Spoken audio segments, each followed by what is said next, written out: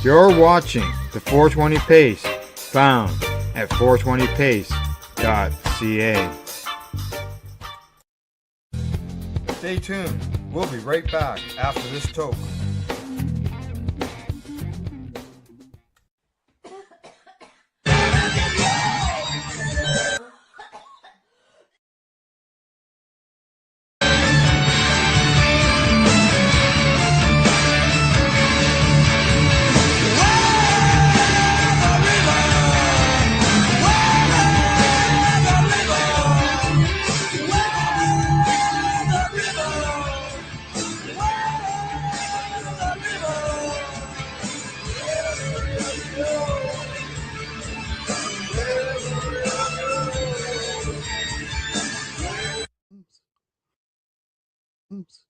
Well, my buddy poked a hole, now my weed falls deep inside.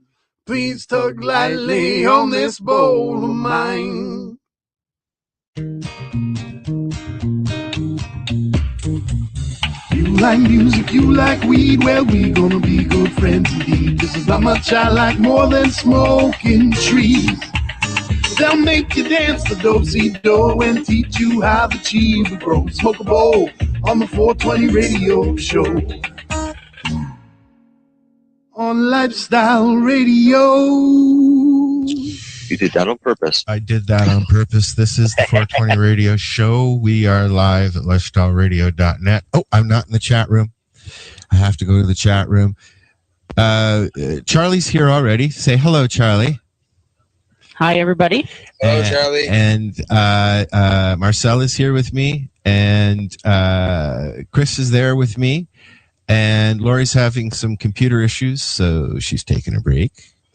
And we're going to make some phone calls. We're going to come back after we introduce the show, and we're going to talk about cannabis and pets, which right now is a really, really touchy subject with me because I just lost my pal who I kept alive for about 4 years because of cannabis. So we'll talk about that. We're going to talk to a gentleman named Jim who has a puppy who is having seizures, and we're going to try and help him out. Please keep in mind, we are not doctors, nor are we vets. We are going by experience. I know that Chris has medicated his animals. I have medicated mine. Charlie, I'm assuming that you have as well. Yes, sir. Okay. And so we're going to collectively try and help Jim figure things out with his pup and whoever else. Everybody else's. Yeah. And by that, helping others as well. We're already getting calls. So if you're trying to call in, please stop, because I'm not going to answer it until we have time to do that, because I'm sure that we're going to get a lot of questions and stuff like that. If you want to ask your questions, come on in the chat room, lifestyleradio.net or .ca. And Marcel and myself are usually in there. At least I will be in a minute. Wait for the music. Here comes the music. Watch your ears, folks. Helping others as well. We're already getting calls. At least I know it's trying to call in. Please. Yeah. At least we know it's working, right? All right. There's two of you. Yeah. Okay. There we go. All right. So we'll be back. I guess we'll be right back. I could have gone and done that without sitting here lagging game. We're going to listen to something called Dear Pothead. It's amusing. And then we got some music from out east, a song called Ziploc. And we'll be back. This is the 420 radio show on lifestyleradio.net. Come on in the chat room. Say hi. I want to get something off of my chest really fucking quick, okay? I've been gone because I tried to take a break from YouTube for a while to get my fucking head straight and to calm down. No, there was no zombie apocalypse. I don't think, anyway. But apparently there are people that have my address on the internet, and they're sending me things telling me I need to start smoking marijuana. It's got these, these things. I don't know if they're masks or what, They're called Grouchos, fucking Grouchos, and it's by a company called Pipe Pals. And they say I need to smoke marijuana and I need to lighten up. Well, let me tell you something right now. I don't need to lighten up. This isn't funny. This is not funny at all. You see this? This is what I think of your product right here. You see this? I don't want any of your fucking pot. I don't put poison in my system. Okay? I will never smoke marijuana. Marijuana is one of the leading causes of death in America. In fact, it could be one of the leading causes of death in the world. And if anyone argues with that, they're a fucking pathetic, sick pot smoker. You're climbing up the wrong fucking beanstalk. Let me tell you something right now, okay? I had a friend jump off of a house because he was high on marijuana. And that is you don't mess around with shit that does that to you, okay? That is worse than meth. That's worse than heroin. That's worse than a lot of things. Like, at least they don't go jumping off of buildings. I would never do any drugs. But that's just fucking terrible, okay? Anyone that tries to legalize, like, marijuana, anyone that tries to say, oh, we gotta legalize this. Legalize pot! They're only mad because they're sick drug addicts and they need to go to a rehab facility. If anyone in your family is on pot, please try to have an intervention with them and get them to go to rehab. I convinced my friend to go to rehab for 2 months, and he's fine now. You know, because of me. So you know what? I'm so sick of seeing everyone tell me, I see in my YouTube video comments, you need to smoke marijuana. You need to chill out, bro. Bro, you need to chill out, man. You need to chill and smoke some weed. Fuck off. I don't need to smoke shit. I'm perfectly fucking calm. Okay? And no drug is going to make me I'm not going to let it change you. I'm not going to let it change me. Because the second my friend smoked pot, he was never the same again. And it's all of your fault, too. It's the media. They've convinced people that pot is okay to smoke. It's not! It's like masturbation. It's not good. Anyway, I gotta go. I'm back anyway. I'm gonna be posting videos more often now because I'm done taking my break from YouTube. You know, because my therapist told me, and I have a new therapist, by the way. Not that any of you give a shit. They told me I needed to take like a break or so. But anyway, I'm back. I'm gonna be uploading videos weekly. And also, guess what? The rap video is coming. I'm gonna be filming my rap video on top of a mountain. So, and I've got someone to help me direct it and all that, and the lyrics are ready. So y'all motherfuckers better be ready. All right. So, yeah. You guys can stop telling me to smoke pot. I'm perfectly fucking normal. Marijuana is a drug and it changes you, and it's not good. It's not natural. And anyone that argues with me is a stupid prick, and they don't understand what they're talking about. Ginger, and proud of it! This is Bubbles from the trailer park, and they're playing some fucking excellent music on lifestyleradio.ca. I hope I didn't sound too nervous there.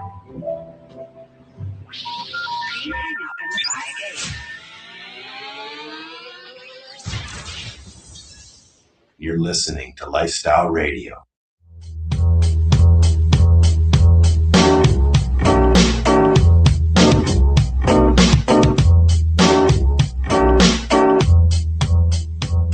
Got the game ziplock, so we keep it so fresh. So relax your mind and puff away the stress. Pop in the tape and jam, let your mind be free. I do it like no other man, I gotta be me. Yo, I drop a couple tracks, then I'm on to the next one. I'ma spark it up like this is my last blunt. I'm itching for the money, man, down to the bone. Stay crack on the mic, dope heads while roam. So, what you smoking on? I'm smoking something strong. Push up in the blunt, hydro in the bone. Just to let you know we just getting started. Puffing on the smelly weed, man, it's like it's gon' farted. Joint sound good, but I'ma say fuck it. If you ask why, I'ma go and use the bucket. Got the weed lined up, yeah, blunts in the rope. Been smoking so much you would think I was Castro. So if I die today, then I live my life. Smoke a blow a nugget, General hot knife. But yeah, man, we smoking like no water. So I hit it, then I quit it, then I pass it to my brother. Got the game ziplock, so we keep it so fresh. So relax your mind and puff away the stress. Pop Pop in the tape of jam, let your mind be free. I do it like no other, man, I gotta be me. Got the game ziplock, so we keep it so fresh. So relax your mind and puff away the stress. Pop in the tape of jam, let your mind be free. I do it like no other, man, I gotta be me. Speaker steady, kicking like somebody died of in the trunk. Stepping out the hot box, smelling like a fucking stone. Haze on my mind, got the munchies over time for lunch. I roll it up and split it, mix it up, and then I have a blunt. I don't rap, I get high and tall. Walk around with it lit, man, that's how I walk. With a joint in my hand and a lighter in another, and a pop in my pocket and a mask in the cupboard. Got the bong near the sink, just in case I need a drink. Numbers on speed dial in case I need a paper. My joints all the shit, man, they coming out flavor. So hurry up, man, roll a blunt, let's get higher. Just bulk it up, man, don't you dare steal my lighter, cause I'm walking up doja. Weed smells good, uplifting aroma. Give me a minute, somebody got a lighter, can't break out the beast. Got my mind in block, so we keep it so fresh. So relax your mind and puff away the stress. Pop in the tape of jam, let your mind be free. I do it like no other, man, I gotta be me. Got the game ziplock, so we keep it so fresh. So relax your mind and puff away the stress. Pop in the tape of jam, let your mind be free. I do it like no other, man, I gotta be me. Button right now so that we don't echo and stuff like that. Hi, this is the 420 Radio Show. We're back. I'm here with Jim, Charlie, Chris, Marcel, and I'm Al. Hi, how are you? We're talking about pets and cannabis. I'm going to introduce Jim first because we're hoping that the guests that we have on the show will be able to help Jim with some suggestions on how to help his. It's a standard puppy or standard poodle, right, Jim? That is correct. He's a standard poodle. In fact, he just turned 2 years old. Beautiful dog. We also have a 5-year-old standard poodle, by the way. And the situation is really pretty sad because it was about a year ago, just before he turned 1 year old, he ended up having a seizure. And if you've ever experienced a dog having a seizure, any animal, any person having a seizure, it's the most horrific thing that you could possibly go through, to see these poor animals just struggling and suffering, or anybody for that matter. But we were very concerned at the time, and we had gone to our vet. And of course, the vet, wants to put him on hard drugs like phenobarbital or something along those lines. So we said, no, wait a minute, we're not going to do that.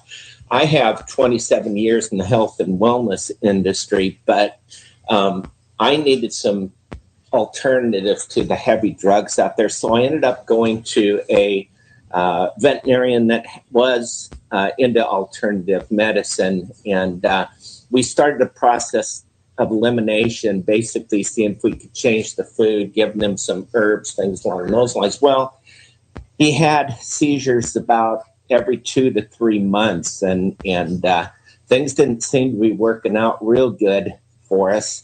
But he hadn't had a seizure since November, and this last Sunday, he walked downstairs. It was 11 o'clock in the morning. He went into this horrific seizure where he just flipped over backwards and was just totally out of it. And you have to understand, on a dog, it takes, and when they come out of a seizure, you're looking at least an hour and a half to 2 hours before they ever get themselves back to their normal state again. And they're very confused. They're thirsty. They're hungry. They don't recognize you. Nothing seems to be right. Well, with him, and by the way, his name is Baron, at 11 o'clock, he had that seizure. 1:30, he ended up having another seizure. And then at 3:45, another seizure. And then at 4:30, another seizure. And at 6 o'clock, another seizure. 5 seizures in one day, and they call that a cluster seizure. Well, my veterinary, just so you know, who's into alternatives, had mentioned, have you ever tried raw cannabis? And I had said, no, I'd never tried that. And she had talked to me earlier about that. And there's evidently a doctor, maybe you know of the MD. His name is William Courtney, and he has a video out there that he talks about raw cannabis. But regardless, we jumped him in the car real quick. We took him to emergency clinic because we actually thought that he could die, and he probably could have. And so the first thing they did is they gave him an IV, charged us $175 before we got even into the room. By the time it was done, it was about $275. And they gave him 2 pills called chlorezepate. And these are literally drugs that are a lighter version of phenobarbital, but it is so horrific, you guys. He was running into the walls. He'd fall down the stairs. He paced all night long. He did this for 3 days, and they wanted us to go through a cycle of 6 sets of this. And I was thinking, oh my gosh, this is not only killing him, it's killing me. So obviously, I started getting on the internet the other day and started to research and do as much study as I could on the cannabis and the raw cannabis. And I happened to run across Al, which kindly came back and shared some insights and asked me to be on this show today. And obviously, my goal is to be able to provide something. I mean, the dog is so kind and so gentle, does not deserve to go through this, nor does anybody. But we would like a solution to that. Okay, Jim. Well, what he needs is high CBD. Yes, and I agree with that, and that is exactly what he needs. That my understanding is the THC in the product is not good for animals, and maybe somebody can clear that up for me. No, it's not that it's not good for animals. It's not good. It's not that it's not good. Yeah. It's just that it's not what's. No, it's just that it's not really what's necessary so much for seizures. They still need some. And children, in fact, are finding that they thought that they could do just plain CBD. That didn't work. Most of them need at least some THC mixed in there. But everybody's different. And some children only respond to the higher THC. You basically play with the ratios until you find one that works. So the baseline to start from for you is try to find a dispensary or somewhere that you can find a product you can purchase. If not, you may have to grow some and find a particular strain and make the oil yourself, because high CBD plants are not recreational. They are not what you're going to find on the street to be readily accessible. Not at all. And while you're talking, Charlie, why don't you explain who you are, and then we'll get to Ruth as well. All right. I run a 250 head sheep farm here in Ontario, Canada. Mm-hmm. I have farm dog, barn cats, house cats, llamas. We raise pigs, chickens. What else? Farm animals, anyway, for the most part. And 3 years ago, my cat was diagnosed with squamous cell carcinoma by my veterinarian. So I'd watched Rick Simpson's video, and I decided I was going to try it on him. When I spoke to the vet about it on the phone the day previous, because I have a very good relationship with my vet, I can call and he diagnoses things over the phone for me, unlike most other people. But I do a volume business with him, right? So I kind of have some perks. Anyway, a week later, I took him to the vet after he diagnosed him, and I'd started him on the oil. And the tumor that was the size of a Canadian $2 coin, for those of you that are not in Canada, we call it a toonie, was now the size of a dime after 7 days on cannabis oil. Wow. Were you applying that topically or ingesting? I opened his mouth, I put the drop on the end of my finger, and I swiped it at the back of his throat on his tongue so that he sort of didn't have much choice but to swallow it. It's not as if he enjoyed the flavor of it, but I didn't care. It was a matter of life and death. Yes, he was a little wobbly and stoned for about 4 days. But then again, cats sleep most of the time anyway. He just slept more. And I was trying to save his life, so I didn't really care if he was stoned. I was his nurse. I was there to care for him. So after, he wasn't even eating. Like, he had crawled away into a closet to die and was dehydrated. He was on the verge of death. The tumor in his mouth at the back of his throat, where his two jaws open, was in soft tissue. And my vet explained to me when I asked him why his eye was also bulging on that side, and he said that was the tumor that was just growing exponentially wherever there was room in cavities and pushing things out of the way as it grew. So when I was administering the first 3 days of the cannabis oil, and I noticed after day 3 that the eye bulging stopped, I took that as it was working to reduce the size of the tumor and forged forward. I was feeding him with a syringe, so I was force feeding him because he was totally off food. He was literally on the verge of death. Wow. And I brought him back from the brink. By about day 5, he finally started eating a little bit voluntarily, some cat treats we had here, and he started fighting me. When I was trying to feed him, he finally had the will, to try to fight me and say, "Stop stuffing this in my mouth." Yeah. And so I offered him a cat treat and said, "Fine, here, if you're going to eat yourself, then eat something." And he did. So I basically just bought those things by the bag. And that's what he lived on for, I don't know, a month after that. When I took him back to the vet a week later, he just didn't know what to say. Veterinarians are taught that this substance is toxic. I swear it was eradicated from the pharmacopoeia, and they don't teach anything holistic except to the holistic vets now, which are all supposedly quacks, right? Right. But see, I did a little bit of research, so we can go on that a little bit further later. Right. Also, the reason why William Courtney's believes in THCA, which is raw cannabis, undecarbed, is because it does have similar actions to CBD. So it can be a viable alternative included. But I would just say, raw would help mixed in, but I wouldn't rely on it exclusively. I used to give Buster raw when I didn't have anything else, but mostly he got butter and tincture if I had it. And he did really well on it. He just he went from a lazy old fart to a little puppy again. It was actually quite amazing. Ruth is sitting there patiently. Yeah.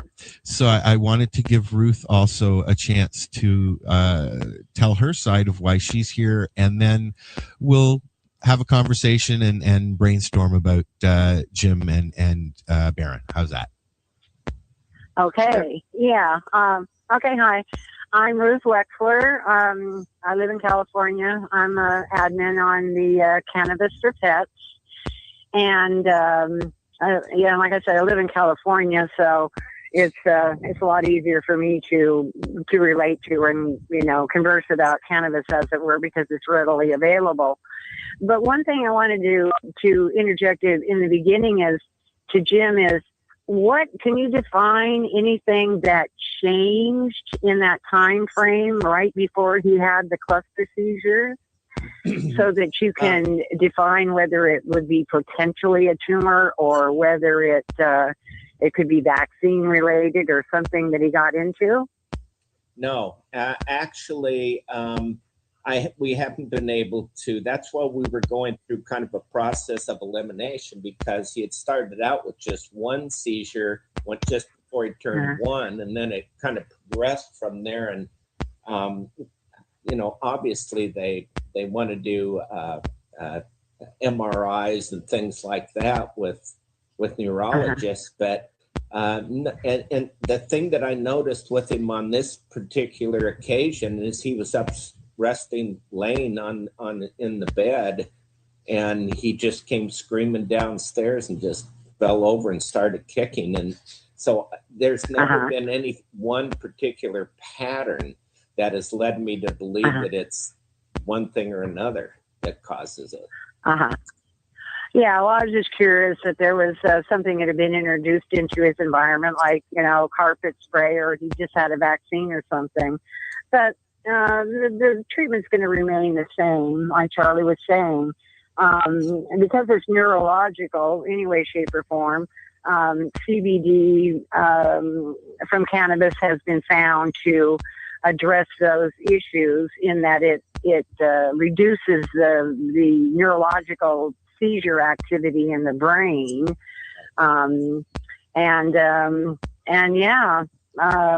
if it's a tumor, then THC helps, but THC decarbed or activated, because that's what would go in and reduce the tumor. So that's about all I can add to that conversation, is defining it and being able to find the CBD oil or THCA, as you were saying, because the THCA does act like CBD. It's the sedator, as it were. It's a sedator, which is like the same thing as the phenobarbital, but doesn't have the side effects. It's only healthy. So, so that's what I have to contribute right now. Is that difficult to get? I'm sorry? I said, is that difficult to get raw cannabis? I have not tried it. I am in Oregon, and obviously the laws are a little different here. You can go to any dispensary and get raw cannabis. Marijuana, but we can't cross over into the medical marijuana side until October. Okay. Well, the thing about it is the CBD strains, because they're so in demand now, they will be over on the medical side. But there are on the recreational side, as it were, some standard strains that are bred that have a bit, but not a lot of THC or CBD in them, like Canatonic, ACDC, Harlequin. Those are hybrids, and you may be able to get those on the recreational side. Okay.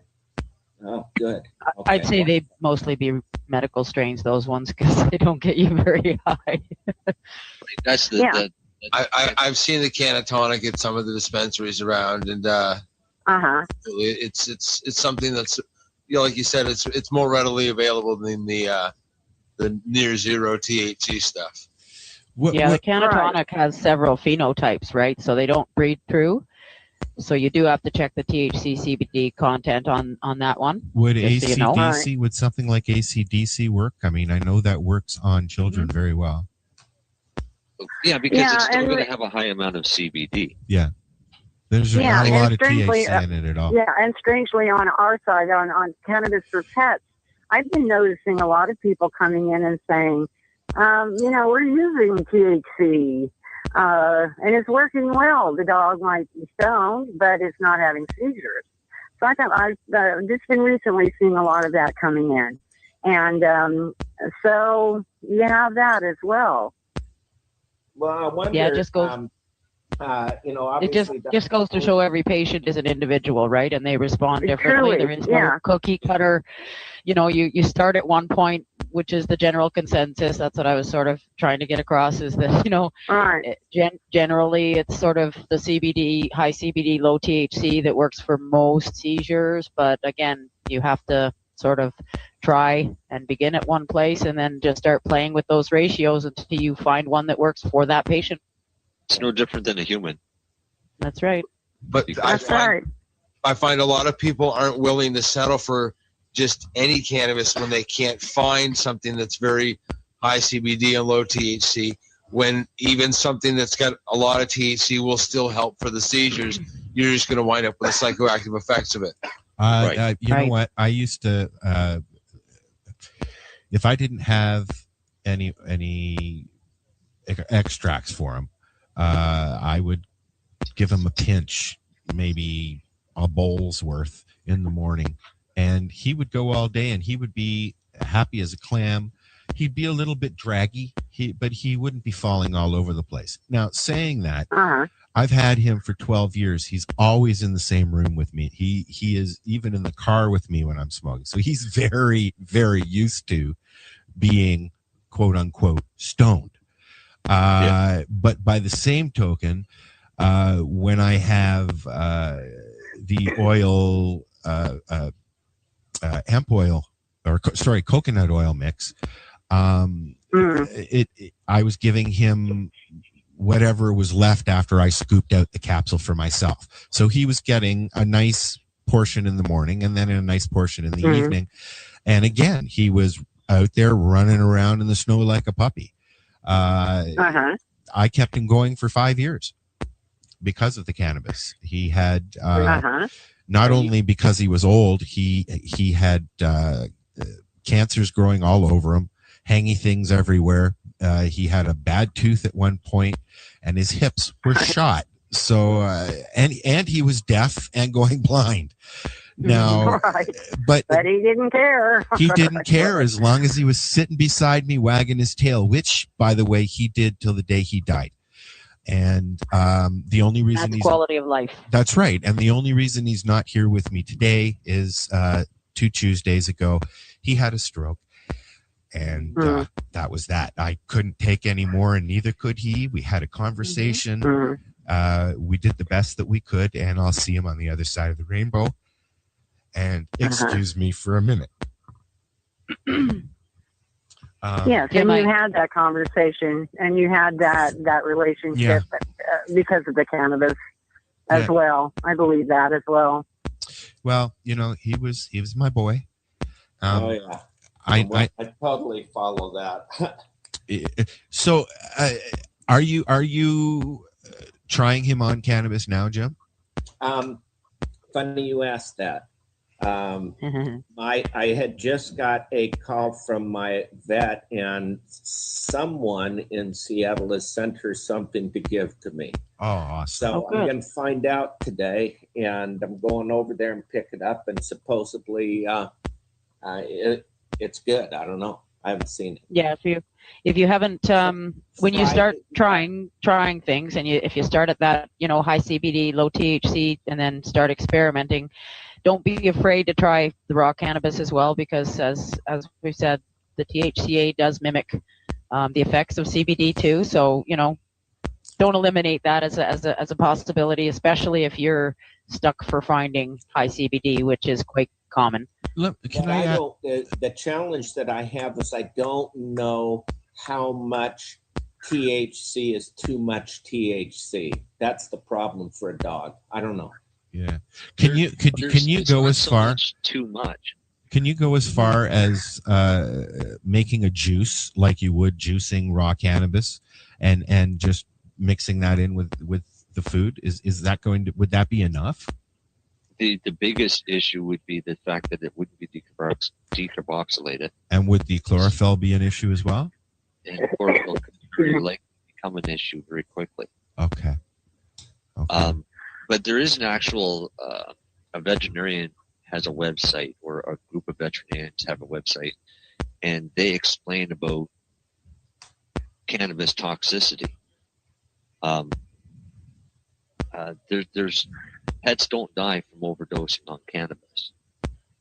So neither do humans.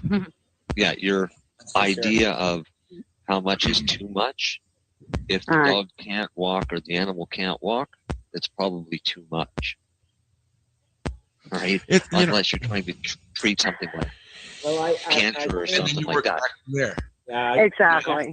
Think that So it's hit or miss.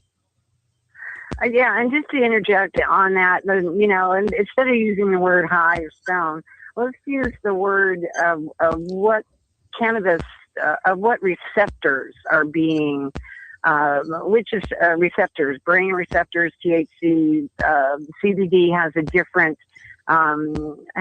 receptor. So I think a lot of time, all this hype about CBD is directed towards children, only because it's quote unquote legal hemp and all that jazz. You see what I'm saying? When the fact of the matter is seizures are neurological disorders. The THC or THCA in this case is going to affect the brain receptor, and that's the one you're trying to address. So, how much is too much? You know, that's a dicey question. I would say, yeah, you don't want to go up into the 80-90% and just give a straight THC. Yeah. But then again, you know, maybe. But at those high doses, at that much, then that can be sedating. Yeah, well, you know what? Okay, I think it's also safe to say that if you are taking so much care of your animal that you are even thinking about using cannabis, you're going to do your research. At least I would hope you would. Right. There's not a lot of research out there. Which is why Jim is here. That's right. There's not a lot of research, and that's why we're here and right now. So, right. I mean, we're all talking about trial and error. You got to be careful. I would rather see my dog a little bit medicated, laying on the couch and feeling better than not being able to walk, if it's that extreme. Some people on the other side, being the devil's advocate that I am, might say that that's cruel to the animal. If the animal can't walk, why would you even want to keep it around? Well, I can barely walk. Until 3 years ago, Marcel, you could barely walk. You know, what are you gonna? It's the same argument. Some people don't feel that dogs are family and they're just animals, and others feel quite the opposite. For most people, they treat their pets better than they treat their families. So. Oh, I know, I do. Yeah. Oh yeah. Well, that's it. That's why when I was curing my cat George, he was on the brink of death. Like he needed aggressive treatment. Yeah. And the oil I had at the time was 84% THC. Yeah. I can't remember the CBD level. It was 2, 3, 6. I don't know, something around there. Yeah. And I mean, the level of THC in it isn't so much the issue as the dose for getting them high. Yes. The higher THC is a faster working product than a 3% THC or a 10% or a 30%. Clearly, you're going to have to use a higher dose to get more THC into them, right? Right. Well, if a little's good, then more must be better, right? To a point. I mean, to a point, but it's kind of like people. We don't start a cancer patient off right away at a grand day, because most cases will scare them off. But if the cancer patient is terminal, then we do it. Right. Because they're just going to go to sleep. That's what happens when you overdose on cannabis. You fall asleep. And you do more healing when you're asleep than you do when you're awake. Right. And the body heals when it's asleep. So. Right. So it's a win-win situation to over-medicate in a situation like that. In Jim's case, his dog isn't on the brink of death. He's trying to combat seizures. So he's got to start at a low dose and work his way up to find that happy medium where the dog's no longer having seizures and is fully functional and happy and go lucky. Which is why I prefer using oil, because if you've lab tested it and you know what the percentage is, then you know where to start with how many milligrams of that, strong oil. You can start them at a minuscule dose and gradually increase, right? Exactly. Until you get the desired result. He stops his seizures. That's the level when you stop and say, okay, I found the magic dose for him that works. This is how much he gets now every day, either once a day or 3 times a day, or however often it works for him. Are you making your own oil? Right. A 100 milligrams or 1/10 of a gram of oil will knock your dog on its ass. Mm-hmm. All right. So you've got to go below 1/10 of a gram. Oh my God! I normally mix up a 40 to 1 ratio, like you would for like a skin cream or a topical ointment or whatever, and then I put some on the end of a dog treat about the size of a pea, and my dog's 30 pounds. So, I mean, it doesn't take much, and if you've got it diluted enough, you've got some room to play with how much you're scooping. I mean, you just kind of, it's easy to regulate. You just know. I would put about exactly. I would use about a half a tablespoon in the and with morning. adding the THC, if it is potentially a brain tumor, you're also addressing that. That's right. My dog, I'll say, inadvertently ingested a small piece of a candy yesterday. Inadvertently? Inadvertently. It had nothing to do with this, and I'm not quite sure if it was done on purpose or done accidentally, but I thought she was sick because all she did was just lay down and sleep all day. How long did so she I didn't sleep? get a chance to tease her or have fun with her about being stoned. It kind of ruined my fun. But the candy... It's not funny. Okay. Just be sure it doesn't have xylitol in it. Okay, go ahead. Right, but this was a candy that has 100 milligrams, and it was only a piece of that candy. So very likely she only got maybe 10 or 15 milligrams. And it was enough to make a border collie be a nice, calm, relaxed lap dog all day. Which is not what border collies are like at all. Not at all. High energy dog, boy.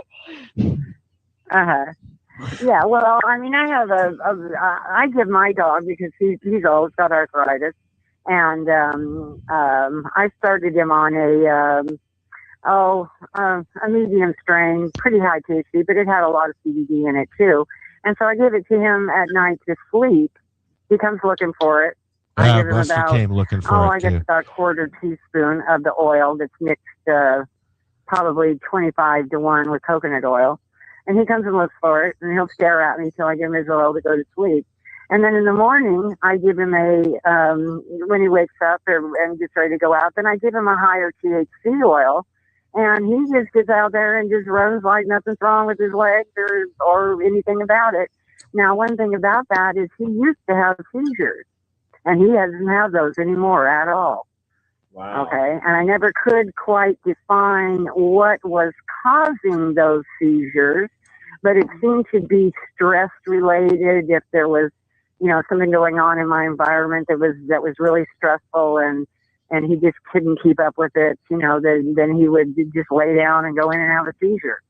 So there's that. I had another dog that hot days, and being excited would cause him to go into seizures. Well, he wasn't treated with cannabis. That was pre-cannabis. Actually, he was the reason why I got into cannabis, because he developed he had a lot of allergies, as it were. And so kept going through the steroids and things that the vets give, and eventually developed a tumor on his spleen. And by the time I figured out what it was about the cannabis, he was in pretty bad shape, and so I let him go. And then 2 days later, found out about cannabis oil. So there you have it. But vet medicines I'm not for them at all about anything. Okay, because they create seizures, they create tumors, and that's what I was trying to get to. Was there anything different in his environment that would brought that on?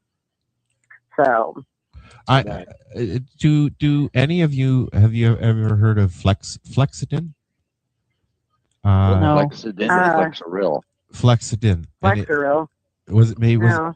Well, anyways, it was a little bit of everything to help with his bones and his aches and pains and swelling and all that. And I can't remember, but it was $60 a bottle. I'm going to look at it now. What's that?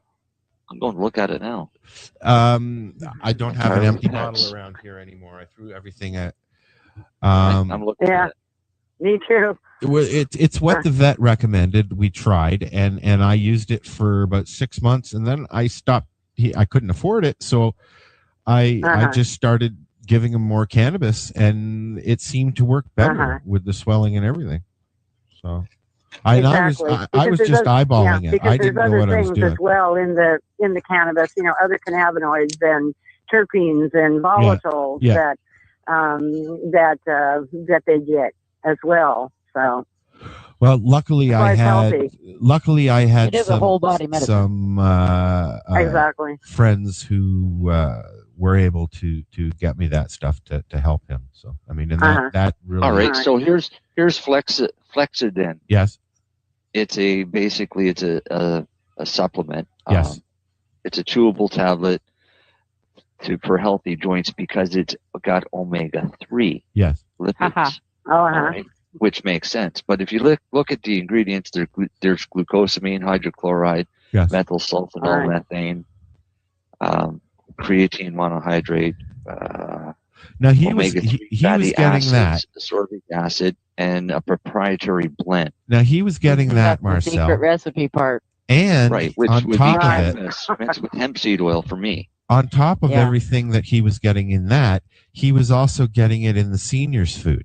So I'm wondering if having the two might have overdosed him a little bit, because he got really. What was he getting in the seniors' food? Well, he was getting basically the same stuff that Marcel just said's in the Flexidin. Oh. Because he was on the Flexidin for a couple of years. Right? Yeah, that stuff's expensive. It is, yeah. Yeah. Yeah. Well, somebody has to make money off of something. So well, that's why I stopped getting it. And you know, but on that subject, now, now, a lot less hemp expensive seed than the treatment oil. itself. That's true, Was I Jim. interrupting something? No, Jim was just saying that Okay. the medicine is more expensive than the treatment itself, I think is what he said. I said prevention is less expensive than the ailment or the treatment itself. Yes. I get you. I'm a person that's gone through open heart surgery, and I can tell you that the prevention side of it's a lot less expensive. Mm-hmm. Yeah, me too. Open heart surgery. I take cannabis oil every day. Regulates my blood pressure. Would be a great source for the omega-3s. Hemp seed oil is a great source for but that's over counter. You can go down to your health food store and get hemp seed oil. See, and this is the problem with these I wasn't going to go there, but with these CBD hemp oil things, which are basically don't contain any CBDs, but they do have a lot of amino acids in them.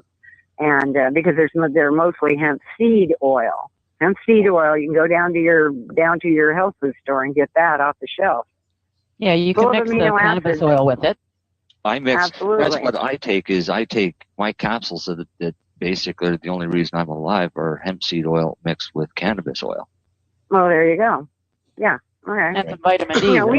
And vitamin D. But the THC is fine too. And the problem is by separating and making something that's CBD only, and you're making it a lot of times specifically for children, you create something that has a desperation to it. Then you get people sitting there and they're selling stuff called Charlotte's Web that's already infused in grapeseed oil in 30 ml bottles for $1,000 a piece. Right. Because desperation comes from it when you single it down like that. Okay. There is a whole entourage effect about all the different cannabinoids working together. I mean, but once you separate it too much, it causes too many other issues. Just not in the plant itself, even just in the way that people abuse the whole system. Yeah, exactly. Yes, dear. Okay. Well, we weren't going to go there, but okay. Well, I got to kick off. Every plant has some CBD thank you for having me on, and I've got a lot of great information from you, and I appreciate all of that. Sorry, what was that, Jim? I was just saying I do have to leave. I've got a conference call coming up. Okay. But this has been awesome. I've learned a lot from each of you, and I certainly appreciate it. Well, please let me know how things are going with Baron, okay? I surely will. Thank you so much. Keep us up to date on them. Thank you, Jim. Bye. Okay. I'm gonna use that just to throw on a tune and have a pee, and then we're gonna come back and continue our conversation. How's that? Do you want to throw the news on at the same time? I can put the news on early, sure. Yeah, I could do that. I mean, go to a song and the news. I think Chris gave us a nice little news clip for today. So yep, we'll do that, and then we'll be back after that in a few minutes. This is the 420 Radio Show. Sounds good. If you have any questions, please come into the chat room at lifestyleradio.net and ask them. We got a bunch of people in the chat room. We'll be right back. There is. Is that your Chrissy Marcel in there?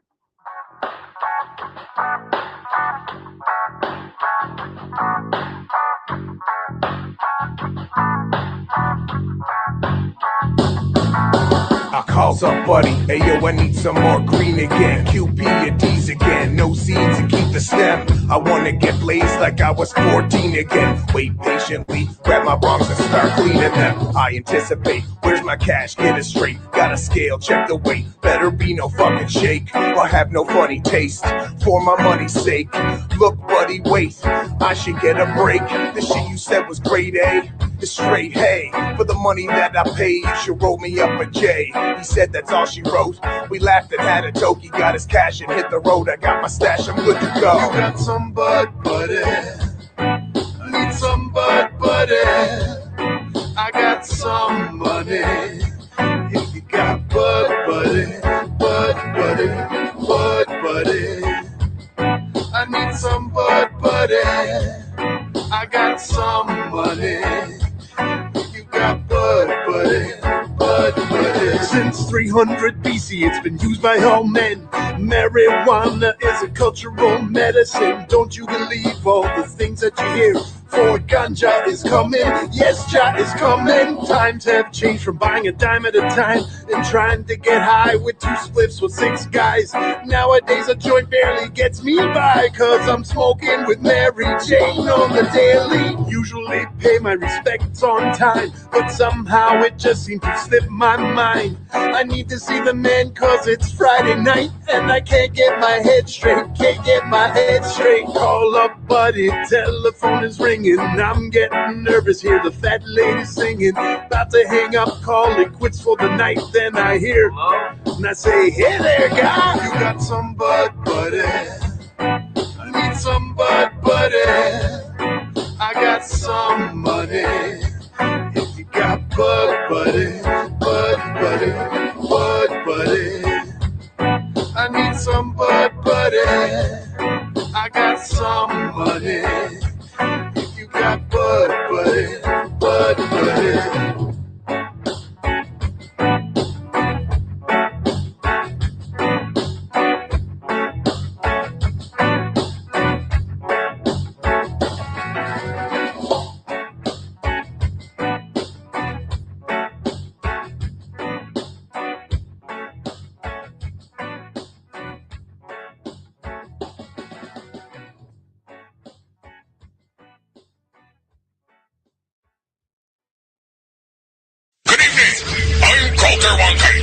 I'm already into the 420, damn it!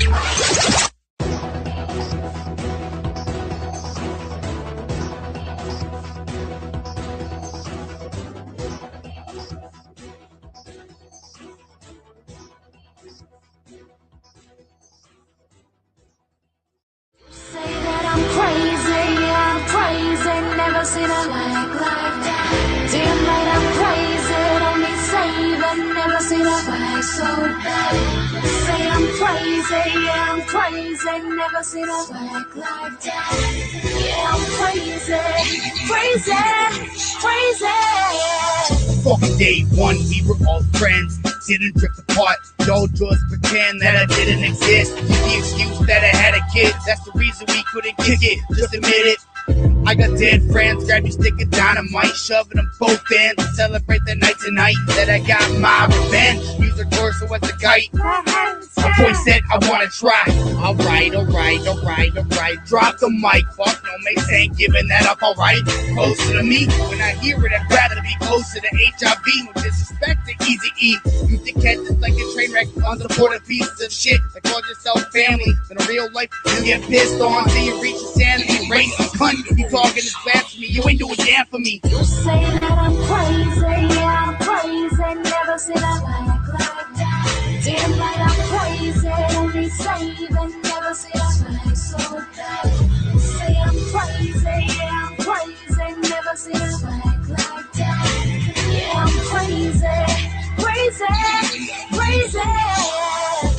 give a damn about you, even if you got gang rape, taped up and gang. I would stray my own way, say the day was a good day. In the words of Ice Cube, it's funny, cause it's good you on a Friday. Today is my day, don't piss me off while I'm drunk on the highway. I got 2 lives in the backseat, and I don't give a fuck if they die head first right into the taxi. Better back the fuck up before you get your ass beat. This bitch will get a brain smashed like me for being sassy. Don't fucking test me, see you get messy. Blood of my bestie, pouring on my testes like a new lotion. So here reinforcing, I fucking feed up in you, then I eat the abortion. So you don't gotta go home and deal with all the fucking commotion. You say that I'm crazy, yeah, I'm crazy.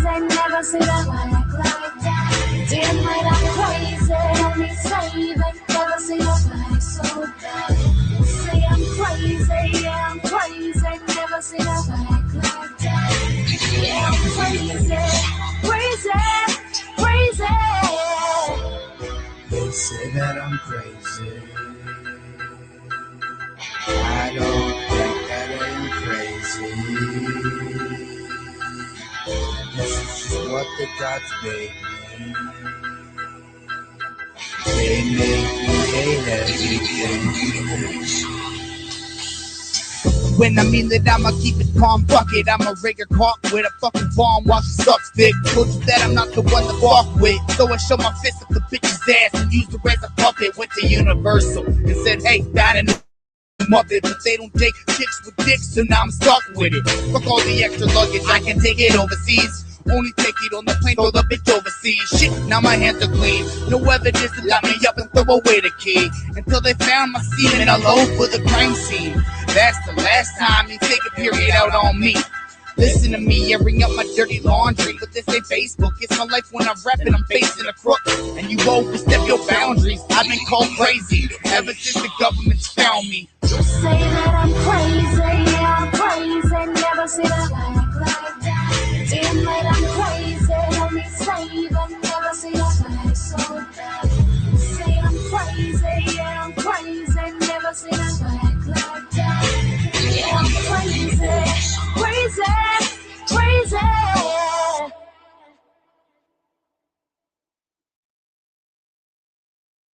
Good evening. I'm Coulter Wonkite. I'm already into the 420, damn it.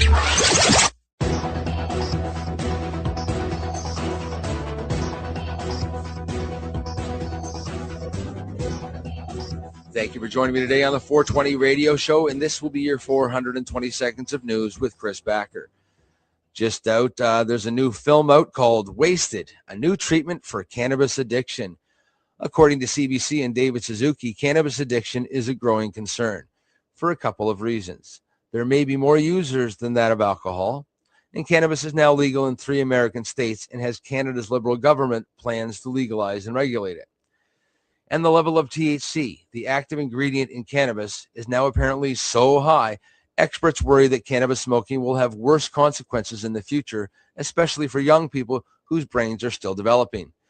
Cannabis smokers who start in their teens and now smoke daily have a 25 to 50% chance of developing addiction, is what they say. We all know that that's a lie. Now a popular dietary supplement is being investigated for its ability to curb cannabis addiction. It's called NAC, N-acetylcysteine. Mike Pond and Maureen Palmer discovered it while making their film Wasted, wherein Maureen explains how it works. Acetylcysteine is a medication used to treat acetaminophen overdoses and to loosen thick mucus, such as that found in cystic fibrosis or COPD, chronic obstructive pulmonary disease. It is available by IV, by mouth, or it can be inhaled as a mist. The most commonly reported adverse effects for the IV formulations of acetylcysteine are rash, urticaria, and pruritus. Up to 18% of patients have been reported to experience anaphylaxis reactions, which are defined as rash, hypotension, wheezing, and or shortness of breath. Although acetylcysteine prevents liver damage when taken before alcohol, when taken 4 hours after alcohol, it actually made the liver damage worse in a dose-dependent fashion. Antioxidants have also been linked to lung cancer. Last year, a team of scientists from the University of Gothenburg, Sweden, reported the 2 antioxidants, vitamin E and acetylcysteine, sped up the progression of lung cancer. The results were published in this journal called Science Translation Medicine. To tie in with that is currently there's the conservative Canadian tour of lies that's crossing our great country. And what that is as the federal government ponders how to carry out a promise to legalize cannabis, this arm's-length agency that studies addiction is embarking on a 4-city tour to spread warnings about the effects of the drug on young people. The Canadian Center on Substance Abuse opens the tour in Halifax last Friday with a panel of 3 experts who contributed to a report released in June that addressed the issue of cannabis use in adolescents. If more of us had known that it was coming up, more of us would have gone. Hopefully you guys all go out to the ones that are coming to your cities. I'll tell you in a sec. Dr. Amy Porath-Waller, the center's director of research and policy, said the aim of the tour is to start a conversation on how to protect those under 25, regardless of which direction the government decides to take with the drug. Porath-Waller said research indicates the risks are greater for young people who use cannabis because their brains are still in development. We know that it impairs cognitive functioning, bullshit, and there are areas of the brain that are involved in thinking, paying attention, memory, and decision-making that are impacted by the use of this drug, she said, and it goes away once you're finished smoking it.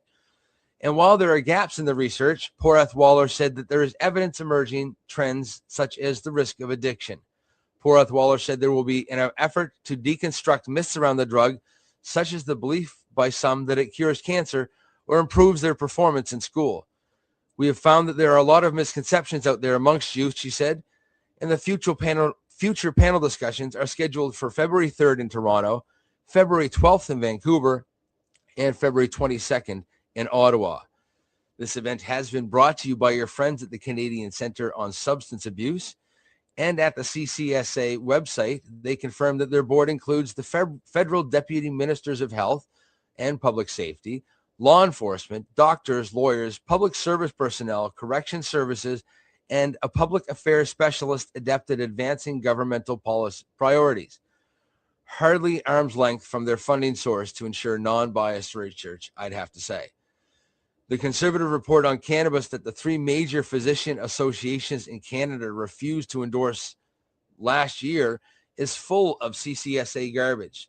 The NDP and Liberals got to write their response to this report, and this is one of the recommendations Hetty Fry, the Liberal, submitted. Recommendation number 2. The Government of Canada work with relevant stakeholders and experts to develop a campaign to raise public awareness and knowledge of the risks and harms associated with cannabis use. Some witnesses stated that health risks attributed to cannabis use range from cognitive impairment, brain development, respiratory effects, mental health problems, motor vehicle accidents, and cardiovascular disease. Specifically, it impairs decision-making abilities, reaction time, and memory. Yet this effect was higher in infrequent users than chronic users. Yet many other witnesses noted that there was no direct causality between chronic marijuana use and long-term cognitive deficits. Indeed, there was a comprehensive meta-analysis at the University of BC that showed no substantial systemic effect of long-term cannabis use and neurocognitive function. Some witnesses suggest there were long-term effects of cannabis toxicity on the lungs associated with lung cancer, yet others suggest that the research in this area is unclear and more studies are necessary. Some witnesses linked cannabis to impairment of cognitive and psychomotor skills that could lead to driver impairment, yet others suggest that many of the traffic fatalities related to cannabis use include multi-drug use or cannabis use in combination with alcohol.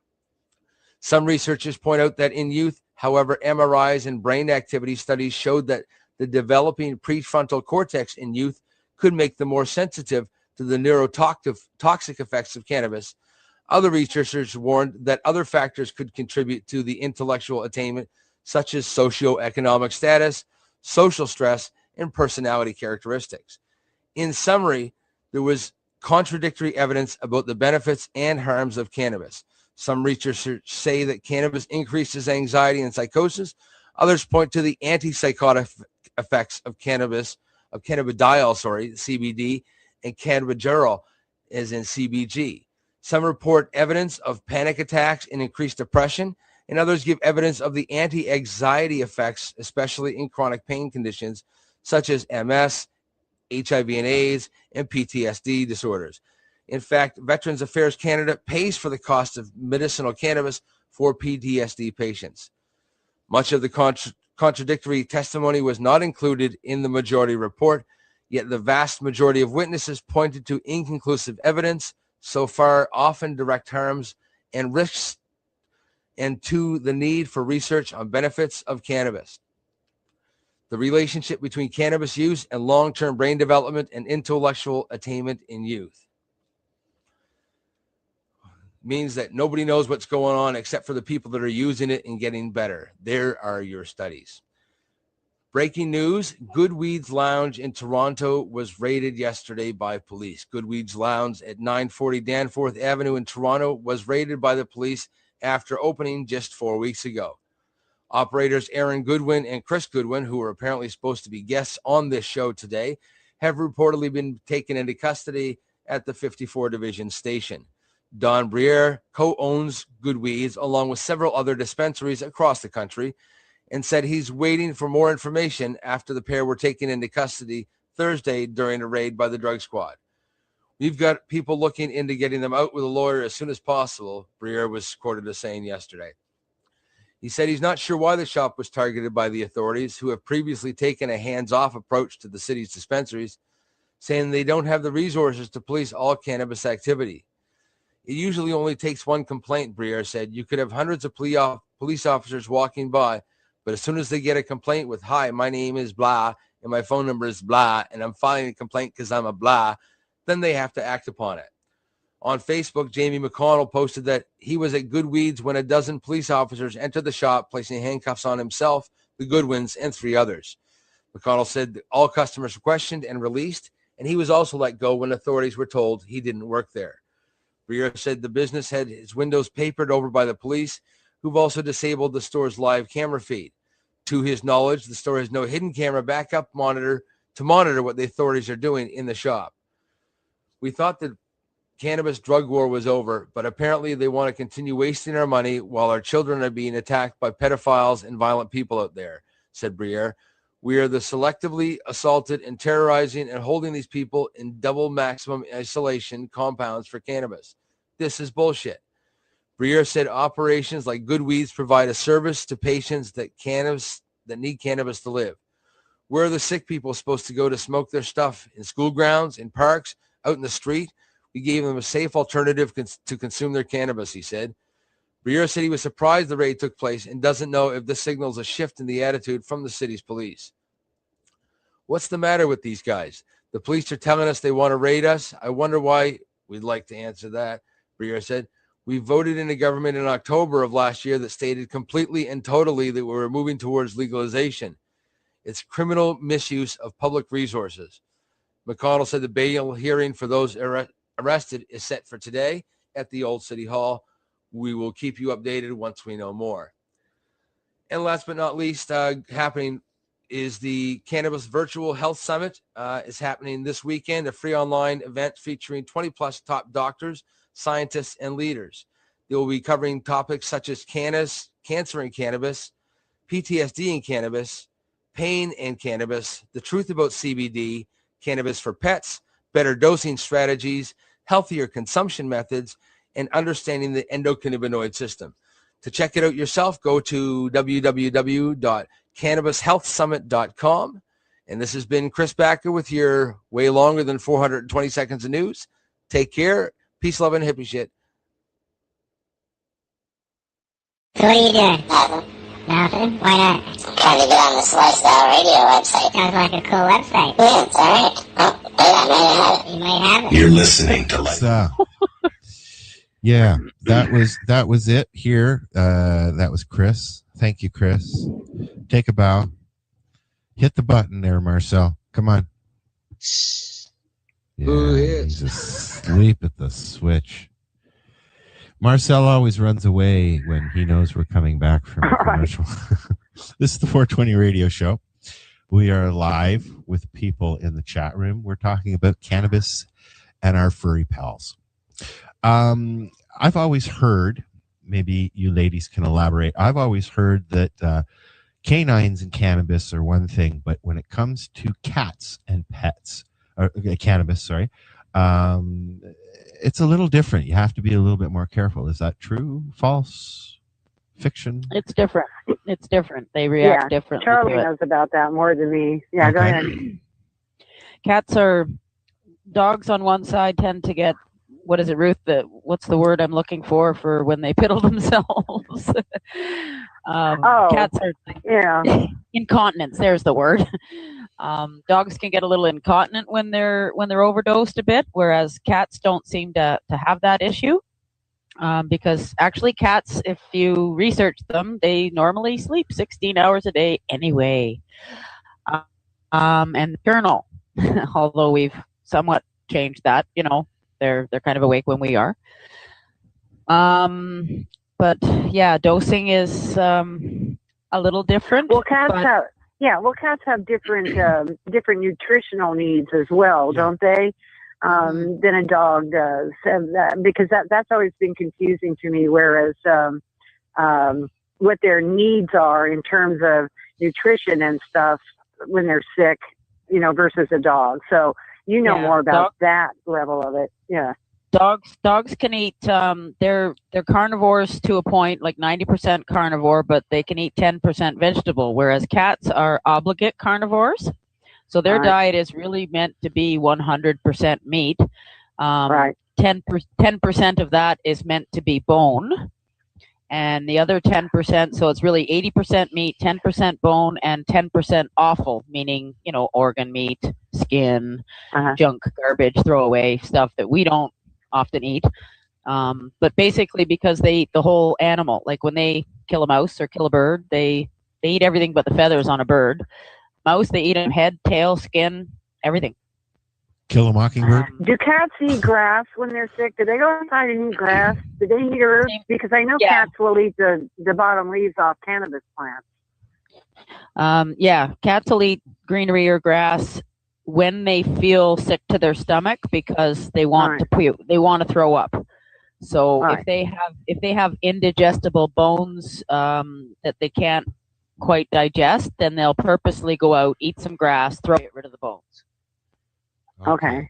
Now, because I was just flashing on that. I come from the standpoint that all animals eat grass or eat herbs or whatever, because cats will go over and snatch the leaves on the bottom of a cannabis plant and go off and chew them. So I would almost say that's medicinal dosing, because as a general rule, cats can't really digest green matter at all. Like they have a zero tolerance for it as a general rule. So they only purposefully go out and eat grass when they know they need to throw up.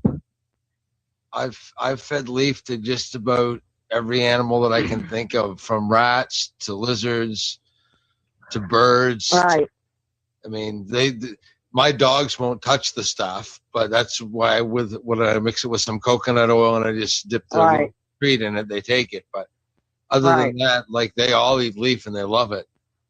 Right. Yeah, you didn't mention cat. I don't have a cat. So.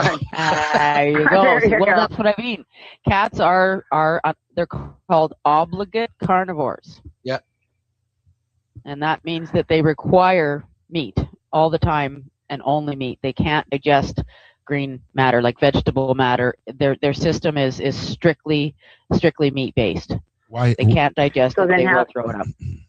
So then, how does that go to what the question was about dosing a cat? How do they get away with eating catnip? Even that's green. They don't eat it; they just rub on it. Yeah, they don't really eat very much of it really at all. It's usually fairly crumbled, and they more sniff it and lick it a little bit. They want the oil. Yeah, I think because that's catnip's actually a mint. Catnip is not cannabis. Catnip is a mint. No, I know that. That's right. Yeah. Yeah, they purposely go out and get themselves high because we once, my husband was picking long grass outside the horse pasture and feeding it over the fence to the horses, and he came in the house, and the one cat, my God, he was making love to his knee.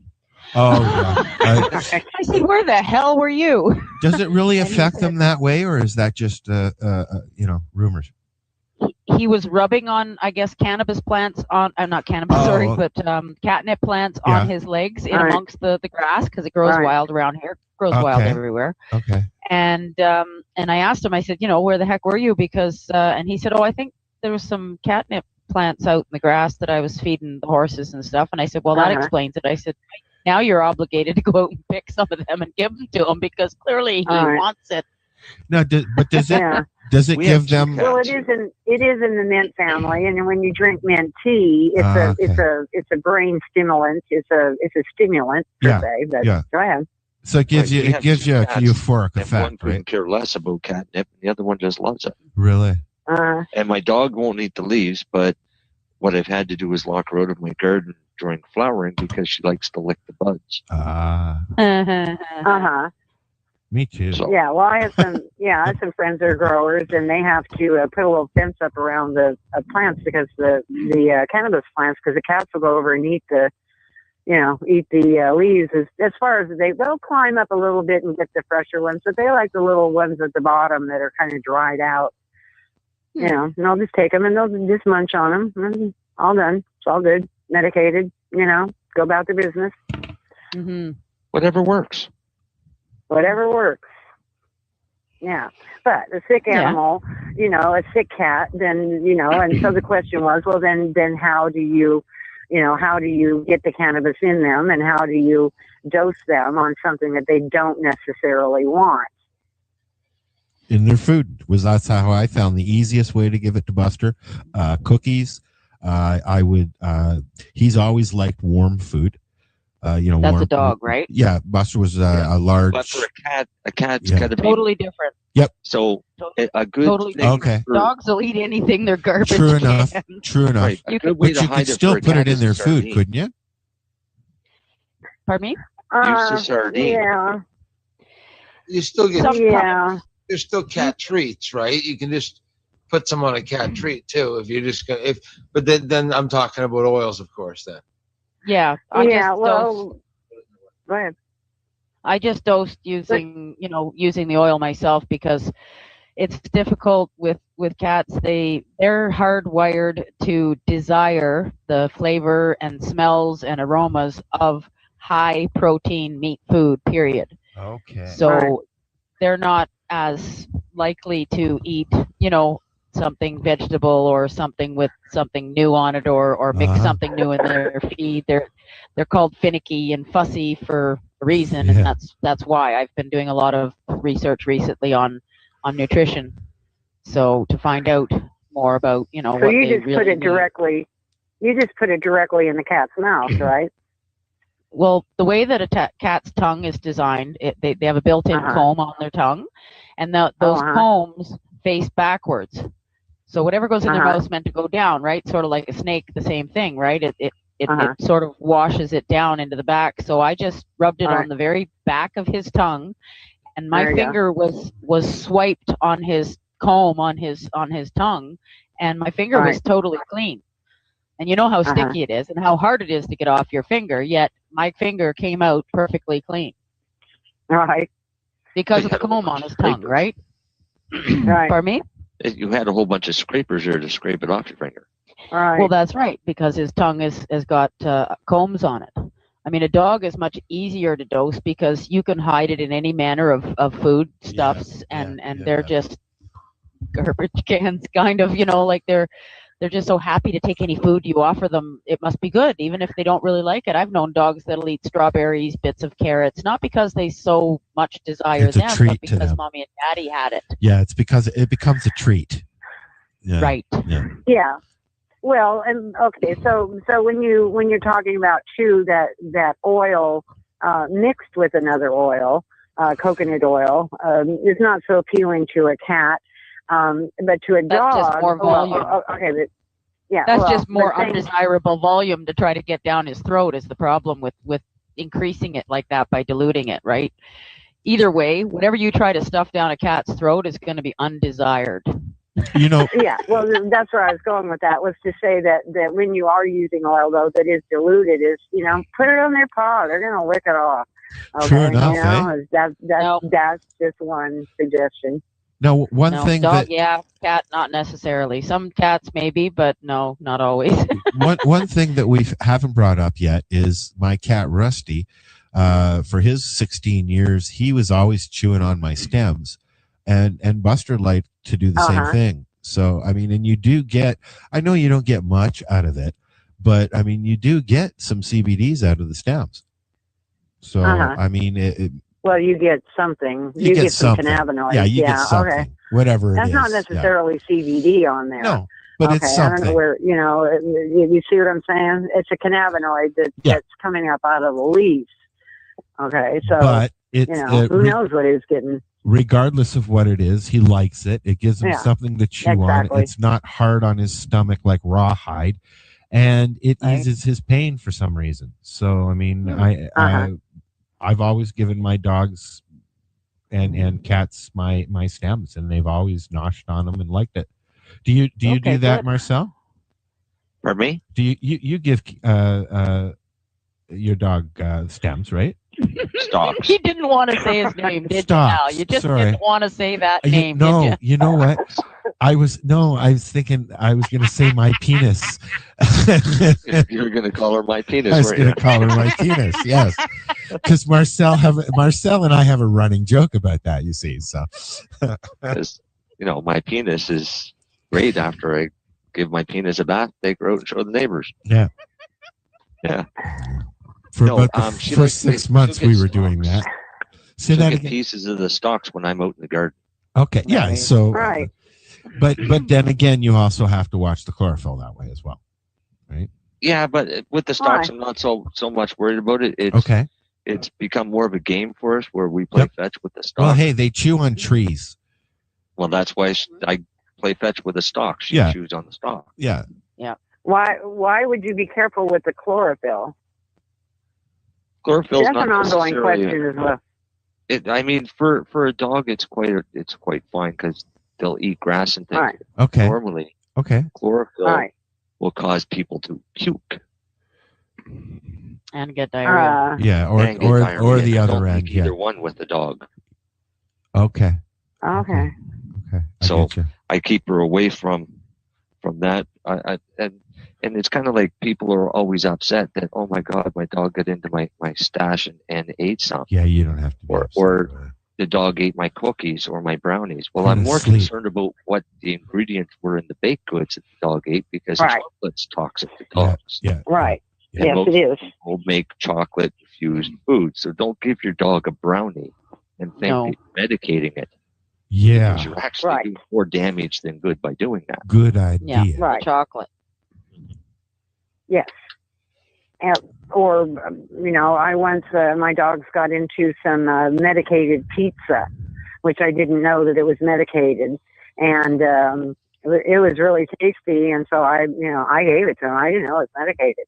And the next thing I look down and the dogs aren't waking up, and I go, what the hell? So, that was back in the day. And, took them to the vet and he said, well, have they had any cannabis? Well, I'm in California, so it wasn't that bad. But I said, well, yeah. He says, well, the cannabis isn't the issue as much as it is the cheese and the tomatoes that they've ingested, which I thought was very interesting. And so anyway, they were fine the next day, so it's all good. Your pet won't die. And the other issue that we have with people with pets, especially in the recreational use where they're doing it illegally to begin with. If their dog gets into it and they panic and take the dog to the vet, they're reluctant to tell the vet that it was cannabis. Right. Symptoms. Yeah, we get that come up on the site quite often, and and so like they say, the only thing. Depending on it, dogs have eaten like a 2 or 3 mil syringe of concentrated cannabis oil, and they were fine. They slept for 3 days, but they were fine. You just got to keep them hydrated. Right. Give them cookies, cookies and cartoons, and just like you do for your kid if they get too much. So. Exactly, because there really is no lethal dose, shall we say, of cannabis. And people go, well, okay, but high THC can cause them to, their heart rates can go up and, and they die of heart attacks. Well, No, hasn't not happened yet. really. Yeah. The research says that the only way you're going to die from overingestion of cannabis per se is if 2 tons of it fall on you or something like that. But okay, that's right. So, yeah, an average 150-pound human would have to consume 1,500 pounds in 15 minutes. Oh, that'd be fun to try. Good luck though, with wouldn't that. It? That'd be fun to try. So yeah, I know a few people that'd like to try. Let's. And it isn't funny when people really realize their cat's been ingested and they don't know that. And unfortunately, most vet advice, is they're going to die from the cannabis, so bring them in. That is still out there. Vets are very uninformed about it all. So anyway, there's that. Here's they'll be fine. They just need to sleep. Okay. Here's from a veterinarian's website. Yeah. If your dog gets too much, definitely if you're taking it to the vet, tell the vet what it had, because if not, it could be very expensive to you for tests and medications that aren't needed. Yeah. All right. Under treatment, what they have listed is the goal of treatment is to nurse the pet and prevent anxiety until the period of intoxication is complete. Blow some pepper in its face. Noise and other sensory stimuli should be minimized. I'm joking, Some of pets course. require sedatives or injections of fluids. They don't really get them to drink. When I if a large quantity of cannabis in the pet's stomach, the vet may induce vomiting. Yeah. And that would be more if you had a pound bag and your dog ate it. Mm-hmm. It's a good idea to get that out, because you've got to remember that cannabis is extremely fibrous and those fibers are very sharp. It's also expensive and you want it back. Pardon me? The only It's thing also I very disagree with that expensive. is if your dog or cat or dog is eating too much cannabis and his reflexes are off and they go to make him puke, it's very likely that they can aspirate that. So that's there is I have a dangerous. problem with that. When people come on and they go, "Oh yeah, make your dog puke." No, don't do that. No, you don't make your dog puke. Yeah. You make the vet make your dog puke.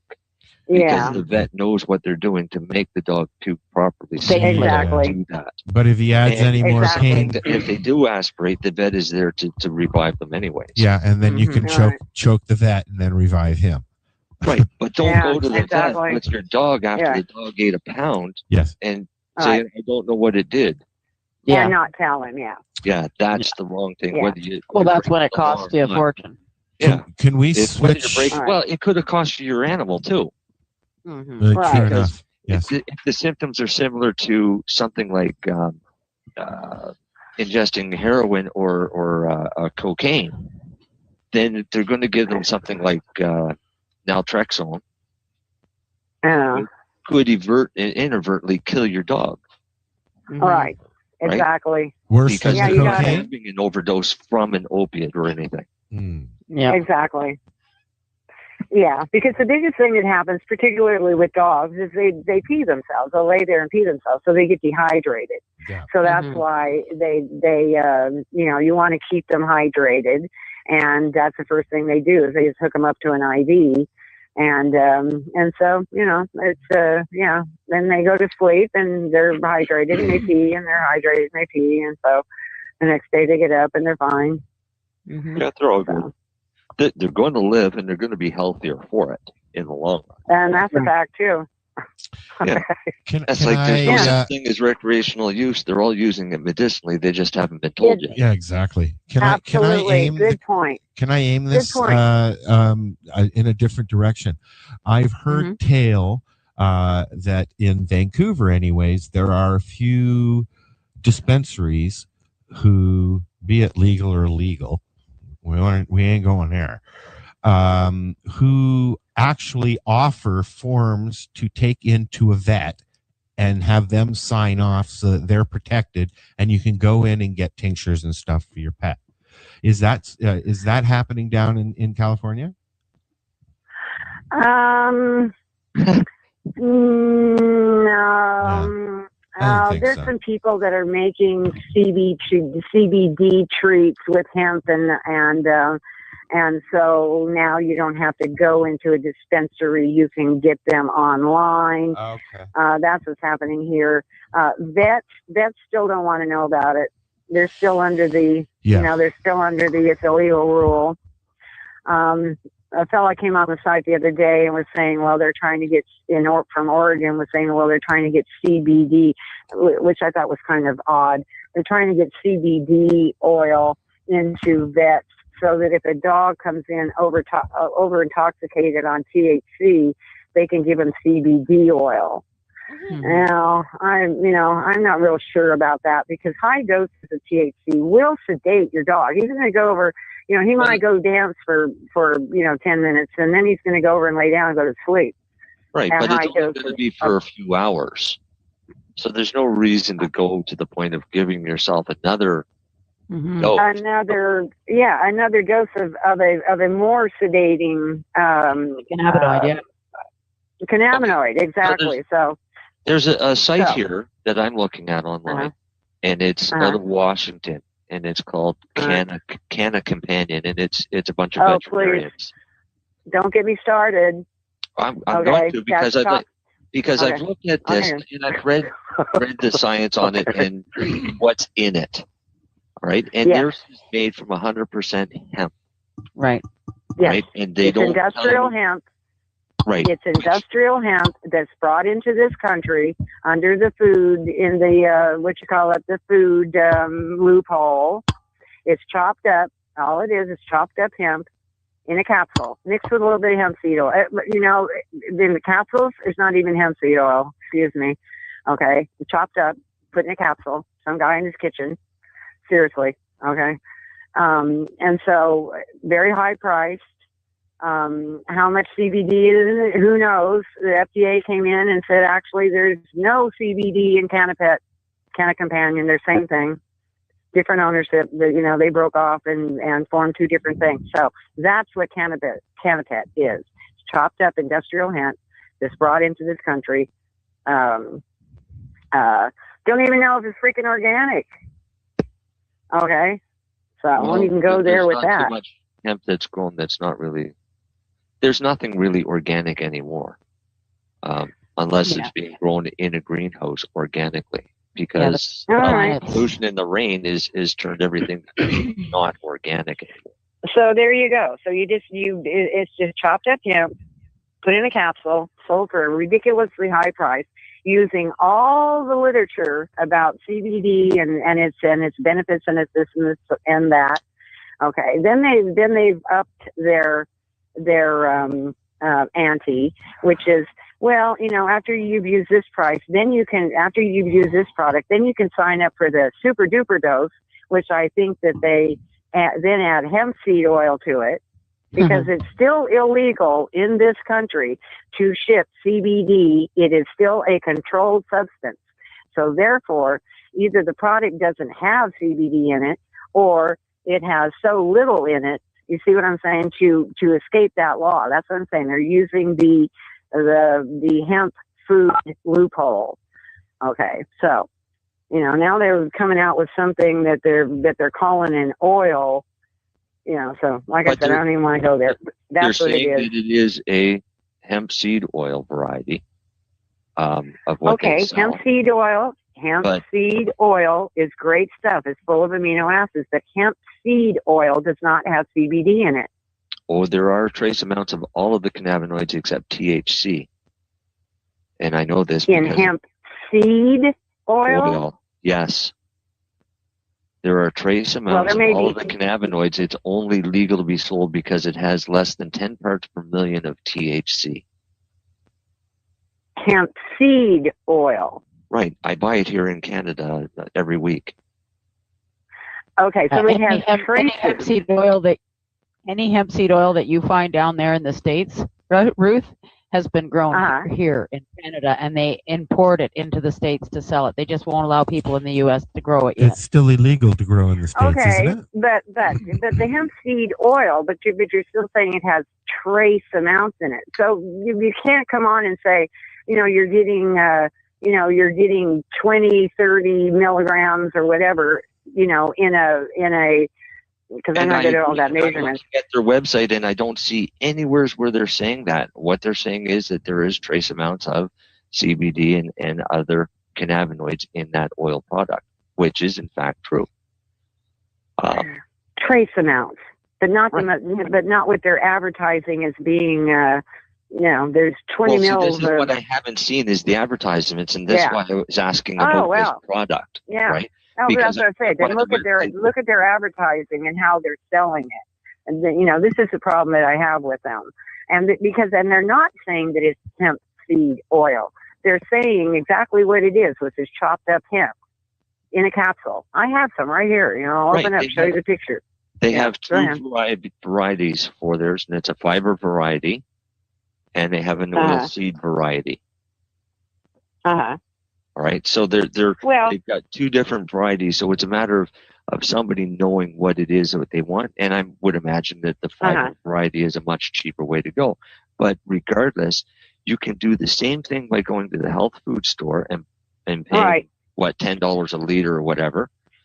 Thank you. And putting that in your pet's food, and for one, they're going to get omega-3s, they're going to get the omega-6s in the GLA, they're going to get trace amounts of all of the B vitamins and the other minerals and cannabinoids found in hemp, because it all comes from hemp. What they won't get is THC.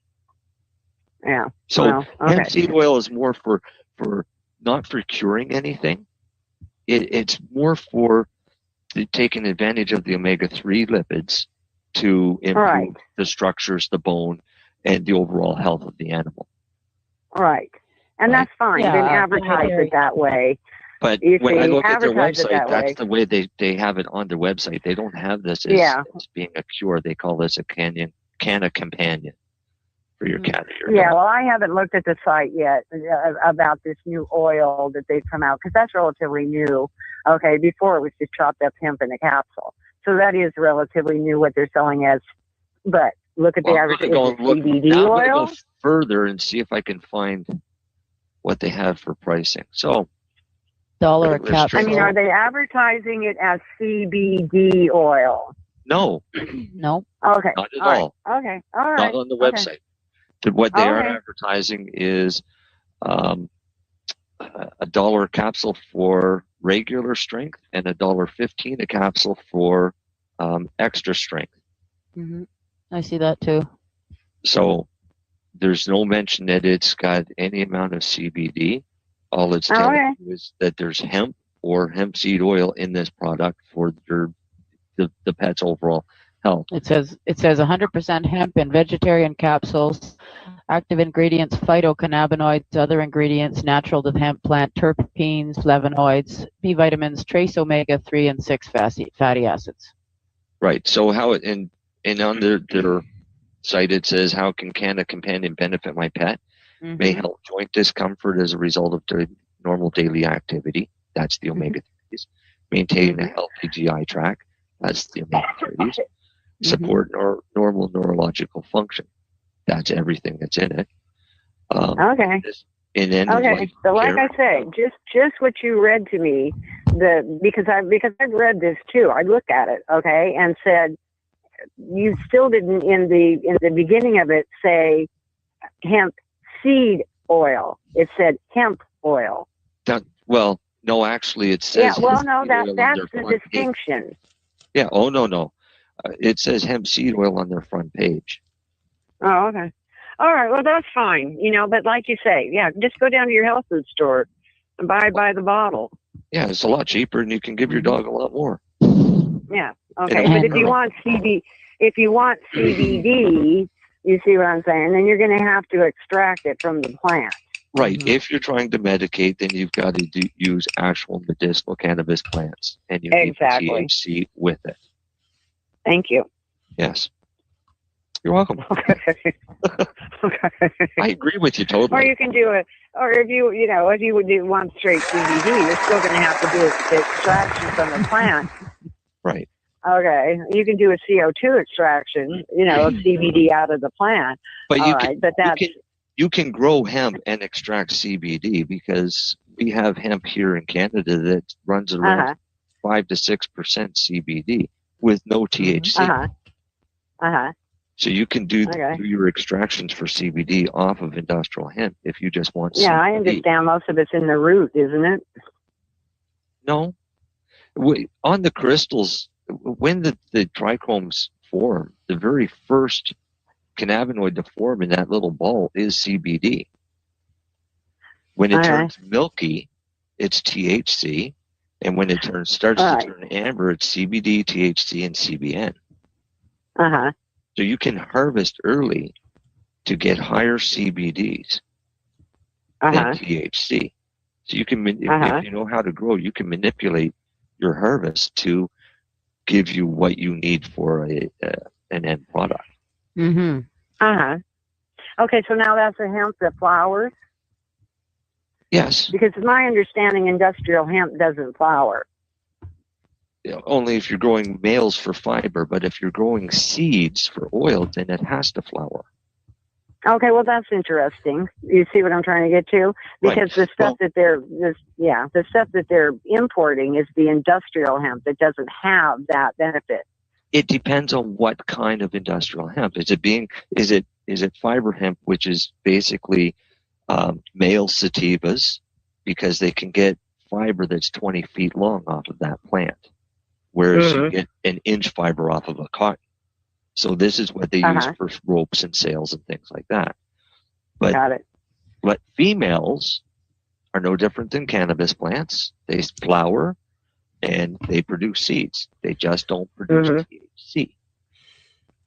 Oh, interesting. Okay, well, I've learned something, so fine. Yeah, there's the world of what hemp actually is. Hemp is still like cannabis I say, without the THC. Like I say, all I know, truthfully, I'm not following the story on all that, but truthfully, back in the, like I said, the first thing I gave my dog was Canapet. Okay, and when I got it, I gave it to him. Didn't do a damn thing for his tumor. It sedated him a bit. And so one day I opened it up and I said, well, I wonder what's in this. And it was this chopped up hemp. Okay. So when I went back and very expensive, I might add. So I think that's what griped me in the beginning was, because they're all out there about, the CBD and this is that and this and the other thing. You see what I'm saying? And I'm looking at this stuff and going, there can't possibly be the amount of CBD that they're saying is in it. You see, in this little capsule of chopped up hemp. That's all. Nancy. I'll just leave it at that. Nancy in the chat room. Nancy. Because if you even some of the other hemp sellers, if you look at their thing, they will say, they're selling it as sativa. Yeah, well, cannabis or hemp is a sativa L. Industrial hemp, I believe, is sativa L, right? Yeah. The fibrous one. Sativa is for fiber because of the very long, tall plants that it grows. You get the best longest fiber out of it. Right, but if you're advertising it as being in other words, it has a lot more CBD and some THC in it because it's sativa. Right. You see. Okay. Yeah. All right. So all right. Anyway, I don't like Canapet. Everybody plays on one way or another, whatever they can do to make a sale. Everybody also has their own opinion.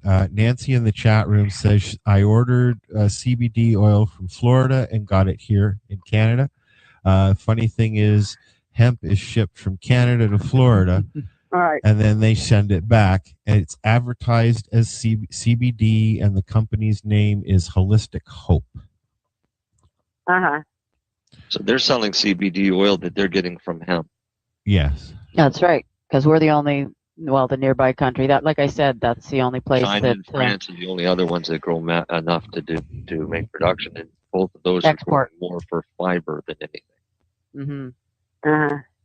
We have a hemp farm 20 minutes from our house here, the first one in Canada, Hempola Farms. Yeah.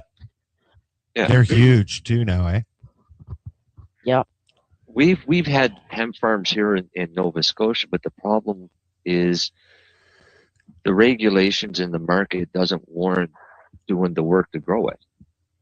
Because they've overly taxed it. Yeah, it's overtaxed. Plus, I mean, the application to be able to grow it's kind of ludicrous, and all the regulations they have that you've got to be so far away from any schools and things like that, which is all stupid. Mm-hmm. They basically over-regulated it so badly that it's not competing with the pulp and paper industry. Exactly, and the thing is the people that are growing it have a very small market to be able to sell that too, and we don't have anybody in Canada that's using fiber, other than somebody I guess now is making hemp fiber cat litter. I got a question. Sorry, I'm just going to interrupt for a second. Okay. I've got a question, a very pertinent question from Jack Shit on Twitter. Okay, he's a regular listener. Do pets have an endocannabinoid system? Definitely. Every mammal has all mammals. All do. vertebrates. Okay. Yep. All vertebrates. Okay. Cats, dogs, sheep, cannabinoids. horses, everybody. Yeah. The original cannabinoids that you get in your system come from mother's milk. That's right. That I know. So that's the same. So much like humans, when a baby comes out and breastfeeds for the first time, that's their first dose of cannabinoids. Right. The cannabinoid receptors. Naturally occurring. Yeah. That's the same thing in a cat or a dog or a sheep or a cow or a pig. Yep. Every mammal. Really? And most of the research that's been done on cannabis has been done on dogs. Okay, in Israel in particular. And the only reason I say that is because at least I know no dog was harmed in the research. You see, that's where they even came to the conclusion about how much was lethal to a dog, because it was researched on a dog. Well, see, I like dogs, so all of my products are only researched on humans. All right. Well, there you go. If I make a new product, and I'll find humans to test it. I won't test it on the dog. All right, exactly. But they have found cannabinoid receptors in dogs, and then done the research and found them in humans. So I thought that was interesting. Anyway, just a side note. We all need cannabis. Yeah, the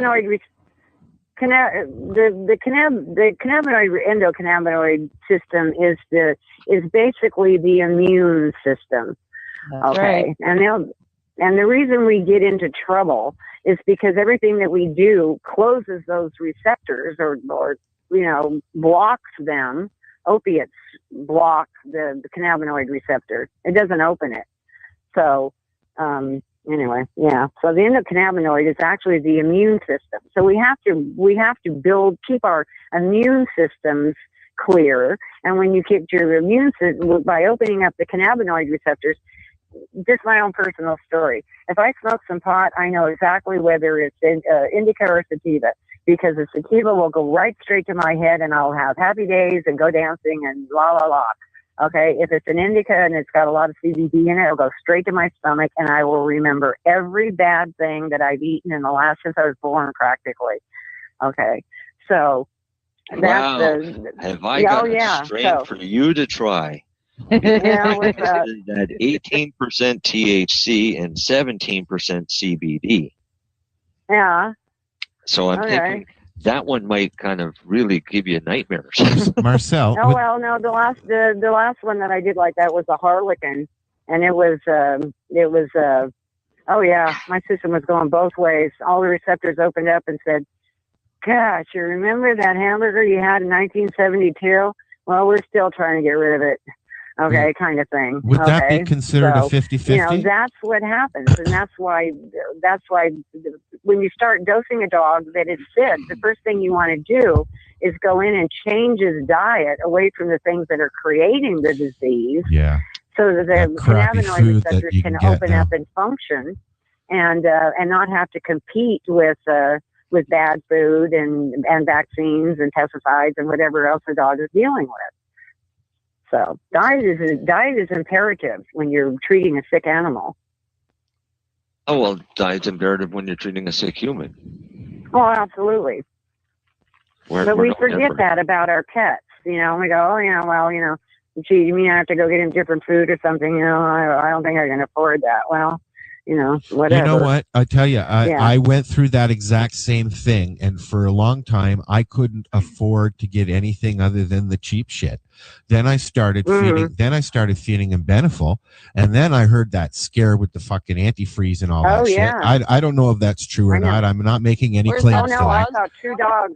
Okay. I saw 2 dogs get very sick on that. That's where I'm going. Okay. I mean, he started getting lumps. Yeah. He started getting growing things and stuff like that. I took him off that food, but I was still only spending, $20-$30 a month on relatively what I thought was good food.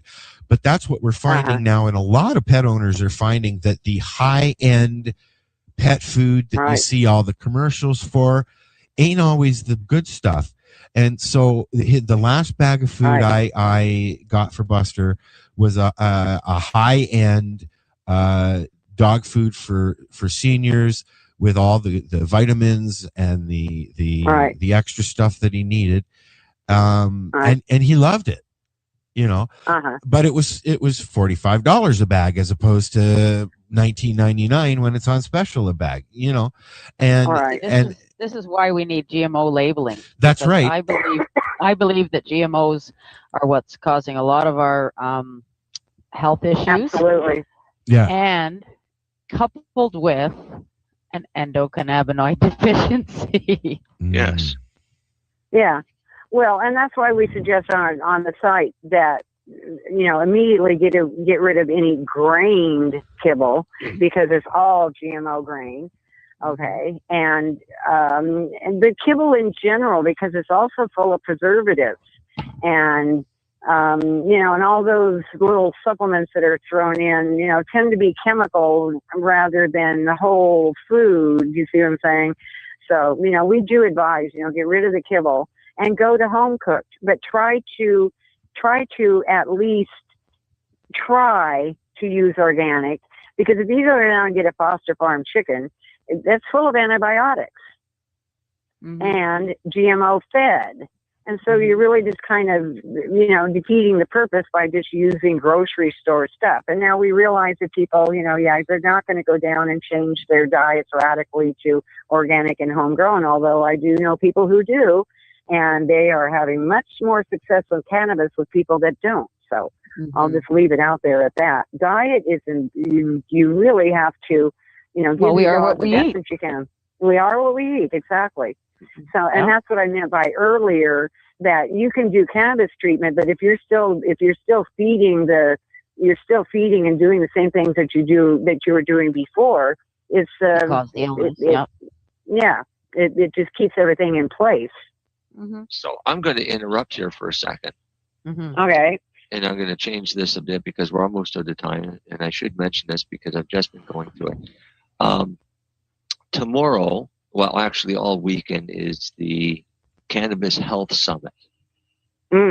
That's online, and they just sent me the itinerary of what it is. And then so Sunday is a whole section on cannabis for pets by an that should be interesting. By an Allison Edel, and that'll be on Sunday morning. Okay. So that might be something that people might want to listen to, and it's not hard to find the Cannabis Health Summit. No, I'm sure. I'm sure we'll be posting. That rings a bell. I think she's big into diet and all that. I think we're going to post all that stuff on the wall later so that everybody can do that. And I also just quickly want to mention next week we're going to be chatting with two of the ladies at the National Cannabis Patients Wall. And they are doing something up here too as well, I believe. So we'll talk with them next week. Dana? Excellent. I don't think I do know Dana, yes, but I think that it's two of her admins that are going to be joining us. Not sure exactly who's going to be with us, but it'll be a couple of ladies and possibly Dale from there.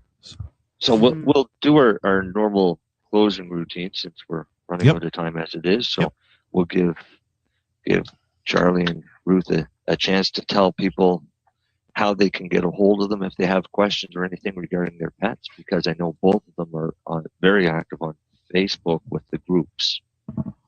Yeah. So let's hear it from you, Charlie. Give us your spiel.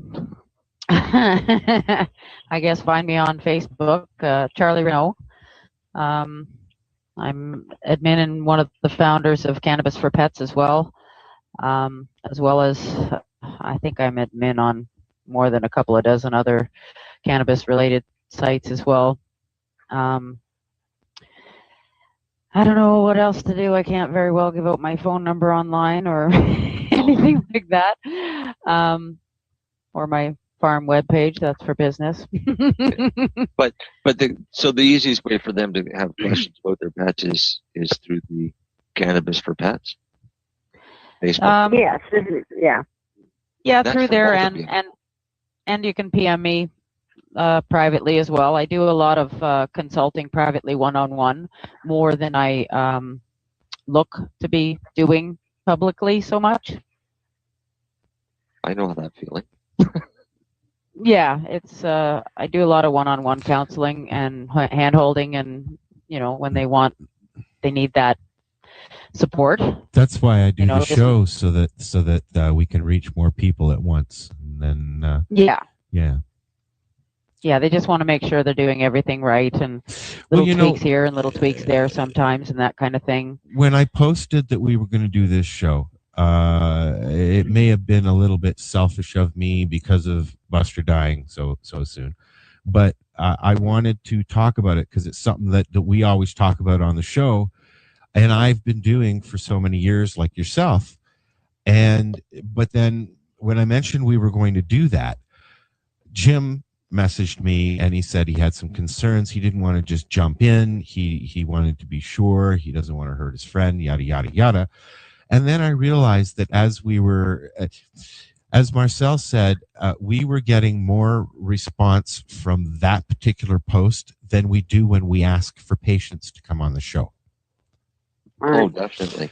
I mean, I got a ton of people that were telling me that they treat their dog with organic infused coconut, combination of THC and CBD for depression and anxiety and joint pain.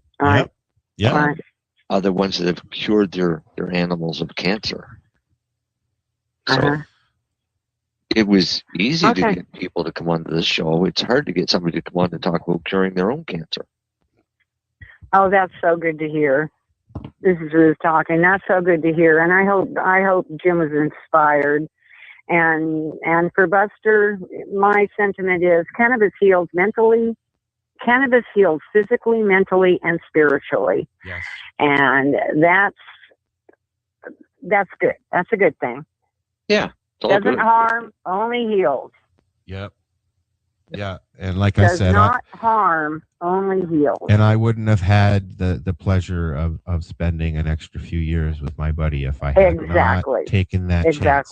Now, saying that, exactly. There because not, in particular with cancer, not all cancers are totally gone, shall we say? No, he never even went into remission or anything. I had one round of hangy things pulled off of him, and a bad tooth taken out, and then he was on cannabis, whatever I could give him, and it worked. Now I've just noticed that there's a lot of people talking about this now.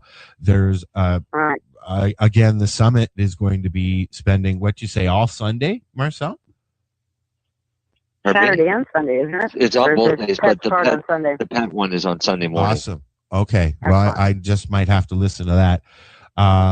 If you do have a pet and you are thinking about using cannabis, you do have to be careful. You do. If you need more information, find one of these ladies. Find us. We're always looking for stuff to talk about. So I think the next time we do this subject, I'm going to try and actually get a vet on. We have not been lucky enough to find one yet, but we will. eventually. I know. Okay. There was I one heard, down in I the heard of a States, guy. but he I'll send died. you the link. Okay. I You would. know, but yes, they can come to Cannabis for Pets. Yep. Okay. It's the Cannabis for Pets, just those 3 words, and that's where we are. I named it. And I kept bringing up cannabis to the vets every time I went. They knew that I was using cannabis with him, and they didn't have a problem with it. So if you open up to your vet, you're probably going to find out they're going to say, well, it has some therapeutical values, but all right, so. My vet, I've never discussed it with my vet, but if she can't figure it out by the dog's name, then she probably got a problem anyway. Well, ask questions, get the answers where you have to. Vets tend to be versed in the CBD of it, versus the THC. But I did just hear there's a fellow in Colorado, I guess, who's written a book, and I can't think of his name right now, but a fellow in Colorado, a vet, who is a holistic vet. And so I'm going to have to look into that. I'll send you the link. Mm-hmm. Sure. All right. We'll share the link. We'll share the link, and I will also share my thanks to Ruth and Charlie for being on the show. Hopefully Lori's computer will get fixed soon. And well, I hope she's listening. Hi, Lori. No doubt. If she's got a computer or a way to listen, she listens. Everybody in the chat room, thank you very much. We're going to say goodnight and listen to some Tubby Love. Come back to the garden. This is the 420 Radio Show. We'll be back next week. Good night. Good night. Thank you.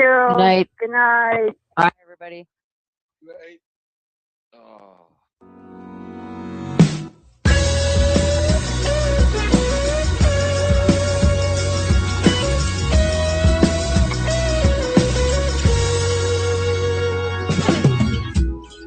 Every man must leave the garden.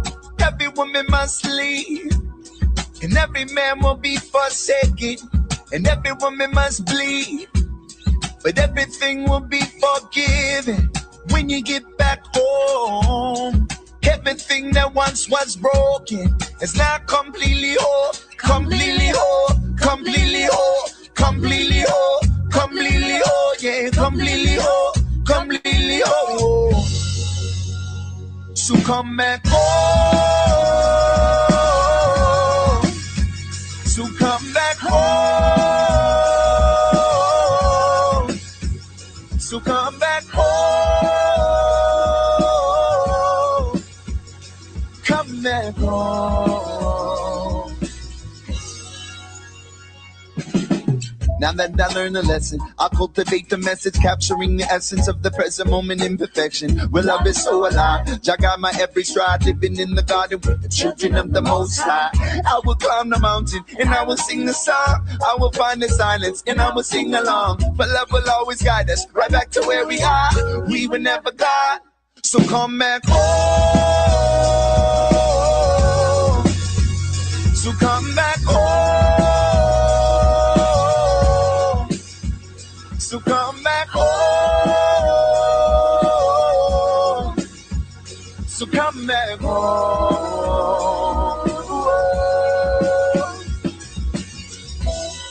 I will climb back up the mountain. I will climb back up the mountain. I will climb back up the mountain. Yeah. I will climb back up the mountain. The mountain. The mountain. The mountain, yeah. And I will come back to the garden. And I will come back to the garden. I will come back to the garden. And I will come back to the garden. I will come back to the garden. The garden, the garden, the garden, yes. I will come back home. I will come back home. I will come back home. Come back home. Come back home. I will come back. I will come back.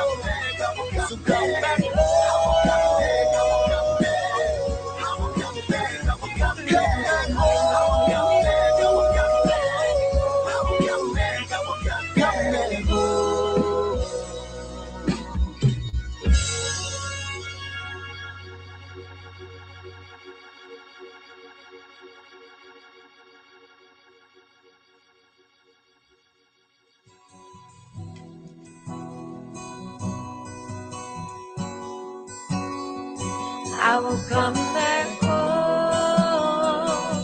Yeah. I will come back home. Yeah. I will come back home. Yeah. I will come back home.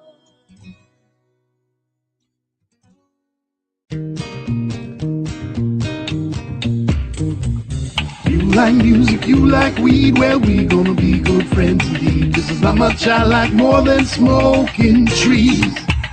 They'll make you dance the do-si-do and teach you how the chiva grows. Smoke a bowl on the 420 radio show. On Lifestyle Radio. So what are you doing? Nothing. Why not? Trying to get on this Lifestyle Radio website. Sounds like a cool website. Yeah, it's alright. Oh, wait, I might have it. You might have it. You're listening to Lifestyle Radio.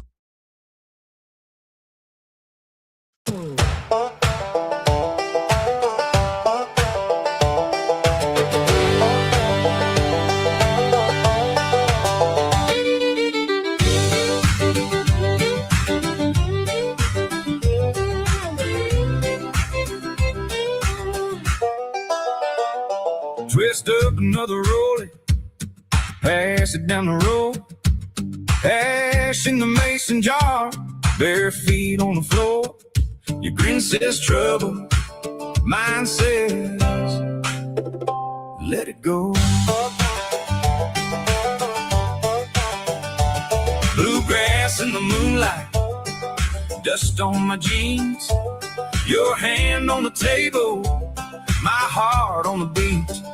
We got all night and not much in between. Take a little drag now, hold it like a prayer. One more for the road, babe. Meet me halfway there. Puff, puff, pass it along the line. Puff, puff, pass it along the line. One more laugh, one more time. Puff, puff, pass it along the line. Boots by the doorway, bottle on ice. Your name on my tongue tastes sweet and wild. This old room still buzzes when you get this high. Take a little drag now, hold it like a prayer. One more for the road, babe. Meet me halfway there. Puff, puff, pass it along the line.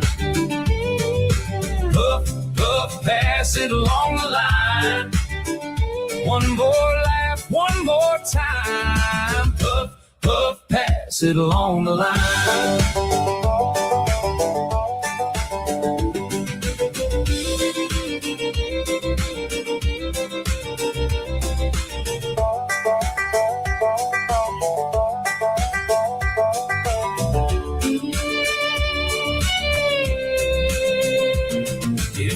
Gets restless, we can slow it down.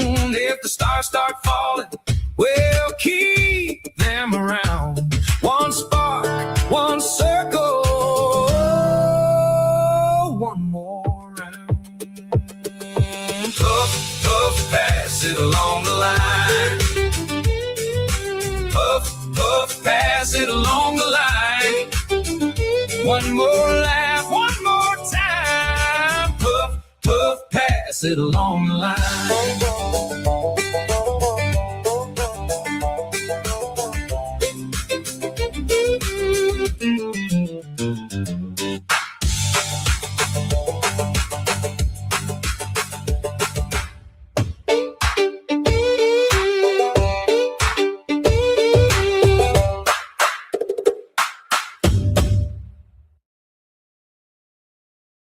You're listening to the Pace Radio Network here at paceradio.net. The views expressed by the individuals during this broadcast are their own opinions and they may not be the same as those of their group or other organizations they may be involved with. All medical advice during our broadcast is not a medical opinion and should be checked with your medical physician.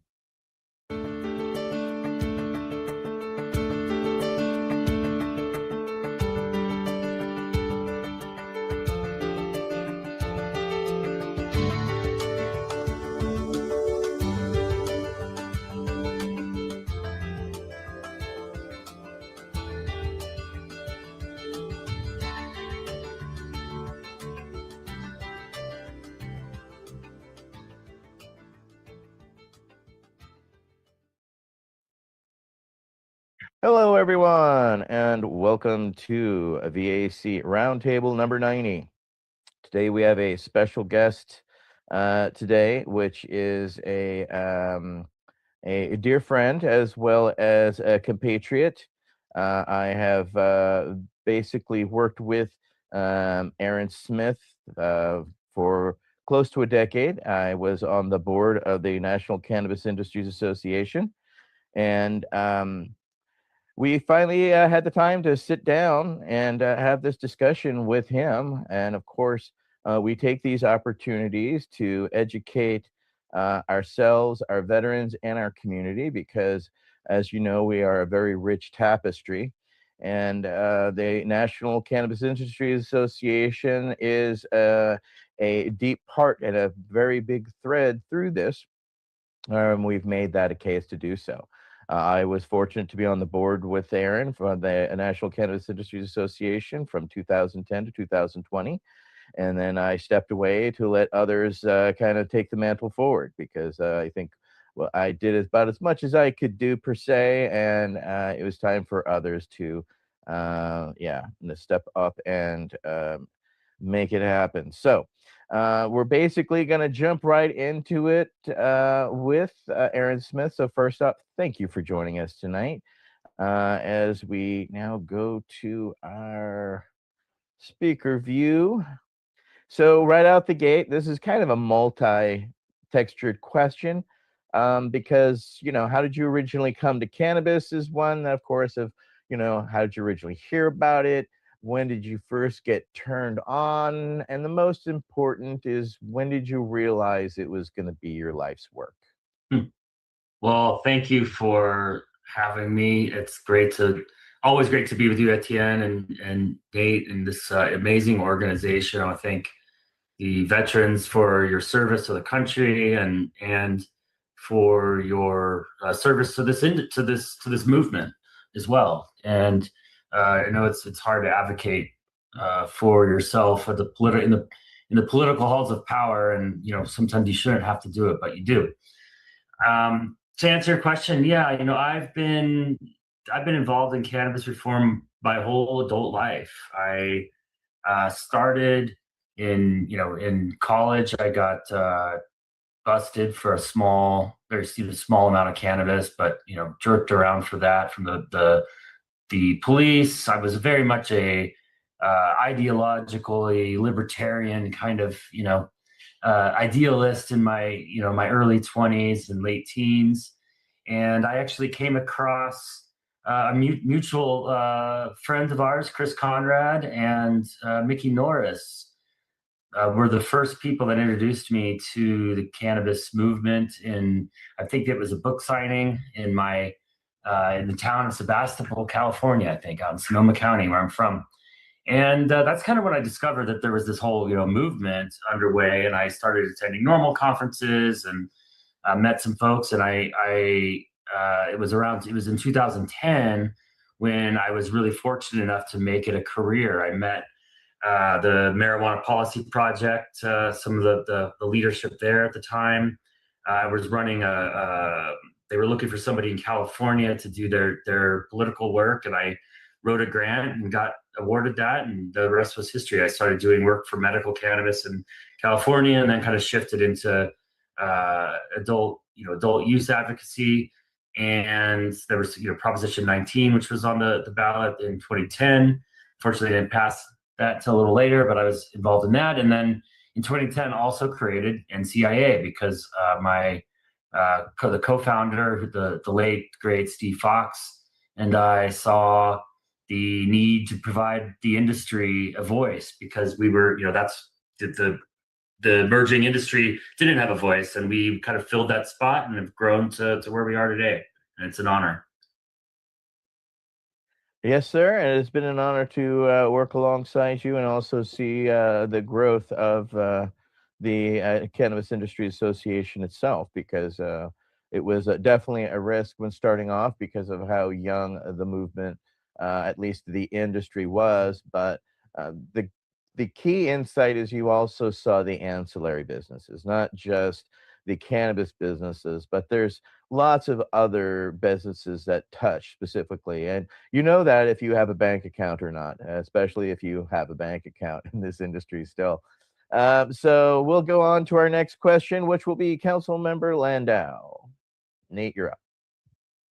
Hey, Aaron. It's always good to see you. I've seen you in the nation's capital and a bunch of cities in California, so it's always a pleasure to meet with you. You always have great insights.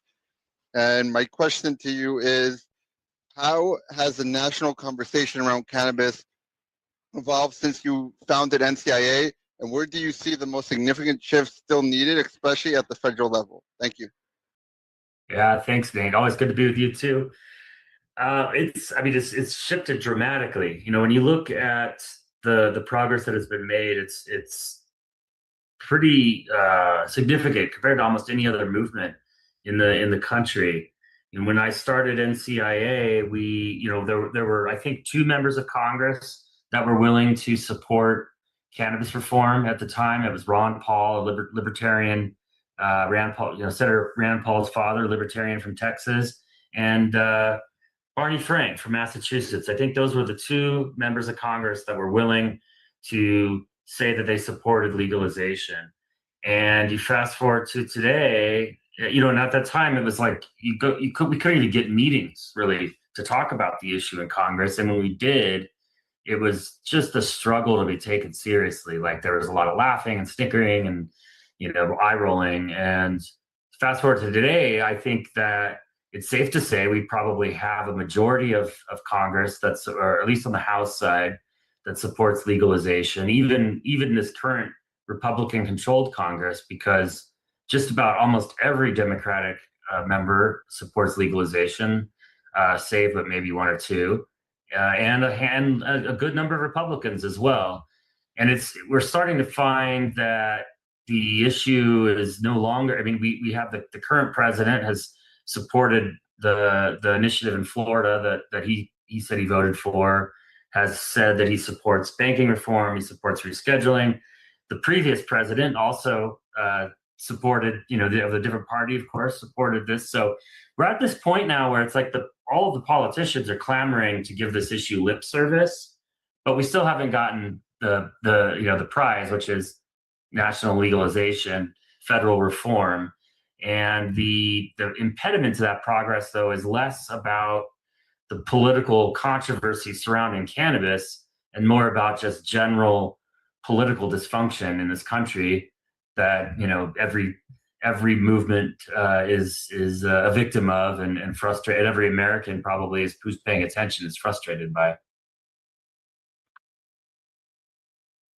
Yes, needless to say, frustrated is a word that rings true, I think, for a lot of us, considering the work that we've definitely put in with so little outcome, right? Regardless, we'll move on to our next question, which is veterans have often been powerful advocates for medical cannabis access. How has the NCIA worked with veterans over the years, and what more can be done to elevate their voice in policy making? Yeah, that's a great question. I think that veterans have been the tip of the spear, so to speak, on this issue and many others, because it's very difficult, I think, for any reasonable person in this country to say or think that somebody who who sacrificed their health and well-being for the country, whether it be PTSD or other maladies, somebody who did that should have every right to treat themselves in any way that works for them under their doctor's care. I mean, nobody at this point. I don't think they poll on this issue because it's probably in the 99 somewhat percent range of Americans that believe that. It's so, and that's why I think that we're seeing so much progress on psychedelics, for example. Not an issue NCIA works on, but I think it's an adjacent issue, and there's a lot of great work happening in that movement as well. That's being led by veterans, and in terms of how we've worked together, it's making sure veterans have done a great job at elevating this issue into the national conversation because of what I just outlined. And many elected officials will not listen to a cannabis business, but will listen to an organization like yours because because of the values that they have around, and I'm talking about Republicans for the most part. And so that's one way we've always kind of collaborated on messaging. And we also have done lobby days. I don't know how many times we've done that, but maybe Etienne and Mike and Nate have all been to the lobby days events that we've done, which is an opportunity to come to DC, tell your story, and about, for us, it's the industry and how we're creating jobs, paying taxes, contributing to the local economies and communities, to the power brokers in Washington, and to really put a face on this industry. And I love the way that we've worked together. I hope we can continue to do that in the future through lobby days. Come out to DC. It's usually around May. We don't have next year's scheduled yet, but it'll probably be in the same time frame. And join NCIA, join alongside with NCIA to show, this is what this movement really looks like. And that's one of the things that I credit the NCAA of doing is it takes people right off the street, trains you how to actually go to your representative or senator's offices, not just yours. You go to multiple ones. So you travel with a group of people, and then you go in and you tell your story. I want to thank Aaron and the NCAA because they allowed the Veterans Action Council to numerous lobby days in the past. In 22 and 23, we had we were tasked by y'all going specifically at the Veterans Affairs and Armed Services Committees, as well as the Judicial Committee, because those were meetings that, as you were stating, because they were Republican and Republican heavy, we were able to go in and have the tough conversations where regular cannabis entrepreneurs would not necessarily be heard as seriously. Don't get me wrong, we got our own share of giggles and a meeting with fellows as well. We weren't completely met with full belief. However, the support of such as Mast's office and others have been very helpful and supportive. And we hope to see more in the future from the Cannabis Caucus, because as we know, that is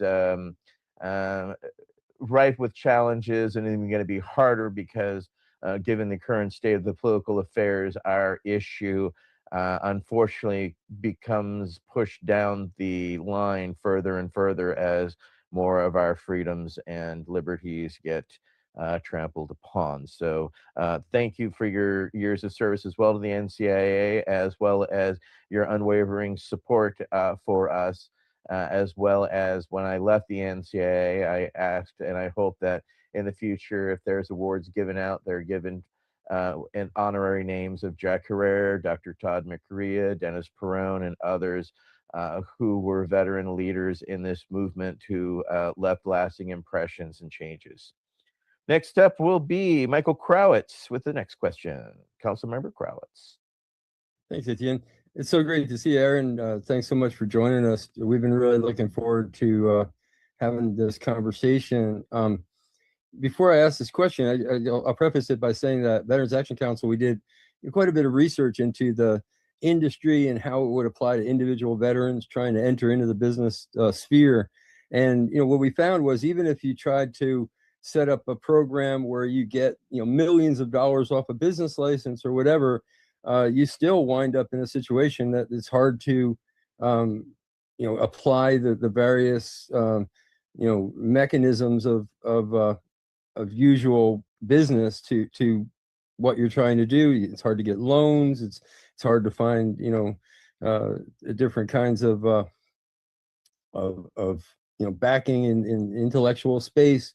So anyway, it just was really a challenge. And in that light, the question is, access to financial services remains one of the most pressing issues for cannabis entrepreneurs. What's your take on the future of cannabis reform, and how can SIA help ensure veterans and equity-owned businesses aren't left behind? Yeah, thanks for that. It's great to see you too, Mike. And well, I guess I could speak to the Safe Banking Act, because that's been a centerpiece legislation for NCIA since we founded the organization, and it's probably the most bipartisan bill in Washington. And Safe Banking Act, what it would do, hasn't been introduced yet this Congress, but will be fairly imminently. What that legislation does is it just normalizes financial services for the industry, allows banks to do business with the industry without fear of sanctions from the Department of Treasury or running afoul of money laundering laws. And what we need to do is we need to pass this legislation. It's very incremental, which is why it has the strong support that it has on the Republican side, because it doesn't legalize cannabis. It doesn't really change anything for a state that doesn't have legal cannabis. It only addresses the banking issue. And so, the banking issue, because of the challenges you outlined, disproportionately impacts small businesses, veteran-owned businesses, minority-owned businesses. The bigger MSOs, they have access to private capital. They have the ability to raise money in a way that the small businesses just can't without your lines of credit and bank loans. So the Safe Banking Act would open up lines of credit, bank loans, those sorts of services to the industry. There's also legislation that we've worked on in the past that would specifically open up SBA lending programs for cannabis. Nadia Velasquez on the House side has introduced that in previous years. So still something to work on for this Congress, because again, that's the small businesses right now being federally illegal do not have access to the SBA programs. Even ancillary businesses in many cases have troubles with banking, and certainly SBA. And another issue that you'll see coming from us soon that we're working on is relief from 280E retroactively, because we're working on rescheduling, which I think we can probably talk about now, in the future of this conversation, which would remove the burden of 280E if we move cannabis from Schedule 1 to 3. But what happens to legacy businesses like Berkeley Patients Group and groups that, businesses that have been around for decades that have this back tax liability unfairly, a tax that should never have been in place in the first place? And so we're working with allies in Congress to introduce a bill that would provide some retroactive relief and I think this impacts the small businesses disproportionately too, because it's a lot easier to carry that tax burden if you're a giant, multi-state enterprise compared to a small business. And it's a social equity issue, because we have these states that have social equity programs that are putting veterans ahead, or people, businesses of color, business owners of color ahead of the line, which is a great thing. But it's kind of doesn't serve you very well to be first in this industry if that just means that you're going to get in before 280E is fixed. So those are kind of the three big policy areas that we're working on the financial services front, and it all except for the rescheduling requires congressional action, which is a challenge these days. Absolutely. Michael Krawitz, you wanted to follow up? Yeah, I just had a quick follow-up. We in the Veterans Action Council, because of the fact that we're working nationally and internationally, we get sort of a holistic view of the opposition to marijuana. And I just want to point this out and see what your comment, if any, if your thoughts on this. But for example, Kevin Sabet's organization, it's Smart Approaches to Marijuana, rails against big tobacco-like cannabis, or big cannabis. And the irony is, of course, that in their actions, they again and again stop reforms like you just described, which would actually favor small businesses. Now, I'm not trying to be a conspiracist, although there's plenty of meat there if you wanted to go there as to why they seem to be supporting big industry while railing against it. But nonetheless, I mean, it's this ironic sort of world that we're living in, rhetorically. I just wanted to give you an opportunity to speak to that if you wanted to. It is, yeah, it is ironic, and I mean, some of it is, there is a conspiracy afoot in some regards, and sometimes it's just complete incompetence, on government incompetence.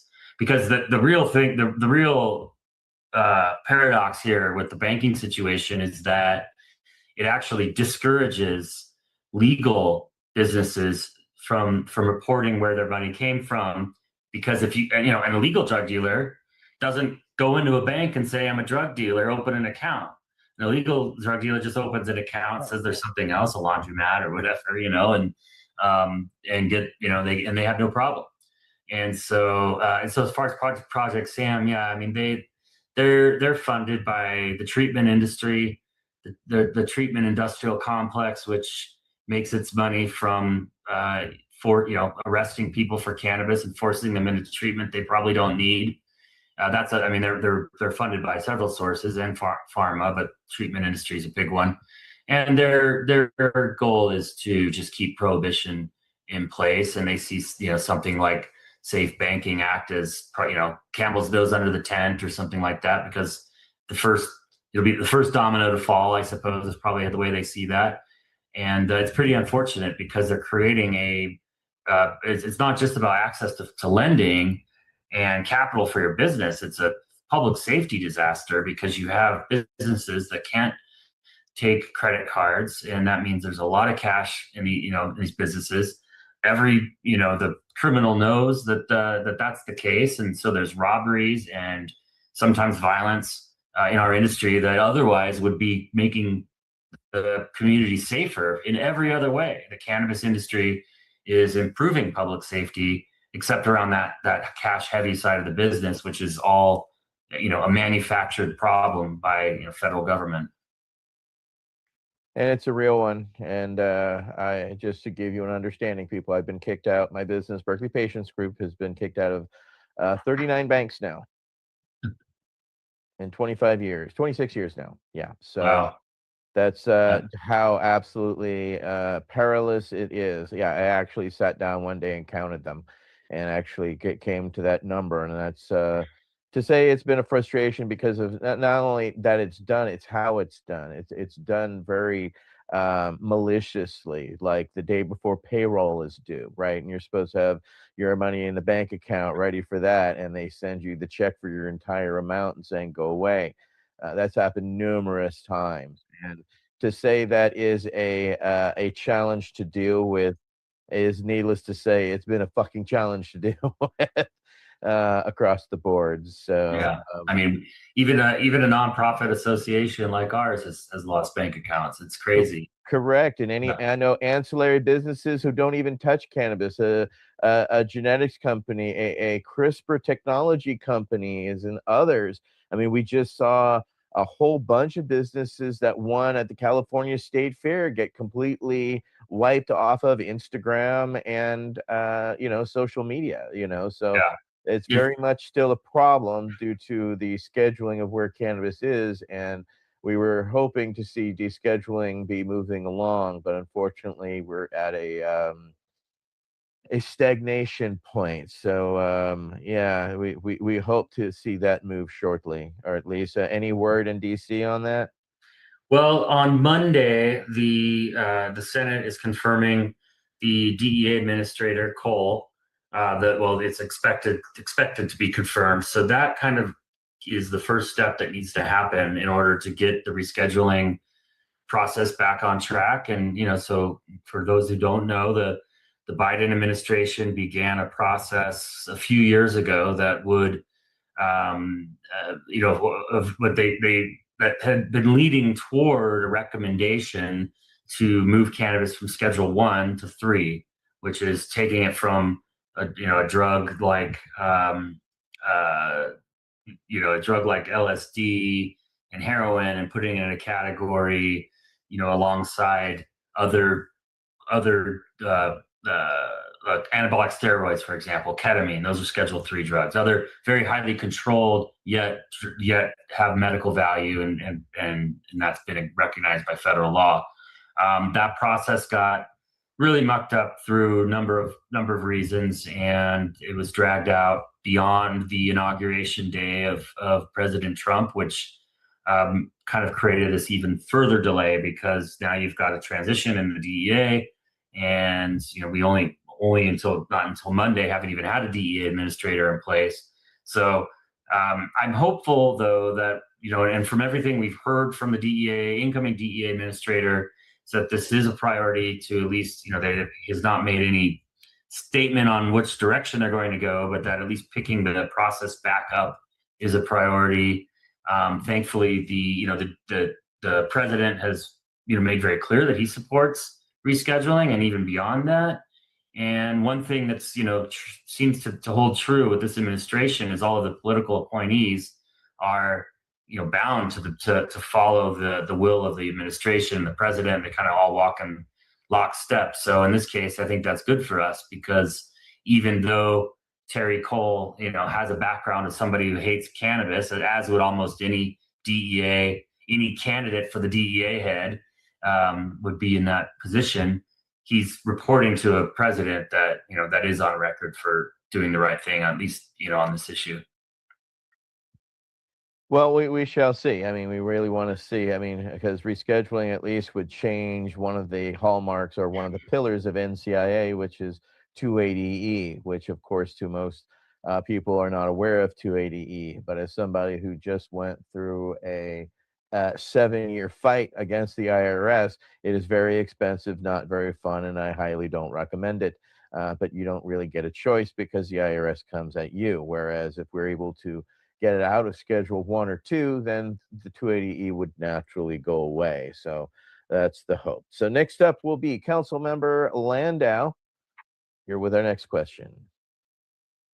Hey, Aaron, looking back at your 15 years of leading NCIA, what do you consider your proudest accomplishment, and what was the biggest challenge you had to overcome during that time? Thank you.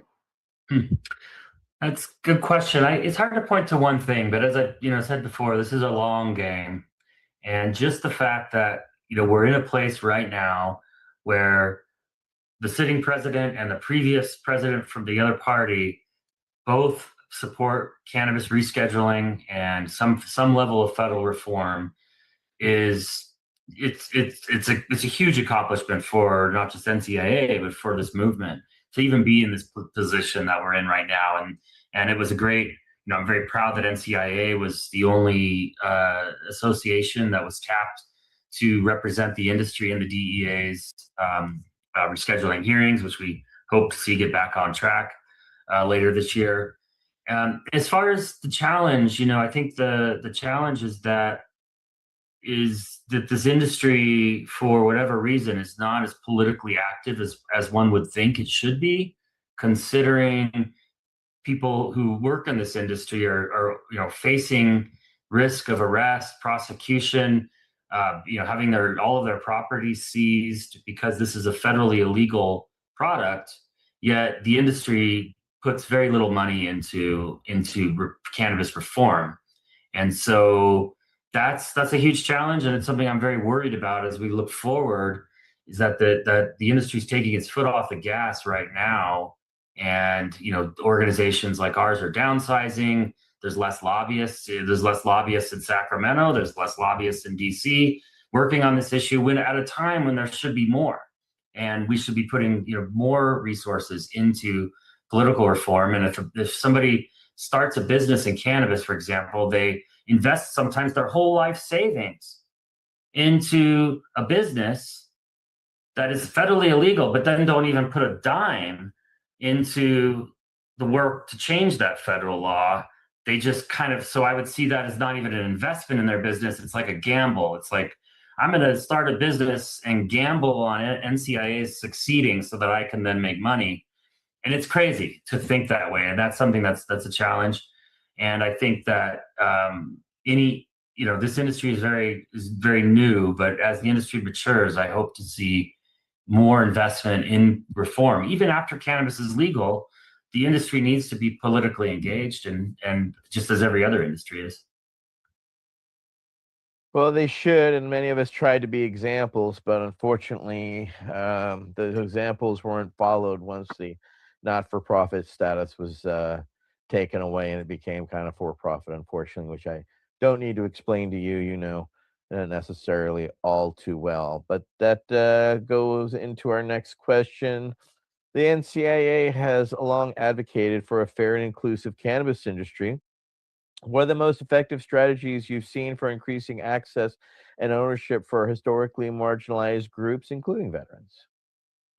Good question. So, you know, we see a patchwork of state laws and in some cases city ordinances that do their best. I think that they're all well-intentioned and some work better than others at social equity programs that provide kind of put marginalized communities in front of the line, particularly those who, when it comes to licensing for cannabis, particularly those minority communities that were most impacted by the war on drugs.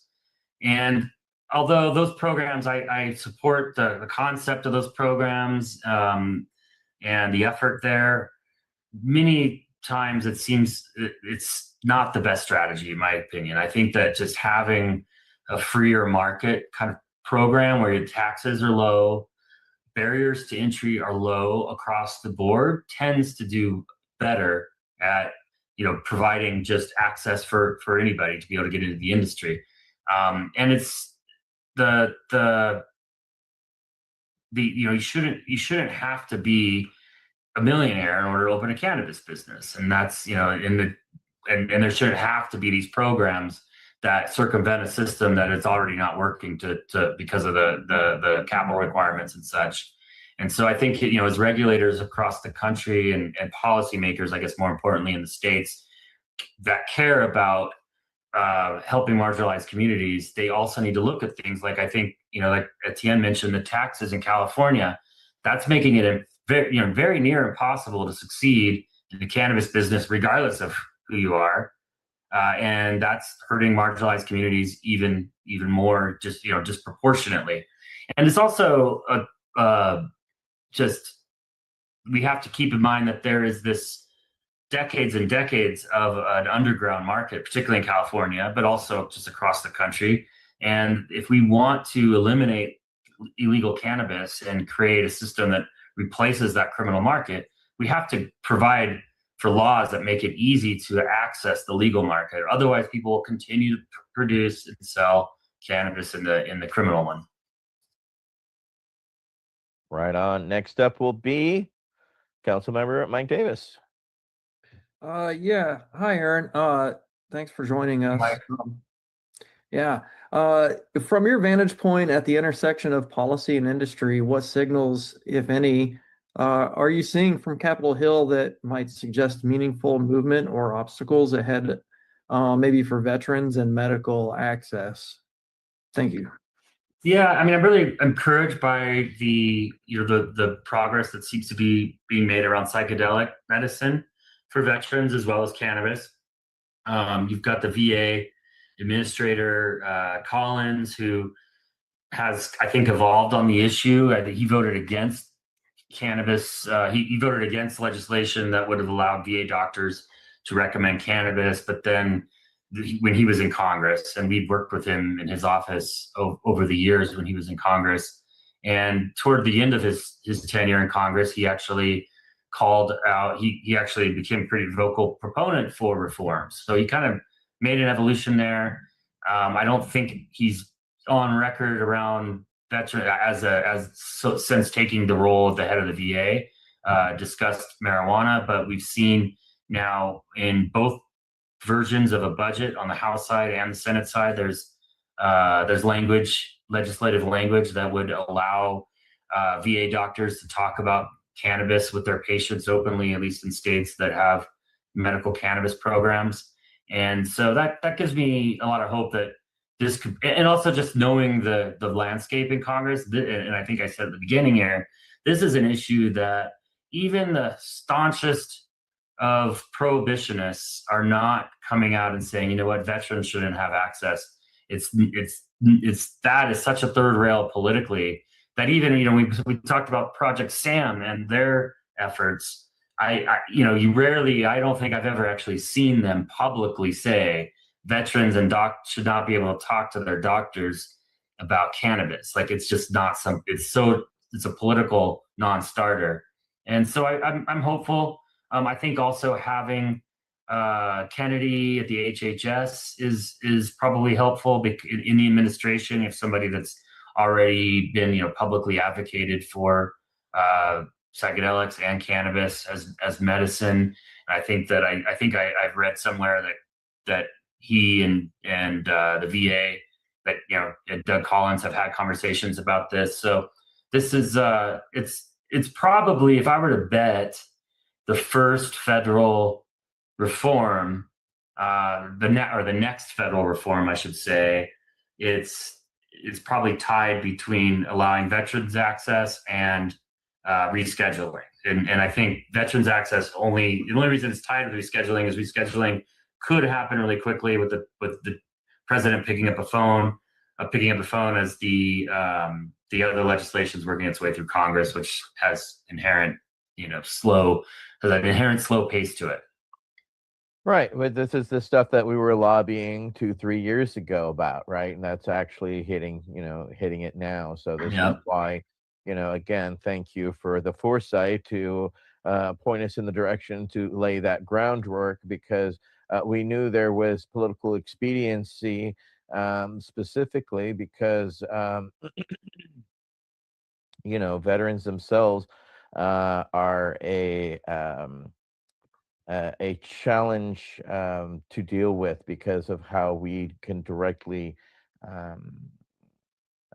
call them out immediately on their bullshit. I mean, that's the, most people are easy to, go fly by and, meet and have the comfortable meeting with their senator or representative. We were not and are not afraid to have the uncomfortable conversations with them and their fellows, specifically to engage them, because we knew that if we could tie the two together, we could help propel cannabis forward. And it was, our leaderships combined that helped, and are helping to propel this. And thank you to the many other organizations and those who have gone out and done their lobbying to help make sure this is a reality.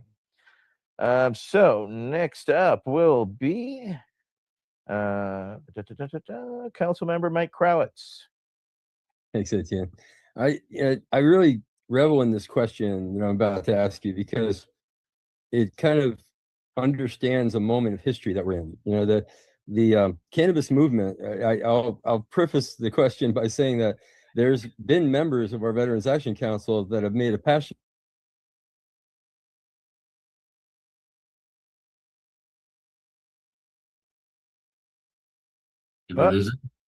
I think we got a freeze.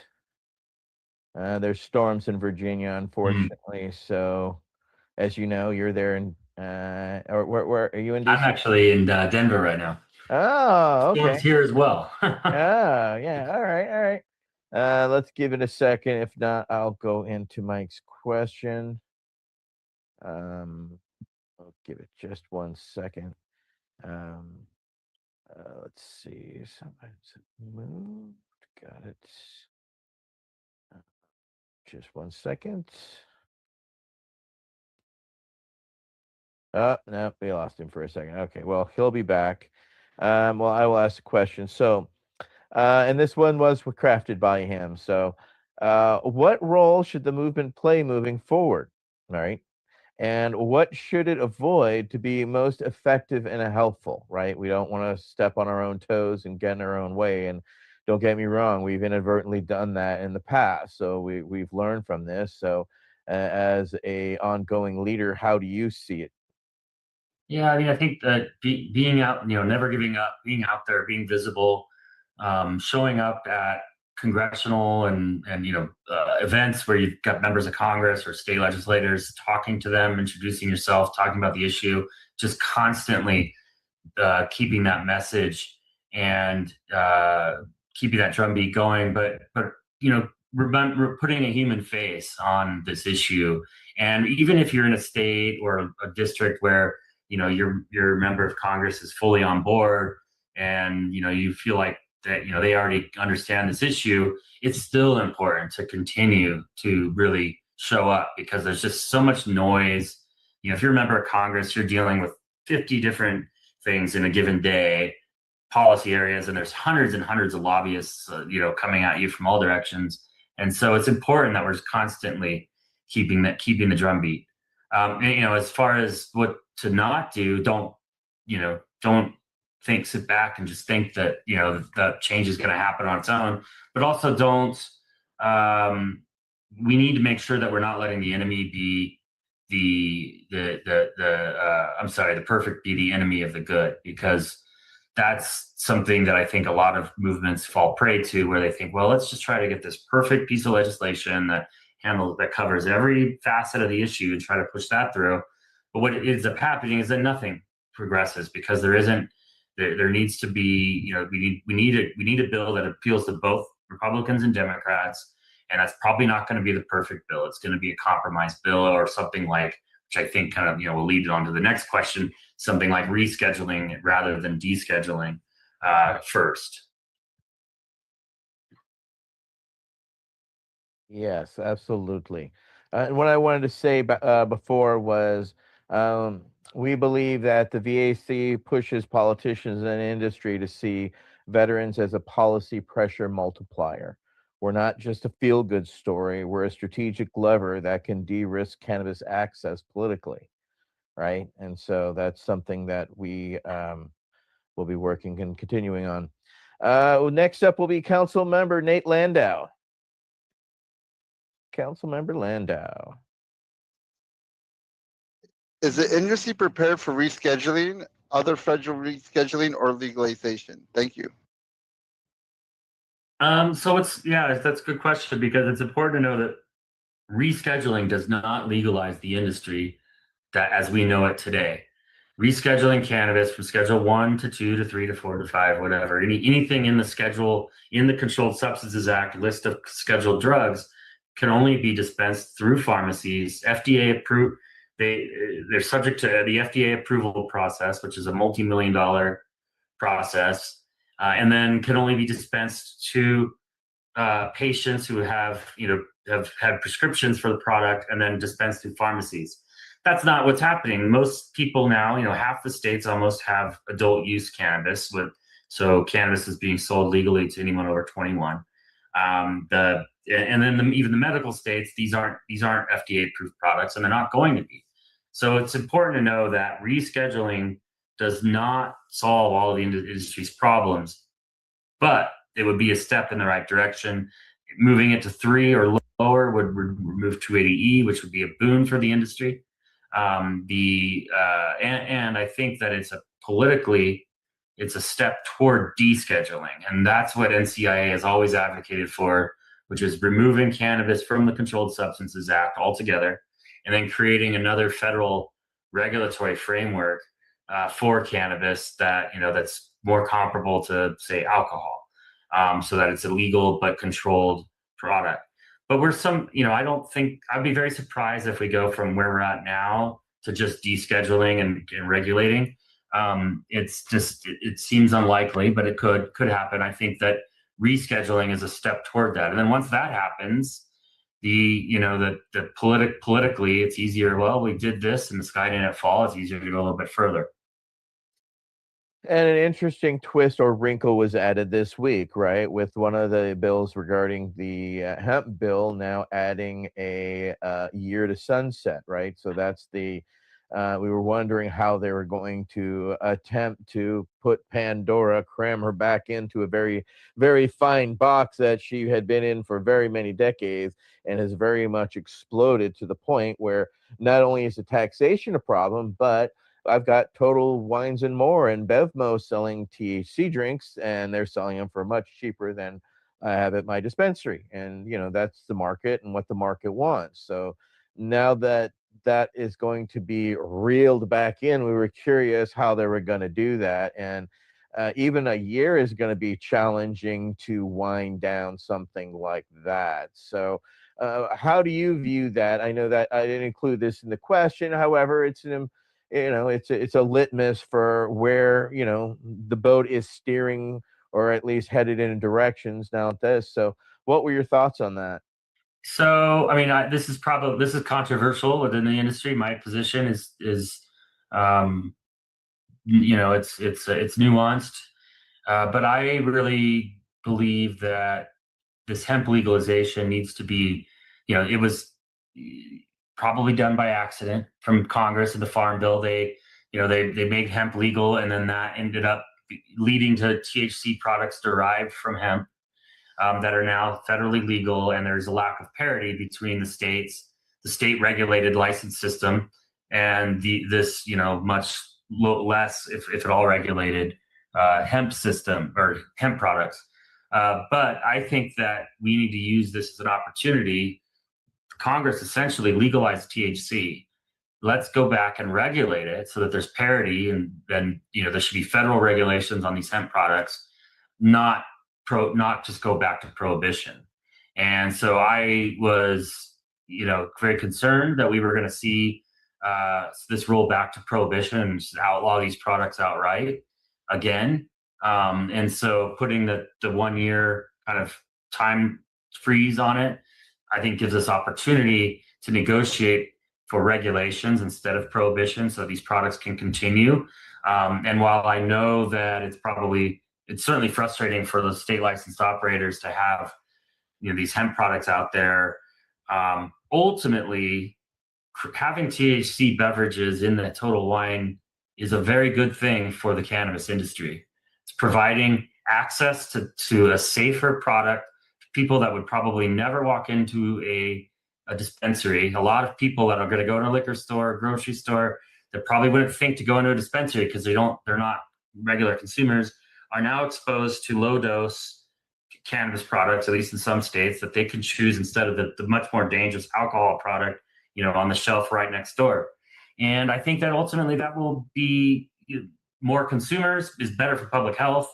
It's certainly as long as it means alcohol is continuing to go down. But I think it's be good for the industry too, because ultimately that new consumer base will go into the licensed market as they look for other products, right? So I think that's I spent some time in Minnesota where you can go to a brewery and you get beer or cannabis right in the same place. It's amazing. And so I think that is probably the future. We do need to provide more parity between the two sides of the industry, and I think what that means is less taxes and regulations on the licensed marijuana side, and more taxes and regulations on the hemp side, and to bring that parity. But I definitely oppose any efforts to prohibit. No, I agree, and this is something I have had to balance the road. Of course, as being one of the oldest dispensaries in the country, and I've watched SKUs and everything come down, average sales come down. But I'm also for complete legalization. I want to see access, and I am very happy to see it in BevMo. I'm happy to see it. Mm-hmm. As a business owner, sucks. Don't get me wrong.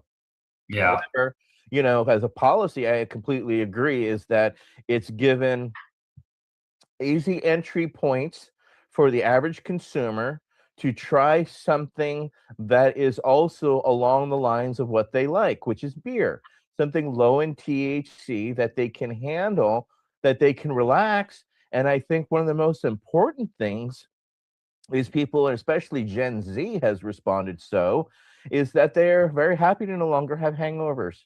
And by no longer having these hangovers, they can perform and not lose a day or two a week because they binge drink, and they're getting back another day of their lives, and they're realizing, hey, this isn't so bad. So yeah, I balance, and I think you're carrying a very a strong message in a very challenging time as we balance both sides, because I was there when the hemp separated itself from marijuana, so it's very interesting to watch the divorce turn back into a secondary marriage. Yes. Convenience, right? just to put a kind of a bow on that. So, yeah, I mean, and it's amazing. I mean, you have places where cannabis is effectively legal through hemp, that because Texas is an example, right? I mean, that we just saw the veto of the legislation that was seeking to prohibit these products there. So cannabis is effectively legal in Texas right now. Needs to be regulated. That's the problem. It's not regulated, but that's a good thing. I mean, that's a lot of Americans that have access now to a product that Texas wasn't going to make marijuana legal, but they're able to make hemp legal. So I'm for it, and I think that I understand why business owners are frustrated about this, but I think in the long run, this is going to be good for the industry, and is a way to get this product out there. And also, it's good to remember that we've always said regulate like alcohol, and the way that cannabis is currently regulated is not like alcohol. It's regulated like methadone or plutonium. Alcohol doesn't have to be sold through these alcohol only shops with cameras everywhere and armed guards and where you can't. You have to show your ID several times, and even a minor can't even walk in.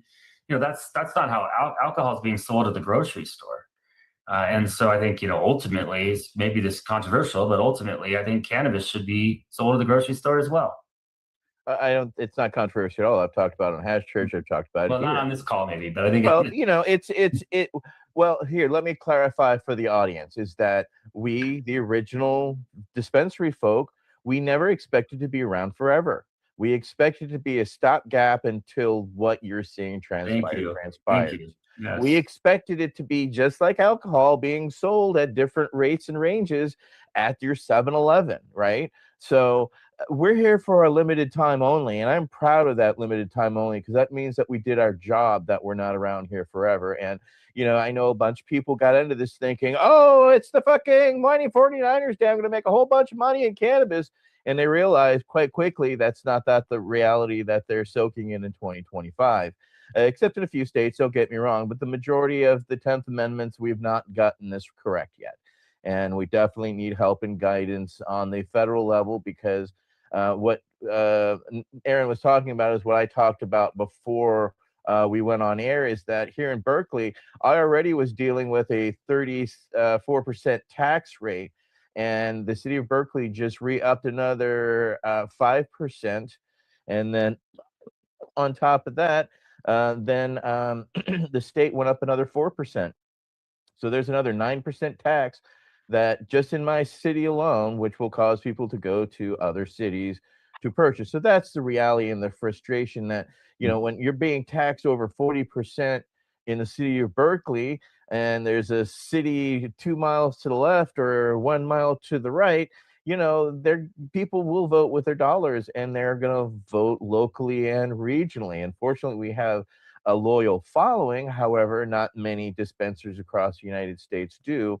And this is where it definitely favors the large scale MSOs as opposed to the mom and pop shop. So don't forget to support your mom and pop shops. You know what I'm saying? But when it goes global, don't forget your Costco ounces and all your different grades. It'll be available there too. And it better be good is all I'm saying, because I get some amazing stuff at Costco for regular products. So I would anticipate we're going to get some amazing cannabis there too in the future. Right? Don't get me wrong. I expect some Walmart mids. Don't get me wrong. However, I do expect some, decently run nice stuff in the future. So with that in mind, Mike Krause, unfortunately, went to ask his question, and electricity went out due to lightning striking near him. He is back with us, and so I've given him our final question of the night. So Aaron, please put on your prognosticating hat, and after 15 years of doing this, we're going to ask you to look into the future. So Michael Krowitz, you're recognized. Thanks, Etienne. And I'll preface this question with just saying this, that a lot of the people, it seems, as we're looking at across the country, are focused on what's going to happen when state to state barriers are removed, through a federal, descheduling or whatever that might be coming down the pipeline eventually, or hopefully sooner than later. But we're actually pretty interested, and I'm personally very interested in the next step after that, which is country to country trade issues and how that unfolds. So anyway, that's kind of a preface to what we're seeing, and as we're just beginning to look into the future. But the question is, if you were to look 15 years in the future, where do you hope the cannabis industry will be, and what role do you envision NCIA and veterans community playing in getting us there? Yeah, well, I mean, it kind of goes back to what we were talking about before. Is I think we're actually on track to really, and I hope in 15 years it will truly be more like alcohol, where these products, probably beverages are going to play a big role in it, because that's it's very comparable, obviously, to alcohol. But I think what I mean by that is that adults across the country be able to access THC products through regulated but normally regulated systems, not this current system that we have today, and that you will have interstate and international commerce. I think you're probably going to see a lot of cannabis coming in from Mexico for extraction, and the Walmart mids that Etienne predicted. And but then you're also going to see California and Oregon, and these places that have been growing amazing cannabis for generations, being able to export across the country and the world, and having interstate and international commerce in this product, and just have it be normalized. I think alcohol use will probably continue to decline as cannabis becomes a better alternative, and it will have a 50-state program. So that's my I really do think that we'll get there, because we're at 70-something% support for legalization right now. It's just a matter of time that translates into that policy shift that we need. So do you see it on a policy level by enough politicians finally passing legislation that or do you see it as a possible court case in the future that forces a change, i.e. what happened in Canada, right? You saw a whole bunch of lawsuits against combined into one that changed the actual based off the Constitution there, right? So there are different legal routes, right? We could even go a constitutional challenge. We investigated that. We have two routes. The problem is that it takes a solid decade, right? And on top of that, millions of dollars and lots of lawyers. So what way do you see the change happening? Do you see it as strictly legislative, or do you see some sort of politician as a president, possibly charismatically changing it? We've seen, Trump dangle it from time to time with no actual bite, so we're treating it that way. But is there a brave enough politician in the future or coming through the ranks currently that you see leading this issue? Because I don't see them currently within the cannabis caucus at this time. Well, I mean, the issue at this time is there's so many competing priorities, and there always will be. But that's I think why we're not seeing a lot of action in Congress, because they've just had their big beautiful bill that was the president's priority. So I think we're going to see more cannabis legislation in Congress swirling around soon. But I think what's going to happen is probably a combination of both of the things you said there. One would be, first, we're going to see rescheduling. I think that would be my prediction, and hopefully that's within the year. That's all administrative and can happen with the stroke of a pen. Now, descheduling could happen with the stroke of a pen. I don't think it's likely, though. I think that's more likely to go through Congress. I think, and certainly the regulations that would, the federal regulatory framework would have to go through Congress. That wouldn't be just, one president couldn't just come up with that overnight. And so I think we're going to see an incremental approach. Probably going to see the Veterans Access bill passed, and rescheduling. That doesn't solve all the problems, but that builds momentum towards then things like safe banking. So the banking issue gets addressed, and then from there to descheduling and regulation. And, it's an incremental approach. Yeah, a lot of people want, and they think it's all going to happen in one fell swoop. And it's a constant reminder that we didn't lose all of our rights all at once. We're not going to get them all back at once. And once people understand that perspective, it helps. It's kind of like the same thing about activism. They think activism is, Normandy storming the beach, every day, when it's a long, slow, starting off at a walk and you're doing a marathon, right? And you can't storm the beach every day or you're just going to be exhausted. So it's just, again, strategies. Mike, you have some follow-up.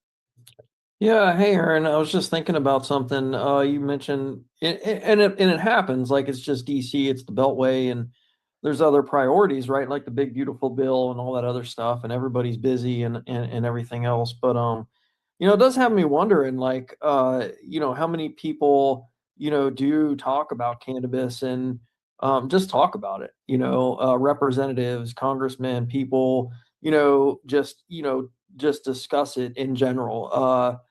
Talk about either smoking it or, different types of cannabis, or, we're cannabis nerds. That's all we do. Mhm. That's all we do is talk about cannabis and things like that. And, rosin and hash and, just whatever. Right. And, it just kind of, we're always trying to educate people, on things and stuff. And, we're pretty well, obviously educated in what we do. And it makes me wonder, how interested and how, educated they are, if that's something, if it gets on their mind, right, and gets people more thinking about, the things like you were saying, hey, put a name to a face type of thing. If that might maybe potentially stir up Yeah. things like you're saying, in 10 to 15 years, this is where you want it to see it go. Yeah, I mean, they're not talking about it, I think, like we are, but they, especially representatives in Congress that represent states that have an industry, they're all very familiarized with it. They're not deeply, but and how much money there is to be made off of cannabis and that sort of thing, Yeah.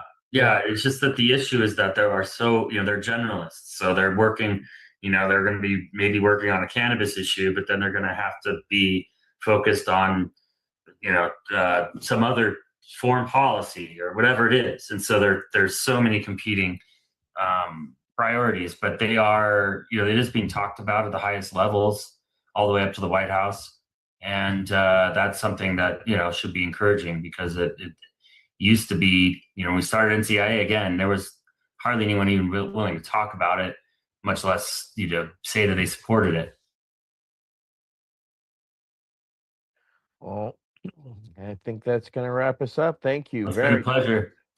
Aaron, it is always an honor to spend time and space with you, as well as it's a honor to share mind space with you. You're always such a clear and concise leader. It's no wonder you've been able to lead the NCAA through very challenging times, especially COVID, which is an exceedingly challenging time for all of us. I would, of course, be remiss without thanking all of our VAC council members, Nate Landau, Michael Crowitz, Michael Davis, and myself, Etienne Fontan, and of course, our special guest, Aaron Smith. This has been our VAC Roundtable number 90. Aaron Thank you. Smith, you have a great rest of your day and weekend, everybody. The Veterans Action Council is a Pace Radio Network content provider.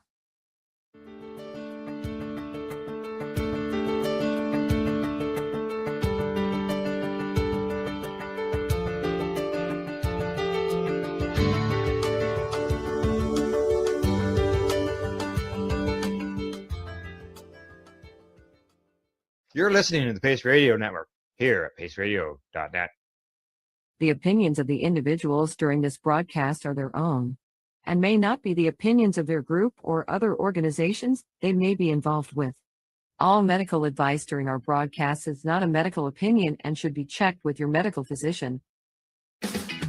Enjoy the buzz of legalization with Campbellford Lifestyle Shop. From lights to plant nutrients, books, consumption accessories, and more, we've got all your basics to grow or consume cannabis. Visit our info center or take a look at our piercing services and body jewelry, now available in-store through Campbellford Lifestyle Shop, 17 Bridge Street West, Campbellford.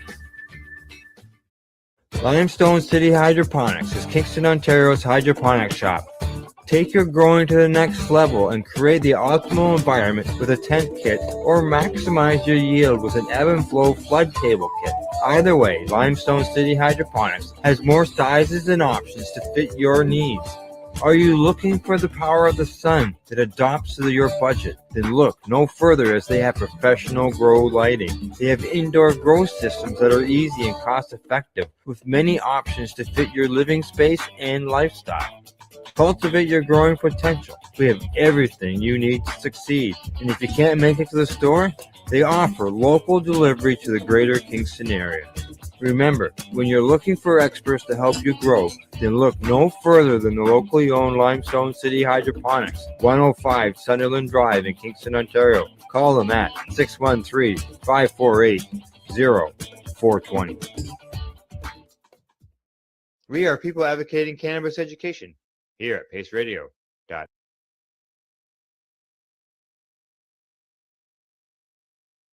This one is coming to us from StratCan. Headline says, pre-rolls now lead Canada's cannabis market.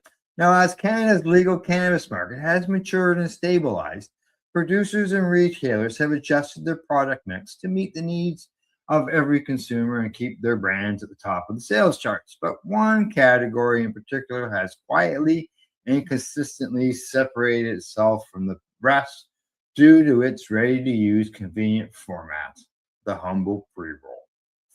Now, according to cannabis analytics firm Headset, which tracks 4 Canadian provincial markets, pre-rolls officially became Canada's largest cannabis category in 2025, overtaking flower for the first time in the country's legal market history. Now, at $1.43 billion in sales across 77 million units sold, this isn't a trending product format worth watching. It's the category worth building around, they say. Now, pre-rolls now command 34% of Canada's total cannabis market, up from 31% just 2 years ago. Now, adding nearly a full percentage point of market share each year in a maturing national market worth over $4.2 billion. Unit sales reinforce this shift in consumer preference for pre-rolls. Canadians purchased more than 77 million pre-roll units in 2025. That's a 14% increase, about 9 million units, from 2 years ago. Consumers are trading in flower for pre-rolls because of the convenience, consistency, portability, and price point, allowing consumers to test new brands and strains without breaking the bank. Not all pre-rolls are created equal, and the market data makes consumer priorities clear. The hybrid single strain remains the backbone of the category, driving revenues of $526 million for roughly 34% of all pre-roll sales, or 37% of all their sales. It's a must-have format for any serious pre-roll line with a broad appeal to consumers, outpacing combined sales of indica and sativa single strain pre-rolls by nearly 64%. Now, infused pre-rolls are neck and neck with the hybrid segment at $523 million, growing at 7.2% year over year. They carry a higher average price of $25 due to the added concentrate and complexity to produce.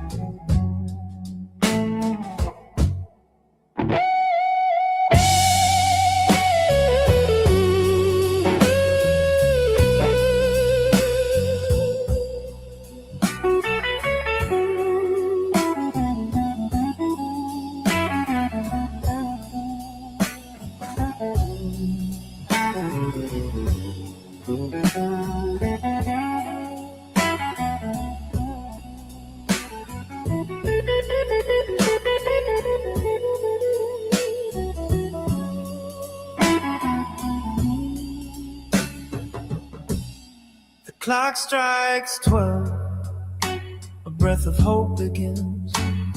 We leave behind the weight of yesteryear. With him beside us, peace flows from within. His gentle touch dissolves the edge of fear. No longer bound by stress or aching skin, we rise anew with purpose crystal clear. The path ahead is green, serene, and now sincere. A dry January calls for sober cheer, yet cannabis brings joy without the haze. A calming balm, a friend who stays near to lift our hearts in bright and weary days. It soothes the mind and makes resolution dear. No need for wine to dance or feel ablaze. We toast with tinctures, with laughter in our gaze. Let's walk the green fields of tomorrow, where healing grows and sheds our sorrow. With every puff we rise and mend, with every leaf our hearts transcend. Let's walk the green fields of tomorrow.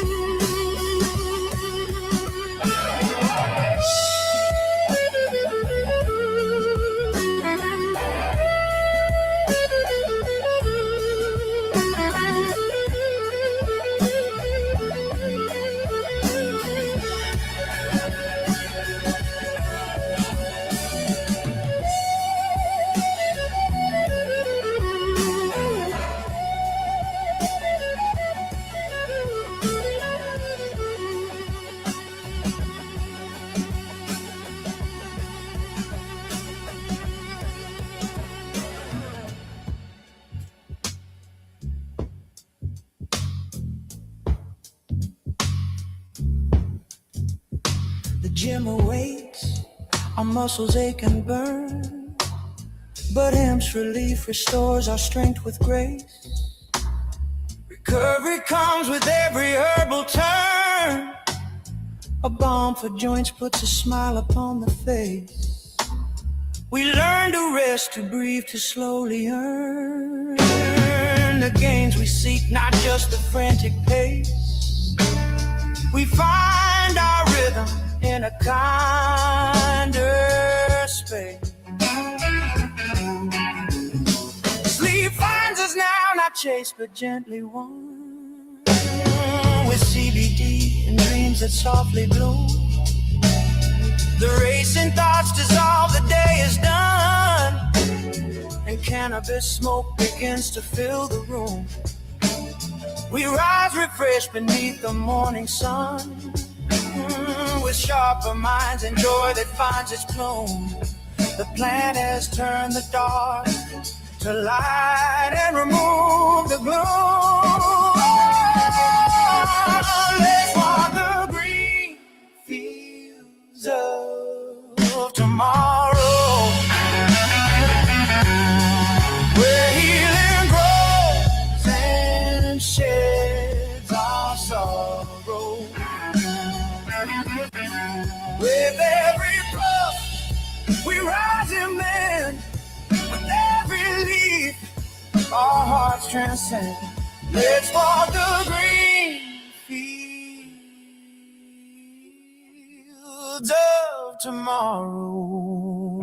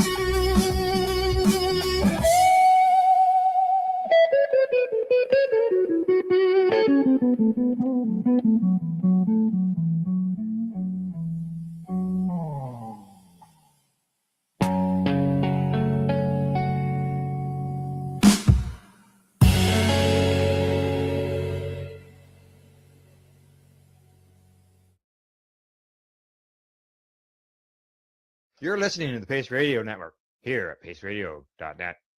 The views expressed by the individuals during this broadcast are their own opinions, and they may not be the same as those of their group or other organizations they may be involved with. All medical advice during our broadcast is not a medical opinion and should be checked with your medical physician.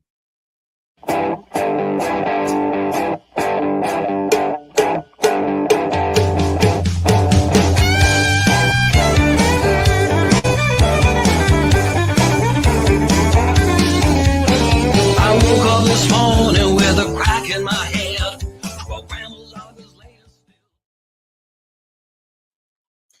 Good evening, everyone. I hope you're all doing well, and welcome to the Pace Radio Show.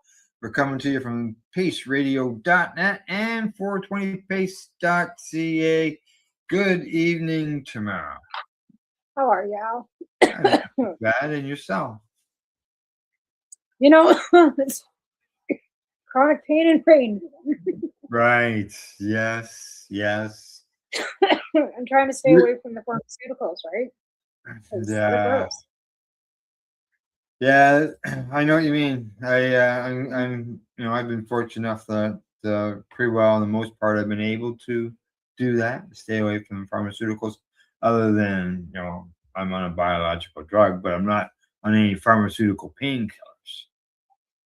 Actually, I think my shirt's got a cannabis leaf on it today. Oh, that's nice. Yeah. Yeah, it does. It does. Yes. Yep. Sure does. But no, my doctor prescribed me gabapentin. So when the nerve ending pain, when I get that poking on my shoulder, and Right. I've taken it for about 7 days, and then I just threw it off because it says take as required. It's because I don't let it build up. And I had 2 nights of I'm pretty sure withdrawal on top of menopause. So I'm trying to stay away from that altogether because that was the grossest feeling ever, to be almost feeling like you're detoxing off some fucking poison. And it was just the grossest thing ever, waking up and just not even so I decided that I'm not touching that shit again. Yeah, I'm gonna stay away from it and try to use cannabis. Cannabis and Advil, because even I have to take some Advil sometimes. Right now, but I'm gonna take. I'm not gonna take the pharma, the prescription. It's just too much of a withdrawal. Even with the morphine, morphine I don't find, but I don't take the morphine as either. I don't take them, so it's an everyday thing. But I don't want to be that gabapentin. Like I said, I didn't expect that. That was just the grossest feeling ever. I'm good. So the first time you had to use it? No, I've used it before, but I've never used it for as long. And I usually in a couple days, and then I'm whatever, right? But this last flare went for almost 10 days, so I took morphine and gabapentin for 10 days. Oh. And coming off those two together, because that's only 10. That's only 10 days.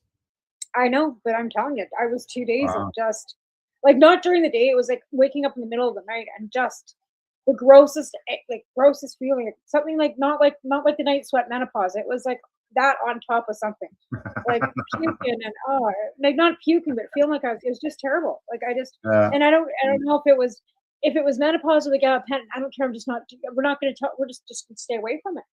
Then if it's menopause, I'm going to have no choice. But if it's I'd just rather keep the combination because the methotrexate already.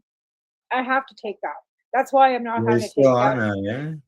Oh yeah, well I had to go back on it. My doctor, like I was going to go back off it because of the tooth infection and going to get a COVID vaccine. And my doctor said, push the COVID vaccine off and rinse your mouth with salt water.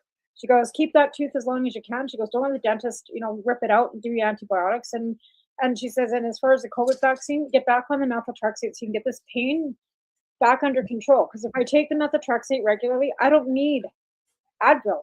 I'm not in pain. Okay, good. It's and everything out, right? But still those methotrexate once a week. Still, it's like I remember my first experience with methotrexate, and it wasn't a good one. No, and it's not. I know I get the night sweats from that too because basically it's overheating your immune system to kill off your own immune system from eating itself. Yeah. Basically, right? So, you take the good with the bad. So that's one pharmaceutical that I don't have much choice about taking. So I'd rather take that alone than that and morphine and gabapentin and Advil and. Yeah. And then you Like end up on stuff you end up on something in order to combat the pharmaceutical drug. Well, exactly. Like then you're taking this to take yourself off that, and you're weaning off this to get off.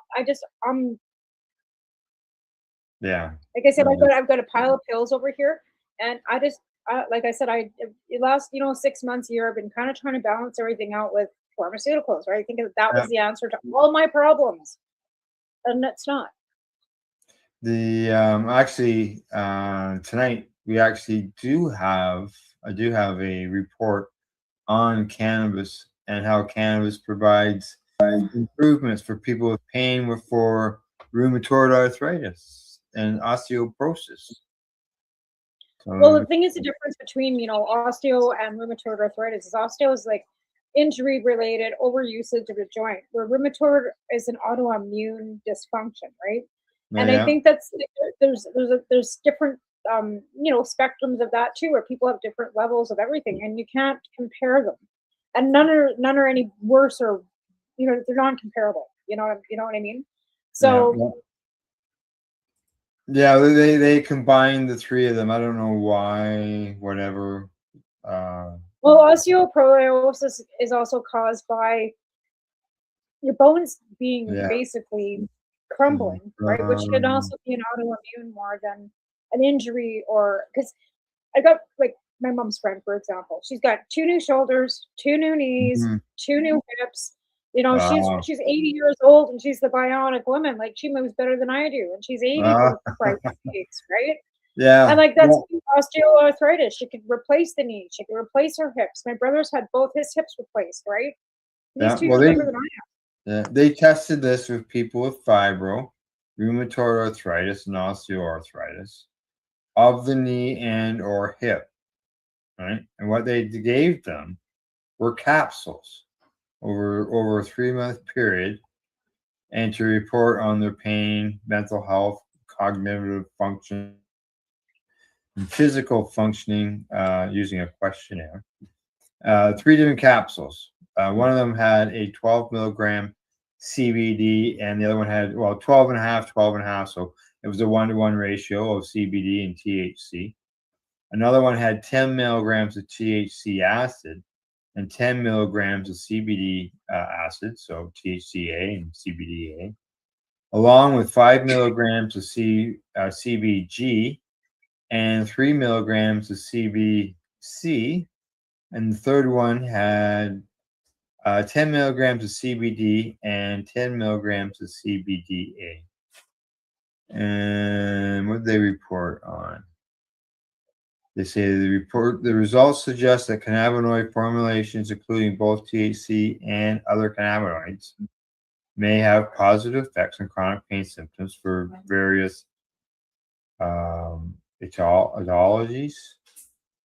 The patients reported substantial improvements in sleep quality, mental health condition, and general quality of life, allowing them to engage more fully in daily activities. My question would be, why rip them all down into separate capsules when you could just be taking full spectrum capsules all the time? Yeah. You know what I mean? I don't understand the difference of like, why breaking it all down into THCA, CBDA, blah, blah. Why not just a full spectrum? I'm not understanding. Well, they're trying to adjust See which is things as most far as the effective. amount of milligrammage, which you can't get just from getting straight full spectrum. No, true, no. I guess if they're trying to look at dosing. I guess they're trying to break down dosing. That's exactly what it is.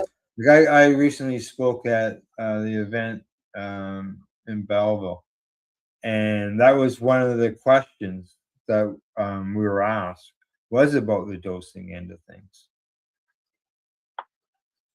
Well, depending too, because again, if you're not testing the plant, And just so you know, the guy worked for a pharmaceutical company that dealt with methotrexate because I shared my story about methotrexate. oh, interesting. Yeah. Well, like I said, it's hard, and the thing is with dosing too, like every plant has its different level, right? So Correct, every yeah. plant has to be tested, and everything has to be put through a lab, and it's just so And complicated. we know that these other cannabinoids have benefits, but there's not a lot of them in some of the plants, in a lot of the plants. No. Right? Like, Well, the thing is, like CBD. I've been looking more at terpene levels and rather than Yeah. THC levels. You know what I mean? And I'm Yeah. finding that the higher the terpene level, the more effective the cannabinoid therapy for myself is. Yeah, like when I go looking for a vape cart, that's what I do. Is I look for the Live terpenes. resin on. Yeah. Yeah, live resin. I look at the terpenes. I haven't got a clue what this one here. I haven't got a clue what the THC level is on. Yeah, I don't even look at the THC level. This is a loud plug one, and it's a live resin, and it's 5% terpene. And the cannabis we picked up today, 4%. But I mean, that's like 2% limonene or 0.3%, Right. whatever. There's 4 or 5 different terps. But again, it all adds up to 4.5 or 4.0 percentage. And we like to Right. get the higher fibers, but it's sometimes hard to get that. So. Well, just so you know, here in Ontario, the cannabis sales, they say that they've gone up and they're driven by partially due to vape growth. Well, it's quite funny because every time we get something, my child will go on the Ontario whatever to see the reviews. Oh yeah. Yeah. And I go, why do you go to Ontario and not BC? He goes, because they've got more selection and bigger, like there's just more people. So it's like more of it's got more reviews. Yeah, I but guess he can't order though, can he? No, he's not trying to order. He just wants to review. Yeah. He's not old enough to He order. wants to get something out here that it's reviewed, and he Googles it, gets Yeah. reviews. It's Yeah. quite funny, but he's quite informed about. Like I said to him, it's not even his fault because he's been subliminally educated since the day he was born. Like before he was born, he was being subliminally messaged his whole life. Yeah, they say that year to year, vapes went up by 14%. Followed that by infused pre-rolls and then just regular pre-rolls. I can't believe that clones and seed sales are down by 17%. I can't get it. Have you ever seen any for sale? I was gonna say, I don't go in stores, so well, actually, I'm in a store all the time, and I've asked him about clones, and he can't get any. It was kind of like trying to get an advent calendar at Christmas time. I could get one out at the res, but I couldn't get one at the legal stores anywhere. Yeah. Right? Oh yeah. Yeah. I would say they say that they shipped 452,590,868 grams of cannabis, which is we were buying. I started buying pre-rolls, and then we bought this one package, and Taven tore it apart because he uses a bomb, and it was all seeds in stock. Oh yeah. The whole thing. Every thank you. joint. I thought that, and that was the end of it. I started buying bags again. I was like, I'm not doing that. I'm not going to spend $35 on 10 joints to end up with stock and garbage. No, exactly. So, Now you buy vape cartridges. Have you ever been able to get a live rosin disposable? Yep. Okay, all right. Oh, disposable? I don't know. I can't say for sure. I've never looked. I can't think of one offhand.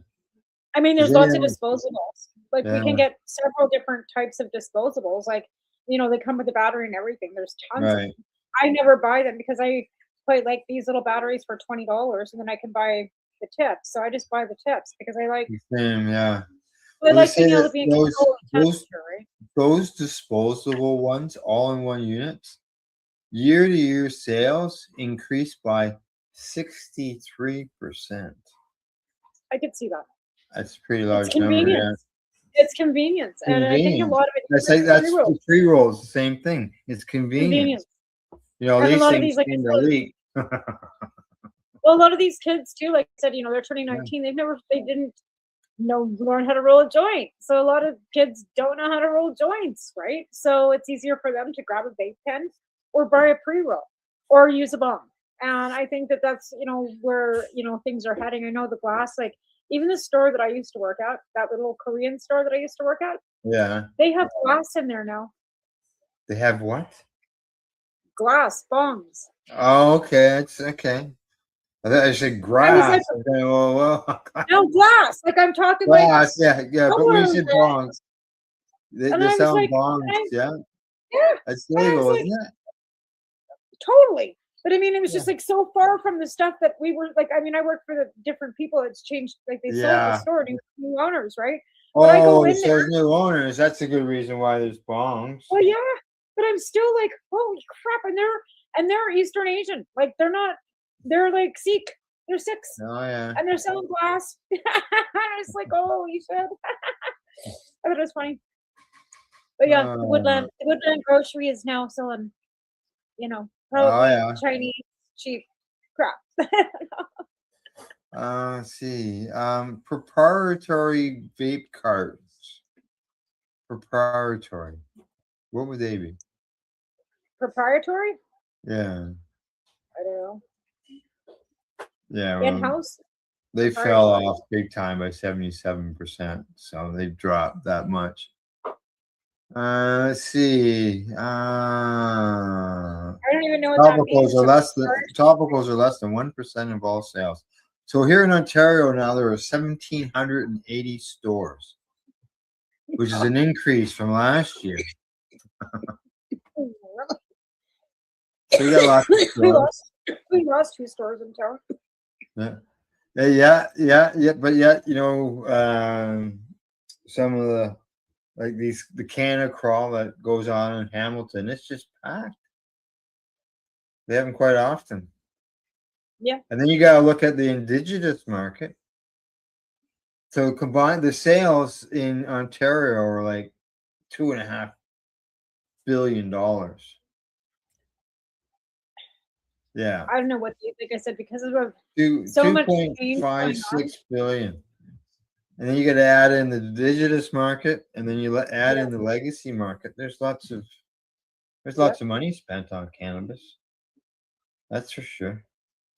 And lots of money given to Mad Canada to make those stupid commercials. I don't see them. I don't watch regular. Oh, I get to see them. They're on CBC Gem like every other fucking one. And I'm like, really, this is what we're spending our tax dollars on? This is what the taxes is going to? So Mad Canada can make fucking commercials? Yeah, I don't watch CBC. That just pisses me off. Well, I watch the news, right? So CBC Gem is what I have for live streaming. I just catch their little clips on YouTube. Yeah, no, I'm getting rather disgusted with how many Mad Canada commercials there really are. Oh, and I'm thinking that's tax dollars. That's money that the Canadian government is giving them in grants to make commercials. Like, how is that helping the families? Like, how is that helping the families of anybody or the victims of impaired driving? Like, how is that helping anybody? You guys making awareness commercials? We've been watching the same commercials since 1985 for fuck's sake. That's part of the educational commercials that they promised. I just think it's bullshit. I just think that's the biggest waste of fucking tax dollars. And Is it anything like what when legalization came in Quebec? They had some posters of people. For example, one lady had big ears, big pointy ears, and then another person had a guy had a stretched neck like a giraffe neck. And they said, well, this won't happen with cannabis, but it could. No, they still have the one where, you know, you got the guy getting into his car with the joint by his head going, hey, bud, with the beer can. Like, you know, or the one where they've got the guy with the rolled over car and his, you know, he's got an old pipe and a bag of weed and the car's rolled over and he's laying beside the car. Don't do this. It's I haven't seen that one. I've and then seen the there's a other couple one. more. Yeah, and then there's another couple more with it's got the combination of alcohol and cannabis together, right? Mm. Where you're at a party and they're rolling up doobies and they're all drinking and Uh-huh. everybody's like, you know, and then all of a sudden it's like, oh, we better have a DD and it's just like they're so badly put together to begin with. They're like B budget, yet they're spending $12 billion on them. Yeah, They're made I saw 1985. them. I saw them in a write-up, and there's a link to them. So that's why I saw the one. Yeah, it's just they're ridiculous. But again, they look like they're made in 1985. We're spending $12 billion on Mad Canada fucking commercials. That's a big Yeah, bitch for right. me. Like, I'm serious. I don't care, you know, like, I am totally against, you know, impaired driving and impaired whatever, smoking and driving, whatever, I'm against it. But I But don't think we spend $12 billion on fucking commercials for it. Give that $12 billion to Moms Without Harms or an addiction group or somebody that's actually going to help people get off the liquor rather than a fucking commercial. Just saying. I had it there. Then I saw something. It's the stuff that the hallucinogenic thing, that this joint bouncing around, talking to people. Oh yeah, like that just gives me the like that's so like And this stuff came out quite a while ago. Oh And yeah, it's like 10 still, years ago, that's probably why like, it's still in the gem stuff. If it's all repeated old shows. no, this is like the live news, like CBC Oh, yeah? live news every day, where there's new commercials all the time. Like they're playing their new commercials. It's just like watching CBC News live on CBC on your cable. It's the same stuff. Oh yeah. I can watch live CBC all day long, just like I would on my TV. Just watch it on the Gem channel. Yeah, just watch it on Gem. I gotta Mhm. pay for it. It's like $5.99 a month or whatever to stream Gem. Oh, okay, yeah. Like, it's I not got- the free app.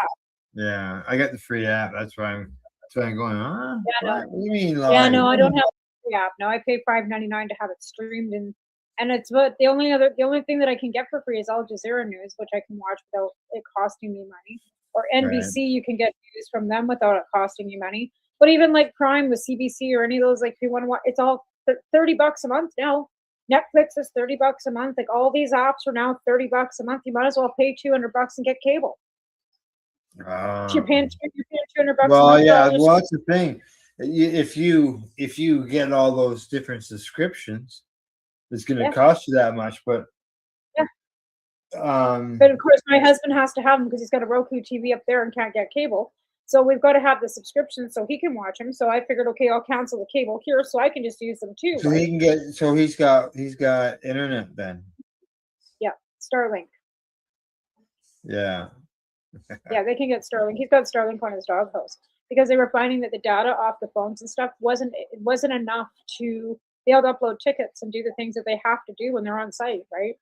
So they've got Starlink on his doghouse, and he just parks his doghouse by his trailer at night, and it all hooks up to his trailer, and yeah. Yeah. And then he can phone you during the show. Yep. He's in Fort St. John. He's actually in Fort St. John tonight. I think they're working late. He's working for CNRL, so I don't think I have to worry about it. But you never know if I'm sitting right here to put it in plane mode like I did last night. It's like 9 o'clock. I put my phone in flight mode or do not disturb. I don't want nobody calling me. I'm just like turning it off, and I did. I thought maybe then I wouldn't wake up. Maybe it wouldn't ding something and wake the dogs up. I thought maybe it was the dogs. The phone waking me up at 3 o'clock in the morning. No, the phone was off. The dogs are sleeping. I still up at 3 o'clock in the morning. Going to bed too early, I think. Yeah. Well, I don't know. I'm sleeping by 11 o'clock these days, but then I'm up at 4 o'clock in the morning. Then I fall back asleep. So I don't know. My sleep schedule is just, and it's pain related sometimes. I don't know. But the sleep is not good. Well, we've talked about this before, and especially you doing at one time you're doing the substitution program. Where did I lost it? Here it is. We probably talked about this before. When the states legalize medical cannabis or recreational, you see a significant reductions in opioid deaths, overdoses. Oh yeah, for sure. Like I said, I'd still be doing it if I could get, access to. Yeah. But again, I just don't have. I don't have the donations or the access. And again, too, like with it being so volatile with the transients and the different shelter now, it's just. And then again, people get. That's multiple studies they're saying. Oh yeah, for sure. And you find when you're doing those programs, it's not the homeless people; it's the people that are working, that are at home, they go home every single night and drink or do drugs behind closed doors that are dying more than people are dying on the streets of overdoses. Right? See, when you're doing substitution programs, you have to reach out to the people that are low income, single moms, people with chronic pain, because those are the people that are overdosing at home because they're taking pharmaceutical pills or they're helping themselves to too much liquor. So and just like accidentally getting to that point, like as far as dealing with the pain and still being in pain, and just it accumulates in the system. And but a functioning addict, which there are so many people that are. They get up every day. They still go to work. They go to they do their 8 hours a day. They come home every night. They cook the meal. They drink the beer. They do whatever. Take the pills, and then they don't wake up. Yeah, that's right. And that's the statistics are showing that more people are dying at home alone from addiction. Yeah, and just think if you get access to cannabis for them. Well, because a lot of times too, like they can't afford. It's an affordability thing, and even with legalized cannabis, affordability is a huge thing for a lot of people. Yes, exactly. You can get some cheap joints for like $15. If they're crap and you can't get anything from them, that $15 is a waste of money. You know what I mean? You can't get quality from what you're buying, so that's another huge issue. You're finding that the quality from the old days ain't the same as it was the new days. Like the quality is just not there anymore either. I don't care what the terpene levels are, how good it smells, or how your bang is not there anymore. Yeah, even the American Medical Association agrees. Cannabis can help with people with opioid situations, and here they're we saying are. that peptoids with Ozempic and stuff too. They're finding that that's also a thing, and I'm like, well, we don't want people to know that because everybody's gonna be running around wanting Ozempic. I've seen that in some of the Facebook groups for my Crohn's disease, and I thought, what the hell are they? Peptides, Ozempic. So it's been prescribed for people with for blood sugars and to kind of like help lose weight and stuff for obesity. They're finding it, but it was basically first prescribed for people with type 1 diabetes, right? And now they're finding that it's actually a blocker for addiction and all kinds of things. It's stopping people from drinking, smoking, eating, because that's what it's doing. Is it's actually inhibiting the blocker in your brain from you getting the craving to eat. Dopamine, whatever it is that your body's craving. So people are using this stuff, and there's illegal peptides that you're not supposed to. Like the FDA and Health Canada are saying they quit prescribing this stuff. Ozempic's one thing that's been approved by Health Canada for specific, medical purposes. But there are people that are injecting peptides just so they can stay skinny too, right? And there's a lot of use of it as well. But yeah, they're finding that Ozempic could possibly be something. But then you got the orange potato that just, approved ketamine and ibogaine, mushrooms and everything in the States for medical purposes. So if that goes through in the US, then that possibly can open some doors for research for Canadians too, right? Because I'm not saying that mushrooms and ibogaine and these things don't work for addiction as well, because we know what they do. They do. we're just not supposed to talk about them, right? We're not supposed to say that these natural Well, products. see, can help- this ones that you're talking about, there's something that they control. It's not, Right. yeah, it's not a natural plant. It's just something out of a lab. Right. So, And that's the thing, like they want to research all this stuff, and I hope that they do. I hope they find all the dosing that they need so they can give it to people for whatever they need. yeah, there's so much research going on on the psychedelic end of things, that they're finding all the benefits, and a lot of those benefits are pharmaceutical that they're reporting, because it's usually got a bunch of letters and numbers attached to it. Oh yeah, of course. Yeah. And then it's okay, especially if it's authorized by Dr. Oz. Yeah. Well, I'm just checking something here.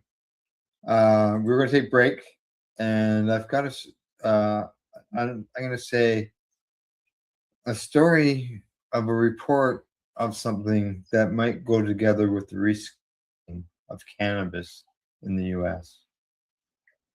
Interesting. Yes, we'll get to that when we get back. But before then, we're going to watch the commercials.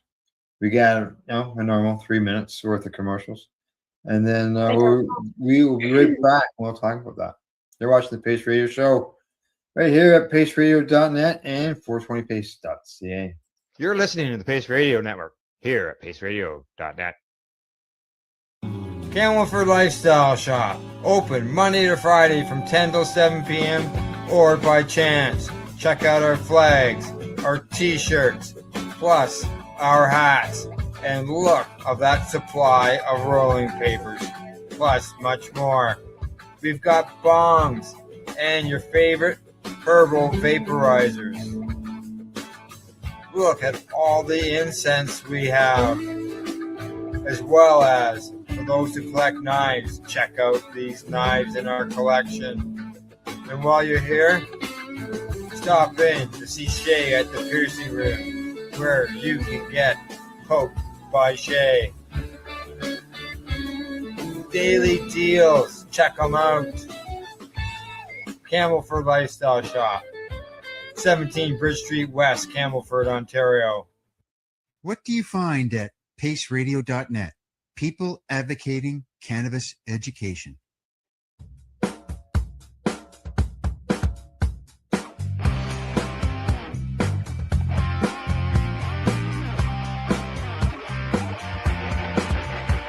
I'm having an awesome day, and I'm gonna make sure it stays that way. I'm having an awesome day, and I'm gonna make sure it stays that way. Limestone City Hydroponics is Kingston, Ontario's hydroponics shop. Take your growing to the next level and create the optimal environment with a tent kit, or maximize your yield with an ebb and flow flood table kit. Either way, Limestone City Hydroponics has more sizes and options to fit your needs. Are you looking for the power of the sun that adapts to your budget? Then look no further, as they have professional grow lighting. They have indoor grow systems that are easy and cost effective, with many options to fit your living space and lifestyle. Cultivate your growing potential. We have everything you need to succeed. And if you can't make it to the store, they offer local delivery to the greater Kingston area. Remember, when you're looking for experts to help you grow, then look no further than the locally owned Limestone City Hydroponics, 105 Sunderland Drive in Kingston, Ontario. Call them at 613-548-0420. Rerolled Saturdays. Check it out. Nothing but non-stop cannabis and psychedelic programming. Find it at 420pace.ca. You're listening to the Pace Radio Network here at paceradio.net. And we're back, and I'm sure that we're both going to be probably coughing to get going here. All right. Before we get to that story that I mentioned before the break, there was one thing I wanted to touch on, and that was back on the cannabis sales here in Ontario. And that is some top stuff. Top selling brand, Shred. You have any Shred product? Yeah, we've the shredded shred. We get that out here too. Yeah, Wapa. Pre-rolls. My friend Suzanne loves them. She gets them in Alberta. Yeah. Well, the Yeah, top selling pre-roll is one called Thumbs Up. never heard of that one. Never heard of it either. No, she likes the Wapa, whatever the hell that is. Top selling infused pre-roll was General Admission. Yeah, I like them too. We get those here. Top selling vape was Back 40. I've had some of them. Yep. Top selling concentrate was Vortex. I've had some hash of theirs. Top selling edible was Sours by Spinach. Well, okay. Had their cannabis kind of sucks. Have you had any beverages? No. Yeah. No, Okay. I think we tried them like once when they first came out, and I didn't get anything more than a headache, and I was sleeping. And that's why I don't eat a lot of edibles, because it just puts me to sleep, and then I don't sleep through the night either. I'm waking up halfway through the night. Yeah, Versus was for beverages, but yeah. We actually found this last provider was pretty good, and it's just small. It's like BC Smalls, but I can't remember the name of it now. Taven's got it up the packaging upstairs, but it's really nice. Okay. I buy cheaper. It's under $100 for 14 grams, and that's where I'm at. Like, I can't afford to be spending $300 a week. $100 for 14 grams. $86 for 14 grams, and that's including tax. Yeah, I think Al pays 100 or a little more than that for an ounce, and it gets like a bag of buds. I think there's like 2 different strains. Oh yeah, the bag of buds. Yeah, you can get an ounce of those here for $99.99 plus tax. So just about, and that's for an ounce, right? This is only 14. Right. It's 86. But I find that if you buy smaller, you get better quality. You buy ounces, you're getting not as good a quality. So I stay within the 7 and the 14 grams. I find that the cannabis, the buds are better. The cannabis is better. If I buy an ounce, the buds aren't so nice. I don't know. I just found that the bigger the bag, then the buds just aren't. Or maybe I get tired of it. I don't know. Yeah. I just find the smaller. No, I think that in this bag of buds allows them to get different strains. Yeah, because you get a sativa and an indica. Like, you get 2 different kinds. And it doesn't tell you what they are. It just tells you the terpene levels. It just says sativa, indica. Yeah. Okay. So now back to the rescheduling of cannabis in the U.S. They talked about a lot of it on the Schedule 3 is really about the pharmaceutical end of things. And the FDA apparently is fast tracking a THC pharmaceutical. We already have naloxone and that here already in Canada. So I'm not really shocked about that, because I probably already have the makeup and the formula already through. Yeah, they've only So I can see that one's going to be legal, but eventually the plant itself. Oh, of course. And when it comes to these stores, the dispensaries and things, I can see them being phased out, and this THC pharmaceutical stuff being phased in to replace it. That's only if the people allow that. You know what I mean? Like, that's only if they lay back and just take that and don't stand up for the right to have the plant. And I mean, in Canada, we've never laid back for them to do and push the pharmaceuticals down our throats. We just kept going to court for our rights as patients, which led to the recreational market that we are left with now. But if it wouldn't have been for the patients that kept going back to court to fighting for our plants, for the right to grow plants, we'd be in the same fucking situation. Oh, yeah. Shoving it down our throats with pharmaceuticals only, right? So the Americans just have to be mad enough to get up off their fucking asses and do something.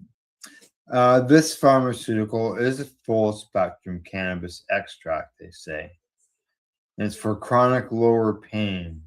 serving as an alternative to opioids. There we go again. Well, I mean, it's not the base of opioids too. It's a poppy.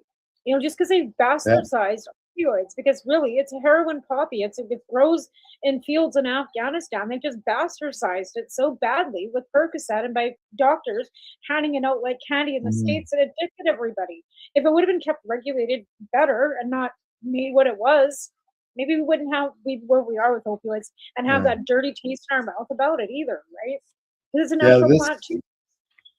This drug, as it is, because it's a pharmaceutical, they say it is each dose contains 2.5 milligrams of THC. Big deal. With smaller amounts of other cannabinoids, including 0.1 milligrams of CBG and 0.02 milligrams of CBD. So, like this.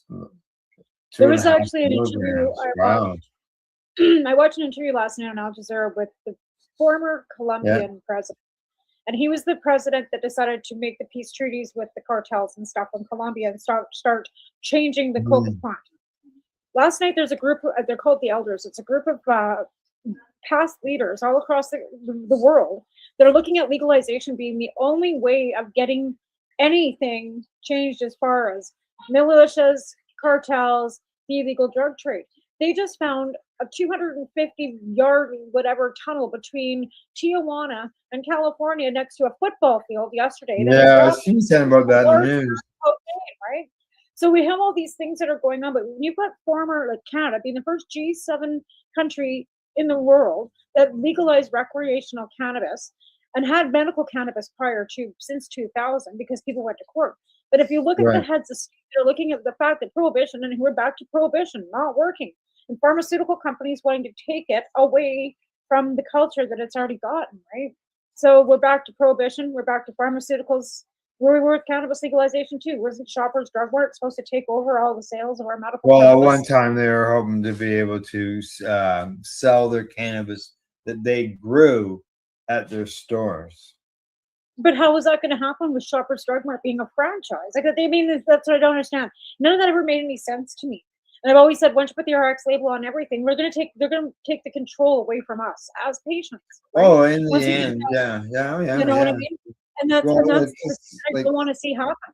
Yeah, because like down in the U.S., all these companies got to register with the DEA. Right, exactly. And just like these big licensed producers here have to be in touch with CIA. They have full background checks for everybody that walks in those doors. Like, they've got to wear hazmat suits and fucking cameras on them all the time too. So is it any different? Look like a robot. Right? Like, I mean, come on. Yeah. What else did they say here? Okay. These pharmaceutical companies have always been knocking at our door. Like, yeah, and that's what they're doing. It's slowly but surely. Well, for a while now, they've been able to ferment yeast and pick out whatever cannabinoids that they want to make. Well, to be fair, before Prohibition, they were prescribing cannabis and cocaine for pain relief and menopause and all kinds of perinatal, all kinds of things, right? And then as soon as somebody decided that there was something wrong with it, addiction issues with cocaine, especially, right? But again, on these little helpers, the Valium then came in, right? Benzos, like the pharmaceutical companies have always been pushing something to make everybody feel better. Right now, cannabis is something they can't patent. They've never been able to patent that plant, no matter how many times they've ripped it apart. How many research studies? No, and they still can't. All they can do is create their own cannabinoids based on the plant, and right, and not even using the plant, like you said, extracting it from yeast, extracting cannabinoids from stuff that's not even cannabinoids, hemp even. Like bringing the CBD levels up in hemp, that is making it so that the hemp is now becoming the CBD strain that they're using, not cannabis. It's just gotta keep it growing. The some news and things that's going on, that's good stuff when it comes to studies. And they say that 2 in 3 Americans who use cannabis say that it helps them sleep better. I can agree with that. Let's see. I also seen their new app called Sunflower where they're trying to tell people to quit smoking weed too. Sunflower? It's called Sunflower. It's supposed to help you with addiction. But they've got cannabis, and if you're a habitual cannabis smoker, yeah, it's another thing I seen on Facebook the other day. Yeah. So what's the angle on that one? I mean, sure, if you're trying to get off the cannabis, it was a commercial specifically towards marijuana and using the word marijuana. Oh And yeah, there's a whole big, argument about that being cannabis being clinical and every once in a while there's an article that's published about that. And what's the word to use? Cannabis or marijuana? Right. Well, and again, I understand that cannabis wanting to be more clinical was patients. We wanted to make it sound more sanitized and a little more palatable. Right. They use the word marijuana. It's supposed to be, but again, marijuana is more about the culture. Going back to and actually a former host here on the network said don't do that. Use the word marijuana instead of cannabis because of the culture of her nationality. I can't take that away.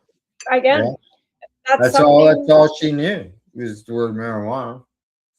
And really, like we would just call it weed. Like, all growing up, I was always just can get some weed. Like it was never until I became more educated and and became using as a patient myself, then it became more, Yeah, trying to use the non-stigmatized language so that we didn't continue. We sterilized ourselves. Because we're just brutalizing ourselves. Exactly. Yeah, we sterilized ourselves so it would sound more palatable to the medical community because we're always trying to convince our doctors that we need their signature to be able to get our licensing too. Like, so let's face it, you're sitting in a doctor's office trying to explain to your doctor that you want to smoke something that comes out of the ground. You don't want you smoking anything at all. That was my doctor's biggest thing. Smoking nothing. So as soon as I changed the language, I need to make oil so I can make candy so I can eat it. That was a different way of getting her convinced. As long as I wasn't going to smoke it, I couldn't smoke it. I had a family doctor that it wouldn't matter how I was consuming it unless it came from a pharmaceutical, because a pharmaceutical pill was the only way that he could guarantee that each dose would be identical to each time I had my medicine.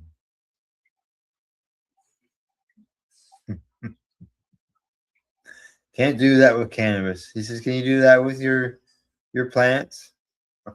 No, you just can't because you can't even get the same blood from the same plant that was going to be the same. Yeah. It's pretty hard to even off one plant to say that the same bud's going to be the same. It's a plant. Yeah, it varies even on the plant itself. Right? That's what I mean. Like it's like, the peony that's sitting beside me, no two leaves are the same. No two petals are the same. It's the same on any plant, right? Yeah. I guess you'd have to teach horticultural to the doctors so they get the whole concept of plant medicine. And that's the thing, they're not taught any plant herbal medication. No. And of course they're never going to be. That's not why they're going to medical school. They're going to medical school because they're science-based. Being that we are both dog owners, Leafly is reporting that a study in Frontiers in Veterinarian Science found CBD can be an effective anti-cancer agent for dogs. This was done at the University of Chile, and they said that it works as an anti-cancer agent for all different types of cancer. They say cancer in dogs are reportedly up to 5 times more common in dogs than it is in humans. 5 times more chance of a dog getting cancer than a human. Yeah, that's something that's pretty common in dogs. And I didn't really realize that until, you take your dog to the vet and it's got lumps on it, and the next thing they're doing is telling you your dog's got full of cancer. Yeah, they say Like- that it's between dogs get 1,000. It's more than 1,000 and up to 2,500 new annual cases of cancer per 100,000 dogs, compared to 500 cases for humans. So large increase. I think it's got lots to do more with than the 4 million new cases of canine cancer are reported every year in the United States. Yeah, because of the floor cleaners and the Febreze and all the garbage that we're using on our floors to keep our houses clean. Before, everybody just used bleach and water, vinegar and water. Nobody was dying of cancer. Now we're using Febreze and this and that, and everything's got to be sterilized. Like I'm swearing, I don't use that shit. Like I don't use Febreze in my house. I was told not to use Febreze on my floors, Swift or anything. But it was causing cancer in the dog's paws, in the pads. Swifters, Febrezes, any of that shit. Use bleach and water. You're better off using bleach and water and a bit of dish soap than anything else. And a vet told me that.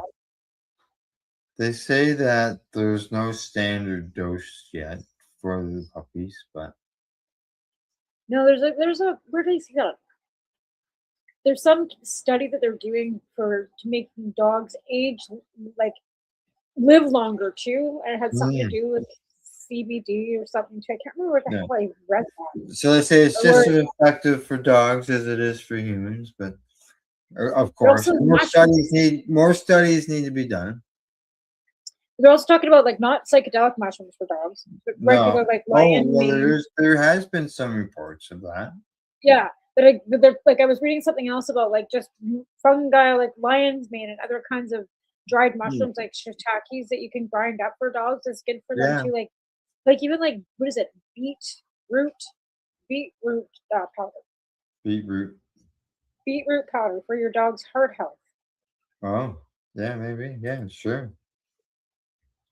I just been reading up on this shit because of these dogs I've got, and I'm trying to find something that'll make them live a little longer. Yes, we always want our puppies to live longer. There's no doubt about that.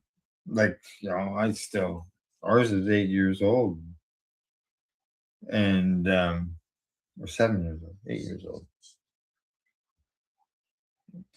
No, 17. So yeah. She's 8 years old, and it to me, I never even thought about when I was with her at the vet recently. The lady at the front desk, she says that at 8 they consider them a senior, so she's a senior now. I know this guy's 12, and his brother's here. They're both in the same litter. They're both 12, so. Their dad lived to be 17, so we've got a few more years. But teeth, it's a big thing with these little dogs too, right? Is their teeth, and then they got septicemia, they got rotten teeth, and they want $1,200 a tooth to pull. And Oh, I know. We haven't got there yet, but we're being warned. My Yorkies have really good teeth. The Yorkies have great teeth. No problem with these teeth. Chihuahuas, yep. I have to brush my dog's teeth. This is I've tried that. This is our third dog. This is the first time we've had to brush her teeth, but this is also the first dog that didn't chew on anything. Doesn't chew on a lot of stuff. She never has, yeah. So that would be partially why right there. Yeah. Well, that's what they say that these guys have always said, but they don't want rawhide. These guys don't chew on a lot of stuff either that are rawhides. Like I didn't never want that because they choke on it too, right? So it's really hard, But yeah, trying to brush these guys' teeth.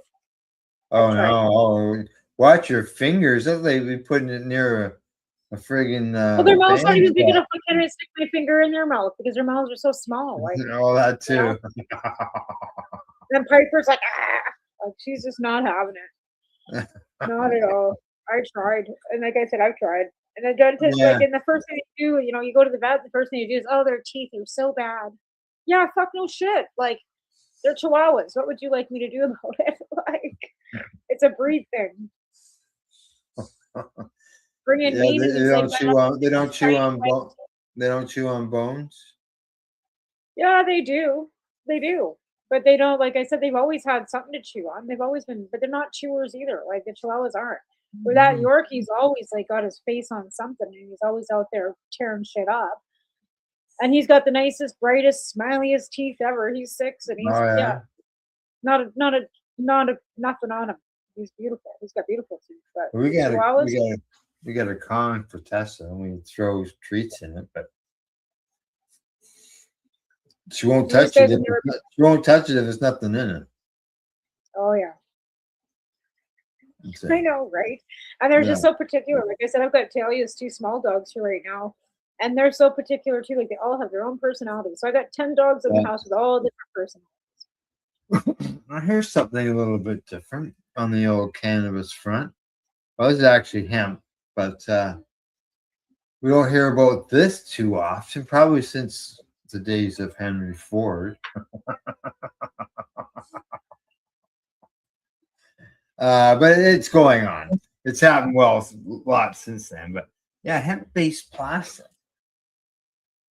They say it's Well, an there's stuff to talk about environmentally hemp. friendly alternative to traditional packaging materials. So like, do they Well, get like hempcrete, saran too. wrap out of it or what? I don't know. Because like I said, the hempcrete and stuff, there's all these different, suggested ways of changing Yeah. things, but they were doing this before. Why did we ever change it to begin with? Like I never understand why we went from paper bags to plastic to begin with. Right? Like now you're back to paper bags. Well, hemp is made paper, right? So you could do hemp paper bags. Hemp, Right? And then you, hemp bags. right? Again, like I Yeah. don't understand why we ever went from glass to plastic. Like now we're going back to glass and stainless. Like none of it makes sense. It just industry. right? They have scientists and engineers have demonstrated a hemp-derived thermoplastic that can stretch up to 16 times its original length. And it has a high glass transition temperature, quality that allows plastics to stay dry and durable when they encounter boiling hot water. Interesting. Yeah, they say that the scientists have been looking for green alternatives to deal with the petroleum-based stuff, right? Oh yeah, for decades. Again, like I said, I don't understand why we ever transitioned Yeah. towards plastics to begin with. But again, it's industry, right? And they figured it was convenience. They're all about the convenience. Yes, convenient. Seriously. That's why, why pre-rolls are being sold more. Well, yeah, I was gonna say on all the disposable vapes are all covered in plastic. Yeah, and they are. like- Yeah, exactly. So could they? Right. Why not make a vape pen, disposable pen, out of hemp plastic? Right? I mean, hempcrete for that matter. Like they got this Oh, yeah, hempcrete stuff.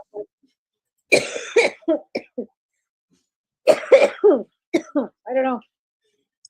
Like I said, that was one thing about when it came to cannabis legalization was the packaging, and that's one thing we've all bitched about is the packaging and why is there so much packaging? And they're using plastic. Yeah, and they could replace it with this kind of plastic instead of using the petroleum-based ones. Well, depends on the cost effectiveness too, right? Well, that's the thing. It's going to cost is going to be the big factor overall because if it's all of it. If it's not affordable for the businesses to switch to, they won't.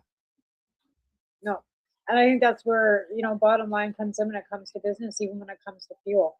When the cost of manufacturing, right? Yeah. That's all, and it all comes down to trickles down to you and me, what the consumer is going to pay. Yep. Well, I know fuel costs like out here have come down a bit, but still not affordable. Like it's not affordable. Like when it's $1.80 a liter, that's still not affordable. It's still unaffordable. That's right. Yeah, exactly. But I noticed the cannabis prices went up too when the fuel prices went up. everything, like everything, not just not your stuff at the counter at the grocery store. Even the cannabis went up, like by $2. Oh yeah. I don't know. I haven't noticed because I don't buy the same product all the time. I don't either, but I noticed that everything is up a couple bucks, and even you Yeah. mentioned about it. Yeah, the carts are usually somewhere usually with $50, give or take, depending on the. One of these, Yeah, some I of them paid are 34. 40. I paid Some of them are- $34.99. Yeah, some of them are $40. I just think that's the 34 lowest. $34.99. Oh, I don't Within think the so. yeah. I've seen Yeah, 50 $34. bucks. Yeah. Yeah, no, $34.99. That's all I paid for this. Really? It cost me $86 for 2 of them, and that's including a 20% vape tax we got over here in British Columbia too. Yeah. There, I'll just look it up during the break because we're gonna go to break soon. I'll just see what my local store does on things. The But yeah, pretty sure last time it was. just see what it is. It's In fact, I only spent yeah. like I said, $86 today on 14 grams. Yeah. Including All right. tax. I see that it is top of the hour, basically. We're seconds It away. is. Yeah. But Might as well take a quick break. yeah. I'm gonna take a Check out break. your I'm price. gonna I'll check out run. mine. I'm gonna run and get myself another layer so I can get warm. Jeez, I got my heating pad. Like I said, I'm wearing long sleeves. It's fucking the 3rd of July or June. Like it's not nice out here either. I know. Even our furnace is still going on. I turned mine down to 19 and it still was kicking in. Yeah. Ours is down. It still kicks in. Yeah. All right, yeah. time for us to take a commercial break. Time for take that break. As always, 3 minutes, approximately or so, usually. And we'll be right back. Talk to you then. Bye-bye. We are people advocating cannabis education here at paceradio.net. Limestone City Hydroponics is Kingston, Ontario's hydroponics shop. Take your growing to the next level and create the optimal environment with a tent kit or maximize your yield with an ebb and flow flood table kit. Either way, Limestone City Hydroponics has more sizes and options to fit your needs. Are you looking for the power of the sun that adapts to your budget? Then look no further as they have professional grow lighting. They have indoor grow systems that are easy and cost effective with many options to fit your living space and lifestyle. Cultivate your growing potential. We have everything you need to succeed. And if you can't make it to the store, they offer local delivery to the greater Kingston area. Remember, when you're looking for experts to help you grow, then look no further than the locally owned Limestone City Hydroponics, 105 Sunderland Drive in Kingston, Ontario. Call them at 613-548-0420. Re-rolled Saturdays. Check it out. Nothing but non-stop cannabis and psychedelic programming. Find it at 420pace.ca. Enjoy the buzz of legalization with Campbellford Lifestyle Shop. From lights to plant nutrients, books, consumption accessories, and more, we've got all your basics to grow or consume cannabis. Visit our info center or take a look at our piercing services and body jewelry, now available in-store through Campbellford Lifestyle Shop, 17 Bridge Street West, Campbellford. Are you looking to get your medical cannabis grow license? Limestone City Hydroponics can help patients through the process of obtaining their license to grow medical cannabis. What's that? You don't have a doctor. If you meet the medical criteria, Limestone City Hydroponics has a nurse practitioner who can assess and provide medical cannabis prescriptions. What are you waiting for? Contact Limestone City Hydroponics at limestonecityhydroponics.ca or call them at 613-548-0420. PACE Radio is the People Advocating Cannabis Education Radio Network.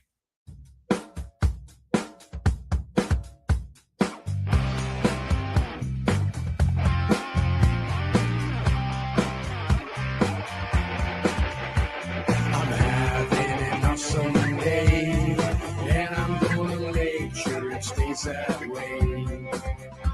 I'm having an awesome day, and I'm gonna make sure it stays that way.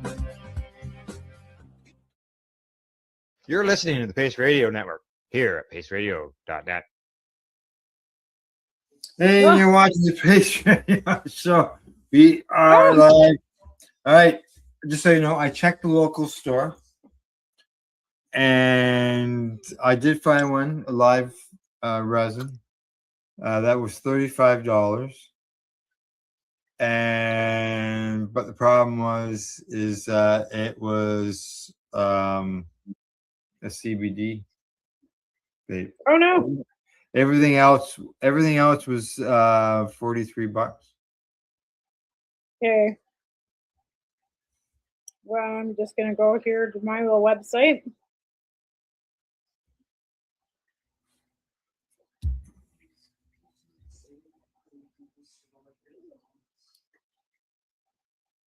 I found one for $38 at a different store. $34.99, $34.99, $34.99, $34.99, $33.99. Even the hot box, 1.2 grams, $33.99. Hot box dragon, 1 gram, $34.99. Yeah, no, $27.99, $34.99. 27. These are for carts, really? Yeah. See? Yeah, no, I can't see. I Yeah, gotta blow it up. I gotta blow it up because I have the little pictures. Here, I'll send you a picture. But yeah, these are like. Now I can see it. But Yeah, here, no, I'll send you. There's a lot of 40s.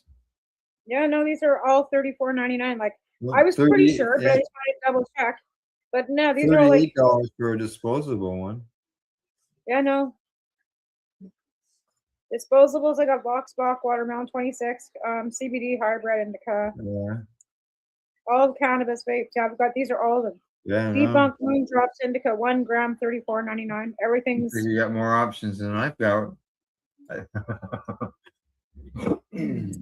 Vox Puff Peach, 1.2 grams, $37.99. Yeah. There's not one. Even like the back 40 Kush Mint, 1 gram, $29.99. $29.99. Wow. $29.99. Like, and like I said, we do have tax and stuff, but yeah, like I'm not shitting you. Like I would. Yeah, you got a 20%. No, it's you're like you got a 20% vape tax. Is that already applied to that cart, No. or is that after? No, that's after. So the $34.99. I'm still paying $40 for the cart, but that's the taxes all included, right? So you're paying $20% on top of the 34. I'm paying 34% because I'm paying 7% PST or GST or whatever it's GST. Plus, I'm paying PST plus 20% vape tax. Yeah. So hang on a second. I'll do this quick because I can get it like as a pickup. I can do the whole math on it and tell you exactly what it would cost. I'll put it in the cart. Okay, where to? And I got a couple more studies.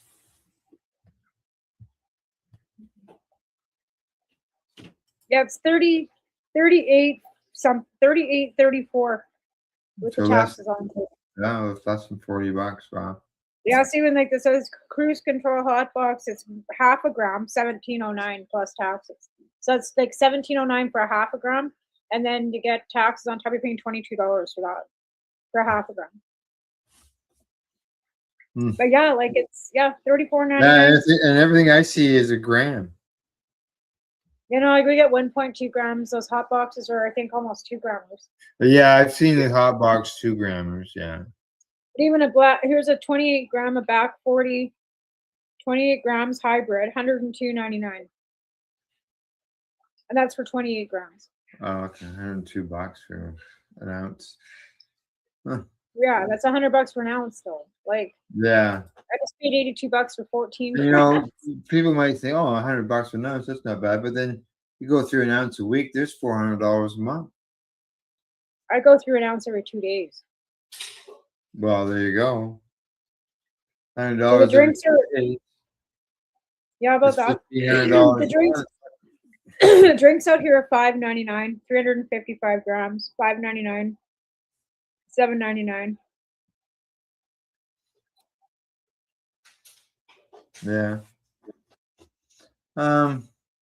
Two more reports here I've got on cannabis and some benefits, such as cannabis helps reduce alcohol consumption in rats. Oh yeah, for sure. Yeah. Let's see. CBN and THCV significantly reduce voluntary alcohol consumption, with the effects lasting several days after they stop giving it to them. They said they tested 3 phytocannabinoids. Okay. CBN THCV provided the most effect, they said. Rats are given free access to water and progressively stronger alcohol solutions. At 5% alcohol, then 8%, and then 10%. They did it over several months. They said only rats that voluntarily consumed high amounts of alcohol were included in the group given cannabinoids. So they figured out which ones were drinking the most and used them for the test. Well, that makes sense. Alcoholic rats. Yeah. Yeah. I just can imagine these little guys sitting around fucking slugging away beer. Eh? I just had pictures of visions of that rat sitting at a bar. They say this researchers highlighted that the endocannabinoid system plays a significant role in alcohol use disorder development. But previously, clinical trials using synthetic substances, all they block the cannabinoid receptors failed to do anything. Okay. What else?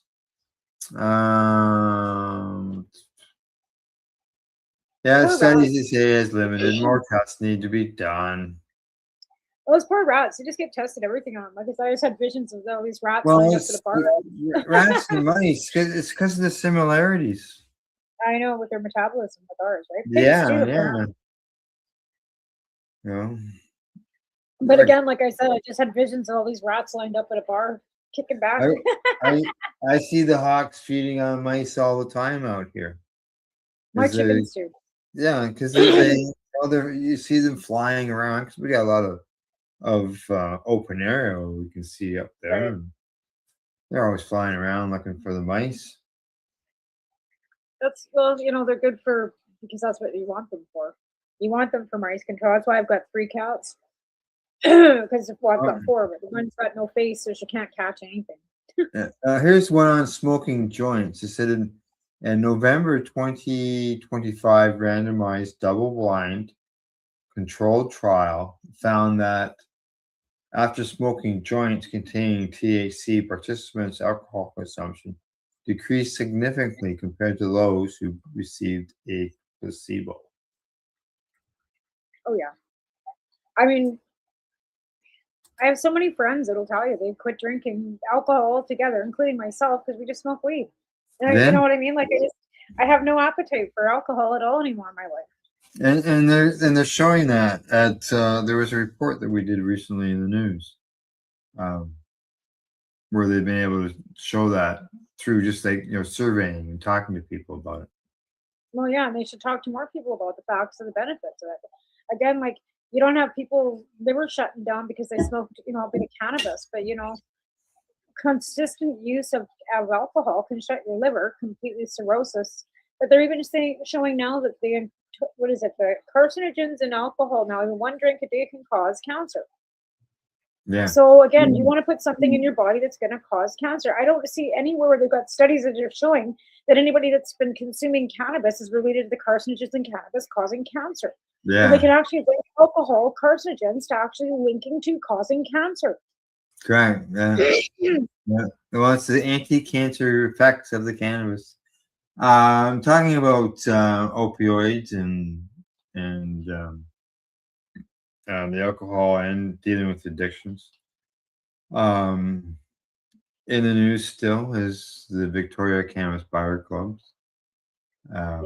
TED, their fight in order to be recognized, helping a lot of people, not only dealing with the pain, but dealing with addiction. And Cheryl's also waiting for another response from Health Canada about her research and Haley's licensing. And if they refuse her, they're going for a judicial review as well. Jack's her as well. Yeah. So I just heard that from her. I'm not sure where they're at. I haven't heard from her in a few days, but she kind of keeps me apprised of what's going on because this is affecting her education. Yeah. Health Canada holding up all of this is affecting her grants and her education. Right. She went to school specifically to be able to do this research, to be able to bring this research to Canadians. She's got everything lined up, and it's Health Canada dragging her fucking feet again. And didn't they deny her? Yep, and then she's done another repeal, right? And then, like I said, they're waiting for another response from that, and if that, then they're gonna have to go. Yeah, and I don't imagine it's going to be any quicker of a response than the first one. No, it's taken months, almost a year. Yeah, like I said, I don't even know what to say because I can't speak for her, and I don't like to speak for her, so I won't. But it's been a fucking bunch of bullshit again, as usual. But I can't speak for her, and same with our other friend Melissa. She had her May date set for this month. Yeah. And WCB is fucking with her again and pushing that back. So when people think that it's just as easy for you to go and do whatever and be in control of your own health, that's not always the case. No. Yeah. The what was I going to say? Last news stuff, studies, information. New review explores cannabinoid anti-tumor effects on glioblastoma, brain cancer.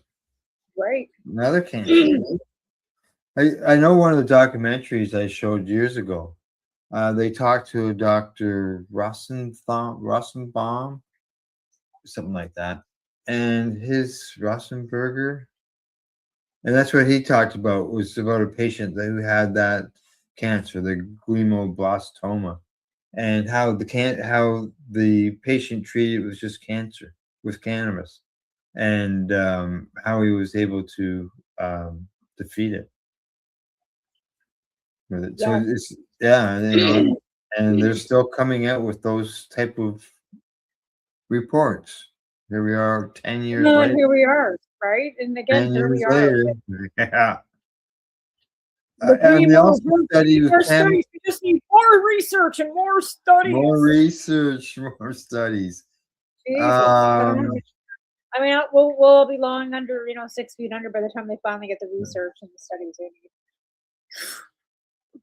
Now they say here they also investigated the potential for cannabinoids to enhance the effectiveness of chemotherapy. And they said when combined with chemotherapy medication in preclinical breast cancer models, cannabinoids were associated with an average tumor volume decrease compared to just the medication, the chemotherapy medication administered alone.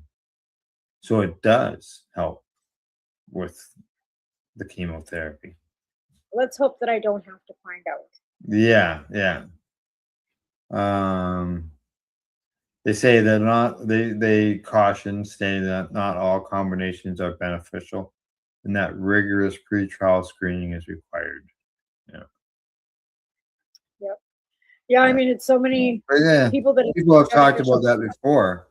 Whether cannabis can help with the chemotherapy or just. Well, I mean, I've seen it myself where it has helped beneficially with nausea and kickback and make tumors smaller, but it's been a combination of both. It hasn't been just one, right? And I've also had people that have done both combinations and haven't won their battle, and I've had ones that have. Yeah. Well, there's a lot of people right in the cannabis community that are no longer with us who have But again, the passed on. first thing people ask me about getting my candy when it comes to, they got a cancer diagnosis and, oh, I need your candy. No, you don't. Sugar's the last thing you need in your body. If you've got any sort of Yeah, form that's right. even flaring, if you've got any sort of autoimmune, like I tried, like I've been finding like using honey more than sugar even anymore, because if I eat a lot of sugar, I'm flaring. Like I really noticed a difference in the intake of sugar that I've not, because when I worked at the store, like I was saying, I'd come home and eat 2 boxes of Smarties, a bag of gummies, and suck back a Sunny D and think, oh, I wonder why I'm all seized up. Because the sugar and the inflammation that the sugar was causing my body was terrible. And I haven't worked at that store for a year, and I've cut back that consumption of sugar from not working at that store for a year. And I'm not saying it's better, but it's not any worse. Like, you know what I Right. mean? Like, Right. worse. Like, I mean, it is better. I'm not going to say it's not. I was off my methotrexate for a while, so it made it bad. Now that I'm That's back true. on that regime, that I'm getting better. I'm better every day. Is the fatigue any better? No. Like, are my joints are sore and am I in pain? No. But it doesn't help with the fatigue No, and but the if brain you had fog. this, if you had stayed on these Ds and gummies for another year, Oh God. Right? How terrible, but again, like I said, like the methotrexate's not great for me, but I I'm I had still I had some gummies or soft chews, and they were strips, and I ate 2, and that night I felt them going through my bowel. I could feel Oh. them. So I gave them away. yeah. Yeah, I gave them to a friend, and he told me sorry, not drank, but he ate 3 of them, and he said he had a really good sleep. I'm glad that, like I said, for people that they work and it's effective for them, that's great. Me, Yeah. mine's hormonal too, so I'm taking hormone therapy treatments, and that's but again, it's progesterone, so it's pharmaceutical, yes, but it's hormone. So am I taking that? Fuck yeah, because I don't like having to sweat all night. Never mind, I got the methotrexate that's causing night sweats on top of the menopause. Ah! Yeah, yeah. Yeah. It's not something we talk a lot about, but oh my God, I thought it was over and it's not. No. Yeah. Something that we'll deal with our conditions for the rest of our lives. Yeah, getting old is not for the faint of heart. My grandma warned me. She didn't tell me about this shit. She told me when when she was getting her knee replaced, she's like, "Oh, this is not getting old. It's not no faint heart. You gotta be tough." She had a knee replacement done in like the 80s or the 90s, like when they were like old, like just getting started with Just knee getting started. replacement. Yeah. Things have Right? really advanced. Really advanced now. But I mean, Yeah. she had one of the first knee replacements ever done, and she's like walking with a walker. But that old girl was 95 years old, going up and down these stairs because her flowers were downstairs. And if she wouldn't have fallen down those stairs, I bet you she'd be still sitting in that chair across from me, bitching about the baseball game not being on. Yeah, there's some procedures now that they do. They used to cut you open, whilst now they can do without cutting you open. Yeah. I had a friend that had her knee done not too long ago, and she's got like 2 little spots, and she's off to the races. And they put a whole new joint in there. Yeah. Or go in through a vein through the groin or the wrist, I think, and go in and take pictures inside someone's brain. I know, wow, right? Yeah. Unbelievable stuff. Like I said, I just hope that science keeps moving forward. Like, I don't want to live forever, but I don't want to, and again, like I'm hoping that they can come up with some solution or some cure for rheumatoid arthritis and our autoimmune diseases that we both suffer from. Nice. So someday we could actually just live a normal life like everybody else. I wish that for everybody that lives with chronic pain, that, the technology that we get, comes forward, that, because I know the Arthritis Society is always looking for donations for, to try and get something done for the arthritis, because nobody pays attention to arthritis or Crohn's or colitis. We are the ones that are the silent ones. If we look okay on the outside, we're the ones that are suffering every single fucking day because we're not disabled visually. Never mind the mental health that goes along with being in chronic pain, with Crohn's, colitis, rheumatoid arthritis, MS, all these fibromyalgia, all of it. I never put things together on like I look at, okay, I got my Crohn's at 41. I thought, okay, that's when I got my autoimmune disease. But technically, I've always had an autoimmune condition because I was getting allergy shots every week in the summer and every month in the winter. Yeah. Yeah. And that's From the the thing, age like, of you know, 5, from 5 to, well, until I moved north, and that was when I was 15. right? But again, I Yeah. mean, it's not something that just like, and they say it's not genetics and stuff, and I get that it's not genetics, supposedly rheumatoid arthritis. But my dad's mom had the same autoimmune disorders that I've got, right? So Yeah. again, is it genetic? They say it's not, but I think it's prerequisite, Yeah, maybe possibly. there's nobody like in my immediate family, there's nobody who has No, my dad, like my mom, they're perfectly. Like I I said, my might have mom's a 80. I might have a cousin or somebody with it, but I wouldn't know. Like my mom had had 15 siblings. Holy. So that's a lot of cousins. That's a lot of cousins. Yeah. Yeah. You're that big. But like I said, my mom's 80 and she's running circles around me. Like, she Yeah. goes out, just bought herself a new 2020 Subaru Forester, and I'm gonna run around the country in my little. And I'm just like, What oh my year is God. it? A 2020. Oh, that's what Gail drives, is a 2020 Forester. Yeah, she just bought it. Little black one. She just went and bought it. She's so happy with it. She's just like, yep. Because my son, Oh, my yeah, older yeah. son, but that's what mom just bought. She just bought it last week. She's just tickled pink. Yeah, Gail loves hers, yeah. Yeah, no, I guess apparently it's great for seniors, for senior Yeah. ladies. It's supposed It's to be the all-wheel best. drive. Yeah, yeah. It's got buttons for if it's snowing out that you can Oh, push. she says it's got more bells and whistles than she could even think Oh of. yeah, it makes all kinds of noises.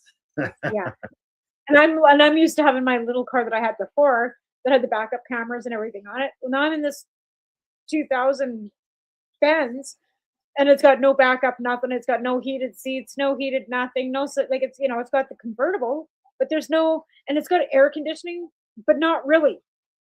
Like it does, but it doesn't. You Yeah. think it would have a better air conditioner because it came from California than a heater. The heat's great, but the air conditioning, no. The stereo's great, but Yeah. Anyway, I had a I think landlord. it would have better. I had a landlord that used to live in California. He came up here to Canada, and so this is back around 1980.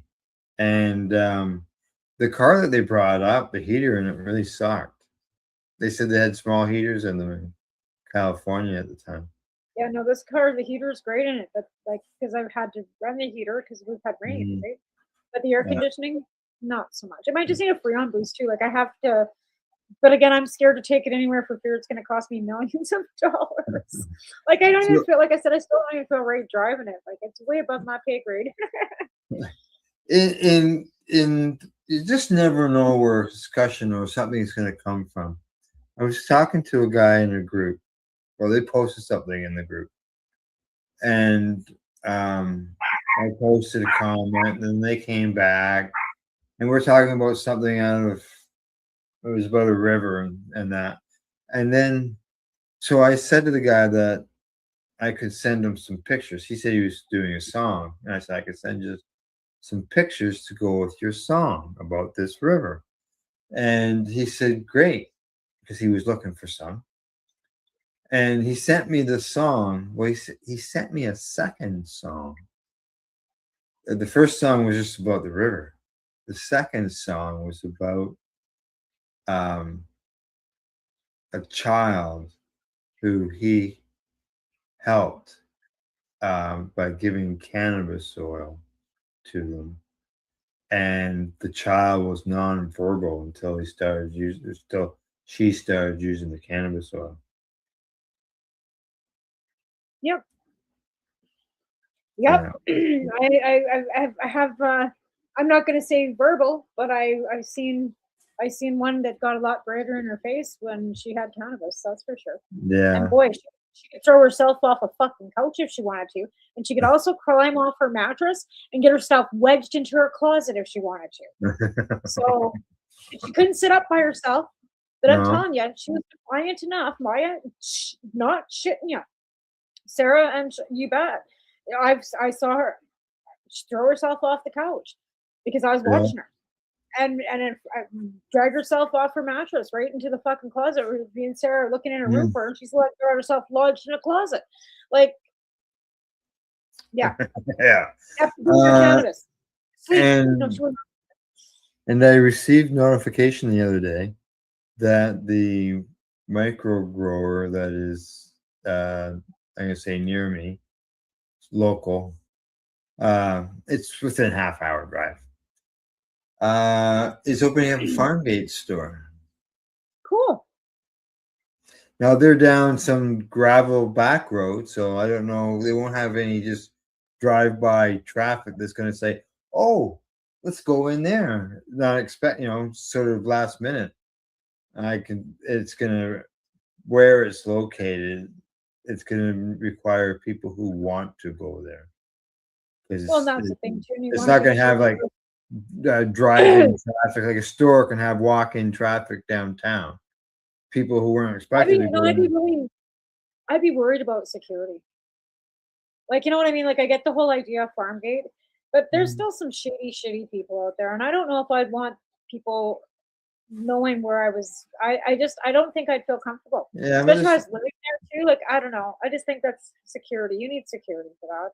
Yeah, I'm not sure. I would think they have to have some type of a security. Yeah, I would hope so. But I mean, like, At a farm I gate just store, no different than another store. It's what they can offer, like, because there was tours. Some of them were doing tours of the facilities, but then Health Canada clamped down on them and reminded them that there's certain things that you're not supposed to be doing that you're doing. yeah, like, giving people tours.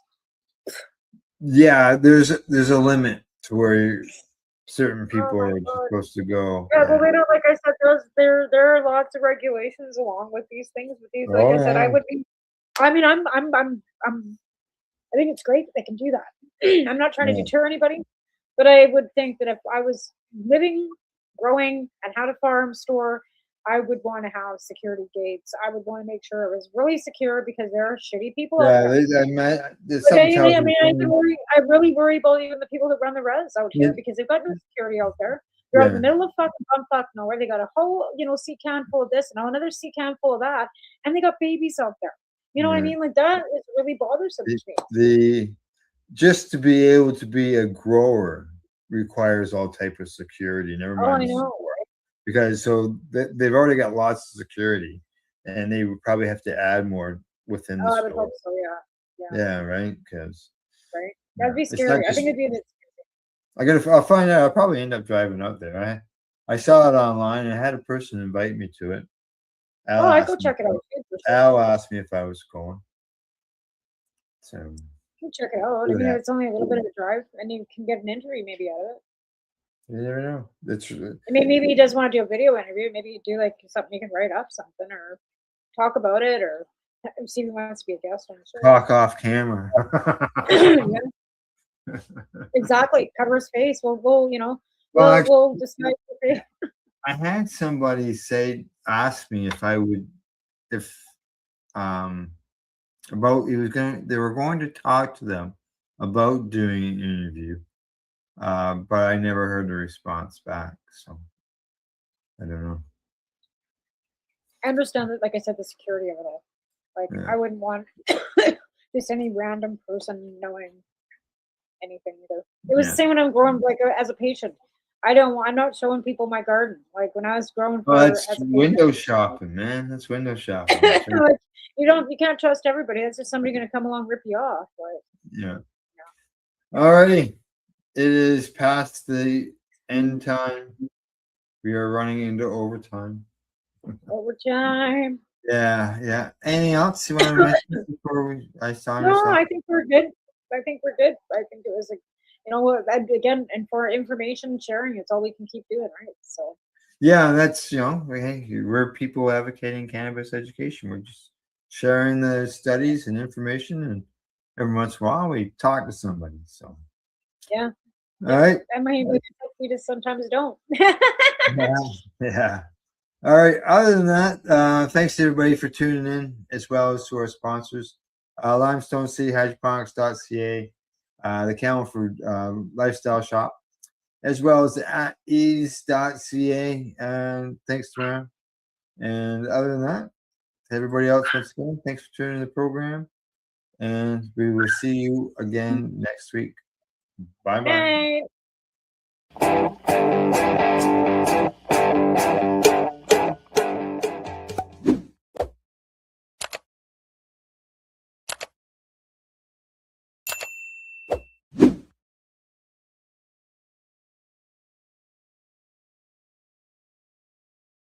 Let's share PACE everywhere. That way it can help create peace.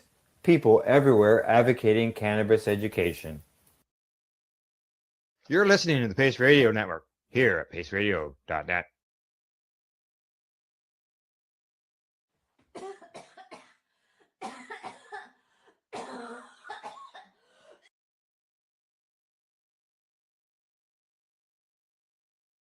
Coming to us from Leafy. The headline here states psilocybin could treat cocaine addiction, and boy howdy could it ever. Researchers are investigating whether psilocybin, the psychedelic compound found in magic mushrooms, could become a powerful new tool in the fight against cocaine addiction. I don't know about new, but definitely a powerful tool. According to Leafy, emerging research suggests that psilocybin-assisted therapy may help individuals break patterns of compulsive cocaine use by addressing some of the underlying psychological and neurological mechanisms that drive addiction. Unlike many conventional treatments that focus primarily on reducing cravings, psilocybin appears to work differently. Scientists believe the compound may temporarily increase cognitive flexibility and disrupt deeply ingrained behavioral patterns, creating an opportunity for individuals to reevaluate harmful habits and develop new perspectives. Early studies have shown encouraging results. Researchers report that some participants experienced significant reduction in cocaine use following guided psilocybin sessions combined with psychotherapy. Participants have also reported increased self-awareness and a greater sense of connection to personal goals and relationships. Scientists caution that the research remains in its early stages, according to them, and larger clinical trials are still needed before psilocybin could become an approved addiction treatment. However, the findings are generating considerable excitement among addiction researchers, particularly given the limited success of existing pharmaceutical options for cocaine dependence.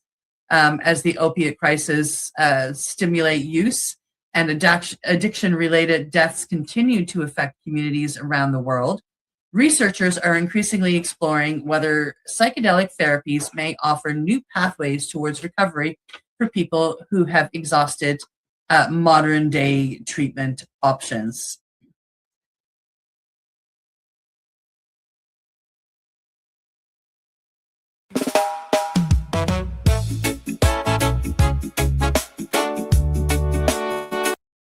Yeah.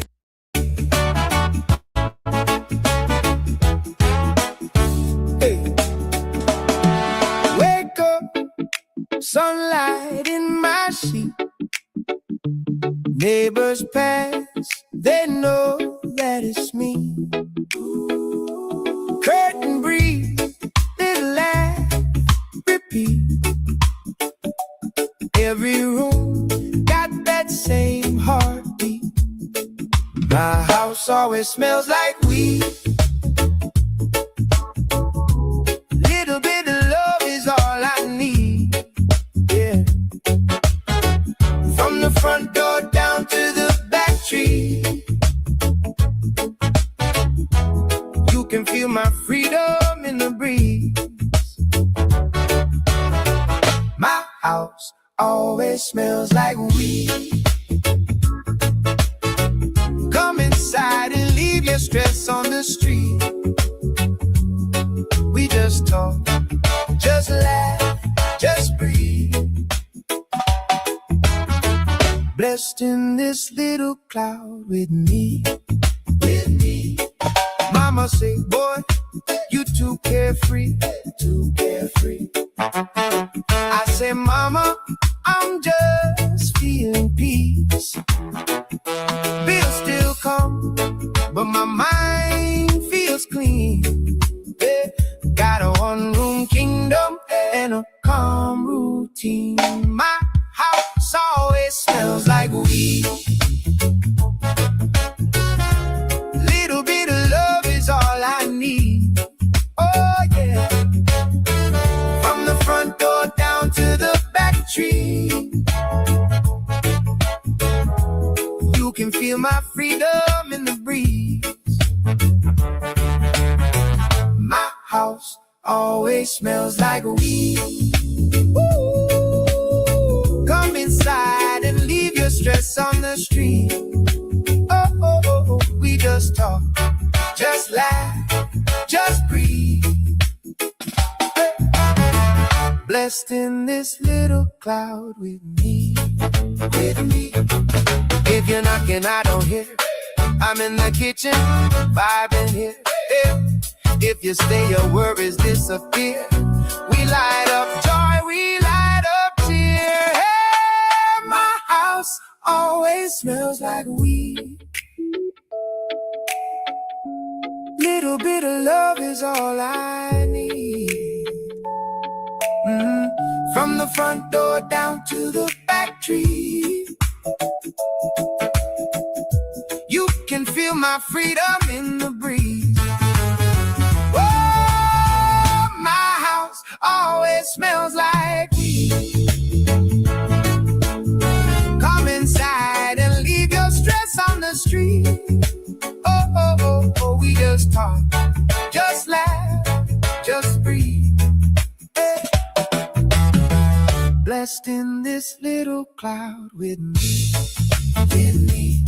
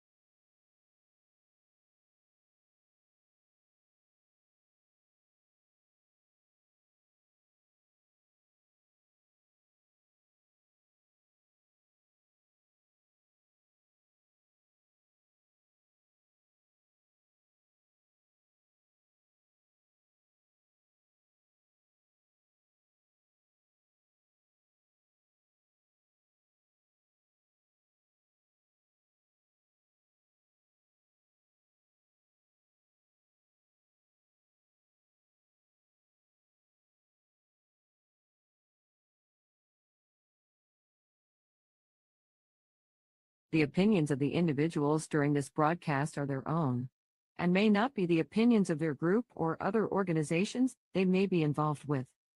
All medical advice during our broadcast is not a medical opinion and should be checked with your medical physician. Hi, I'm Timmy. And I'm Mary Jane. He's the newbie. She's the doobie, and this is the show where we toke cannabis. Talk. From both sides. Is that even possible?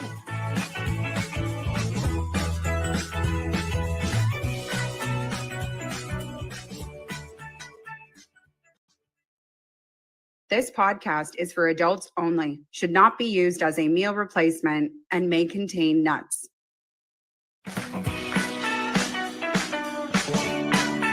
Hey, everybody, and welcome back to another episode of The Newbie and the Doobie. My name's Timmy. I am the newbie. Mary Jane, also known as the doobie. And today is it's night out day. Yeah, that's a little confusing, isn't it? It's a day to celebrate night outs. And so we've got a lot coming up on this show that are going to talk about crazy stories that we have and other things that talk about the night out experience. Yeah. But before we get into any of that, coming up on today's show is our word of the week. We have our LA story. We've got another clip from our friend Martin Franks with a Duber Minute. I love Martin. And then we're going to do a cinema review, followed by that time when my car got stolen. True story, and you're going to hear about it. And of course, we can't forget about Timmy's Midnight Thrill. All of that is coming up, so stay tuned. As we were coming in, I guess it wasn't coming, it was yesterday.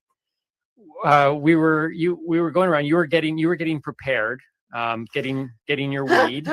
You were getting my supplies for the road trip. Yes. We knew we were gonna be on the road all morning. Yep. And then recording all day, because we do 4 episodes in a day. I mean, by the time you watch this one, who knows which episode? We don't even know which episode this is currently. I don't even know what day it is.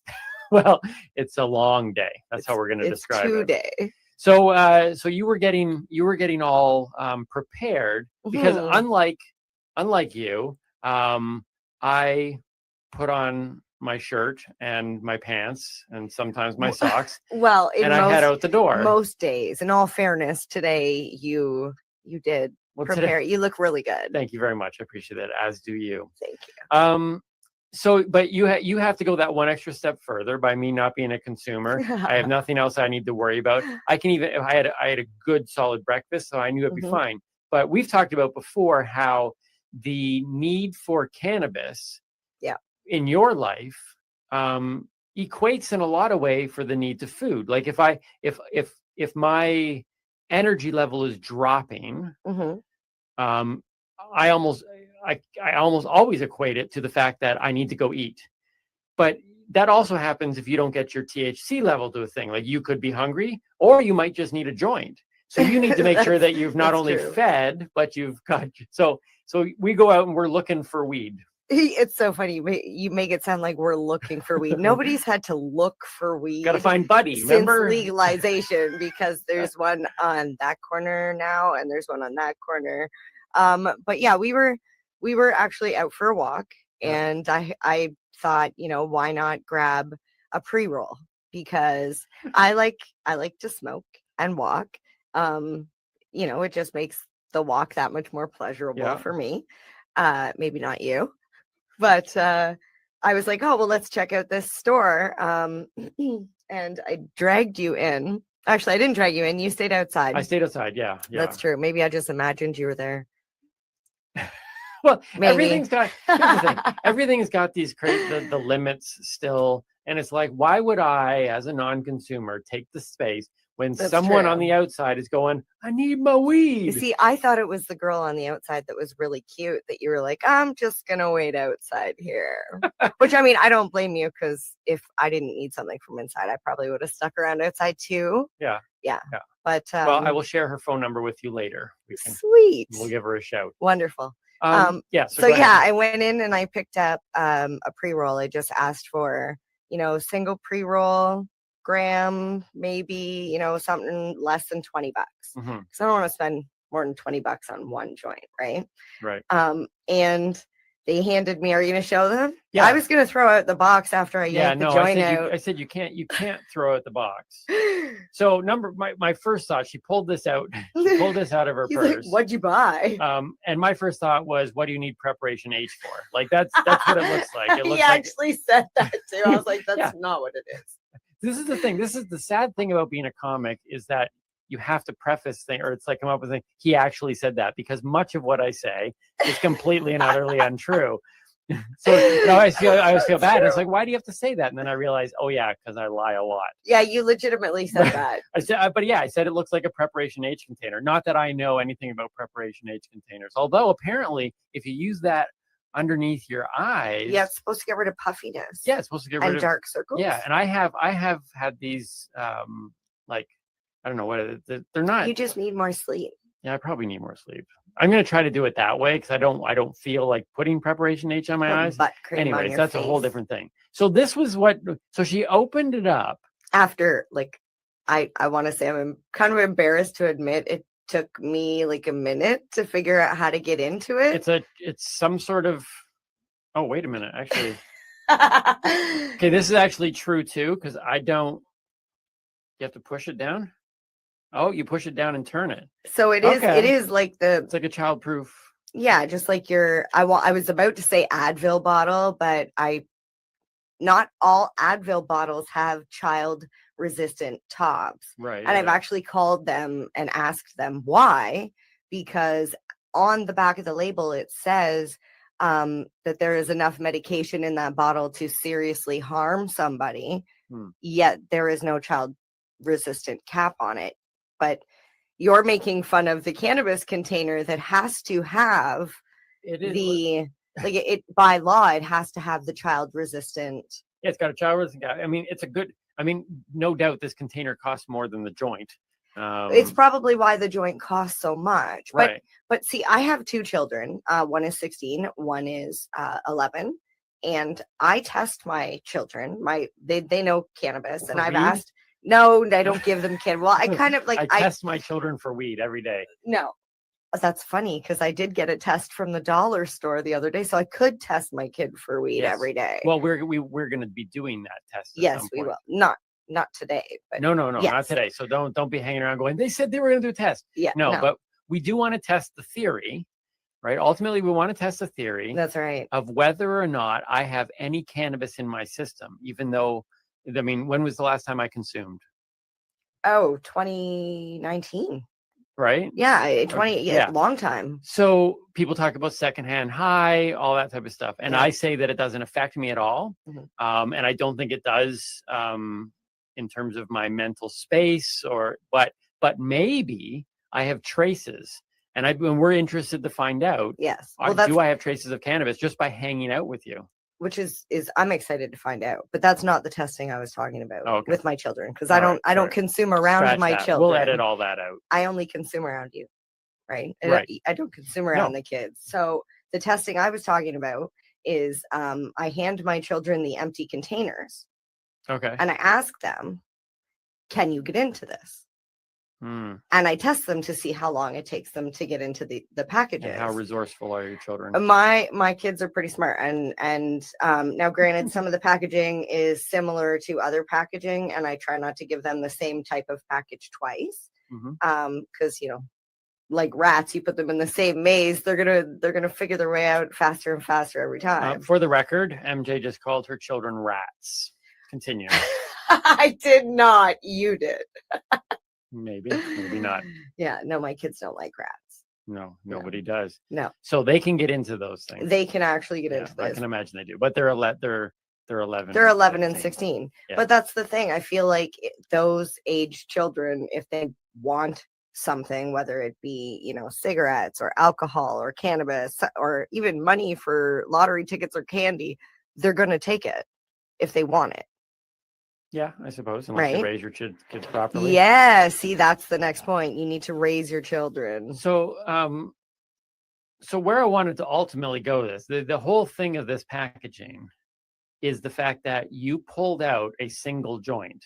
Yes. And out of that box. My jaw dropped when I realized that only one joint was in this box. That's correct. A 1 gram joint. A 1 gram joint. And I'm just saying, this company is no I'm not even worse saying than it's others. good or bad. I'm just saying, if you've never ever bought a single joint from a legal cannabis store, I would have thought seeing this package, open it up, maybe 3 is what I thought. But it was 1. Well, it seems like a lot of packaging for 1 joint. It depends. You can purchase a gram in 2 or 3 joints, like 3.3 joints. This was 1 gram joint. Right. So there could have been 3 in there. With a package that is 10 times the weight. It's got to be childproof. Look, I'm not saying good or bad. I'm just saying I was shocked. Yes. Well, that's one of the biggest complaints with the packaging of cannabis is that it is wasteful. It's like, what are we supposed to do with that? Well, I don't know. What do you do with it now? Can that's you just recycle a it? joint. I could put another joint in there and take it to travel. Like if I rolled a joint, I could put it in there. Well, it does have a number 7 recycling, which I think can only be used in like New Zealand or something like that. I don't know. See, and that's that tricky thing. I have that sign on my wall too that the recycling people gave me, and there's like all these we little all things hang that, but nobody ever knows what. Well, there's one number that you can't even recycle, but yet they put it on things in that little triangle. I'm like, if it's not recyclable, then why are you doing the same symbol? My ultimate question is, how do you recycle that paper? I don't know. Because it's got like a coating on it, I think. So it's like, I think, wouldn't that be funny if the recycling notice was unrecyclable because they covered in like a. Well, no, that would protective make coating? sense because they don't want you to throw it away. They want you to Right. keep it. So much logic. I also wanted to briefly talk before we get into some of these crazy stories and stuff. Yeah. It just was so funny to me. I don't even remember the context, and I think you know where I'm going to go with this. I don't know. Should I be taking a drink right now? Just give me a Yeah, sec. maybe take a drink. Okay, go. So we were talking about cannabis affecting you. This was on that same walk. Oh, because I said secondhand high. And you said, I don't get secondhand high. And I said, well, we're going to find out. And you said, no, we're going to find out whether or not I have it in my system. And see, this is the discussion that Right. I always talk about with, Yeah. yes, I am under the influence, but I am not intoxicated. I am still 100% functionable. Right. And that's the word. And you 'Cause said literally you were what? I said 100% of the time, I am functionable. functionable. And I don't know if that's just my knack of creating words, but it sounded right to me. And to me, I cracked up because I'm sitting there thinking, oh my goodness, like that would derail you as a stoner to walk into like your boss I'm a and say, functionable stoner. I am 100% functionable. Please go home, sir. What is the word? Functioning? I can function 100%. Please go home, sir. No, I never said I was good at grammar. What- Who teeter-tottered you how to spoke? I am not good at grammar, but I am fully functionable. 100%. 100%. So, okay, so there's no real bridge. I was trying to think of some kind of interesting What? segue. How to get into the functionable? Yeah, the functionable thing. I just wanted to make sure we told these stories today. I wasn't sure no. where we were going because we were talking about prepping. Yeah. No, Is that where we were going? Here's where I wanted to go with it. So, because it's date night day. It's Yes. date night or it's Night out day. Night out day. Night out day. So you can tell what you do on your night out. But here's the thing: in order for you to be fully functionable, yes, on a date night, right? On any night, you have to prep accordingly.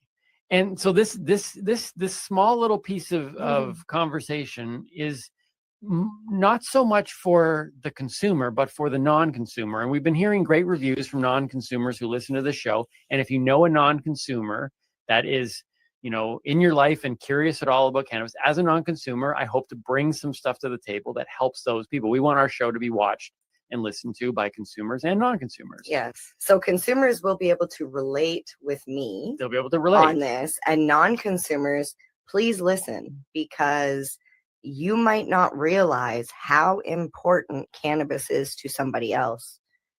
Right. Because you had no idea.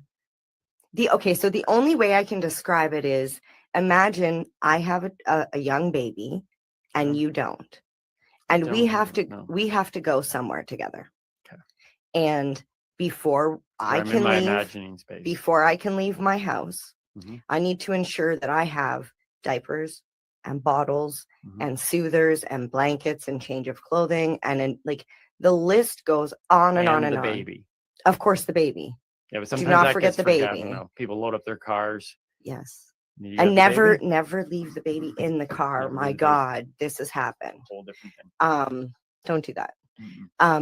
But just say that I have to go through that massive list of things, because without those things, baby can't live. Baby can't, she's going to soil herself, or, they're going to, whatever. Soil That's funny. themselves. That's a funny word. Go ahead. So think in terms of that baby, my health is that baby. Okay. And in order to make sure that my health is good, my baby is good, functionable, I need to make sure that I have my dried flower. I need to make sure that I have papers and a grinder and filter material and sometimes capsules, and do you know what I mean? Like, depending on where we're going. Well, just like I need this massive list of things. Just like a mom would have a Word, Dad. A diaper bag. Oh my Diaper bag. God.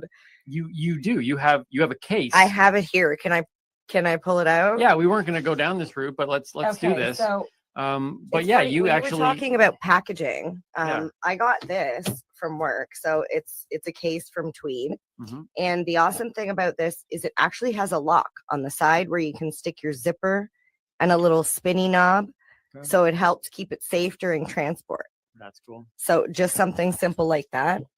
I also have this here, which carries my concentrates, and I actually cannot open to show you because You need a key? I locked it Okay. because I was transporting it. And I didn't open this yet. That seems like, to me, that seems like it's like the case in the movies where, you know, they put this tiny little case in like this big protective truck, and it's like guarded because they open up and it's like got 3 vials of explosive powder. And this one. And this that's your one, that's your this baby is bag. this one is my baby. That's your diaper Like I bag, take right? this everywhere.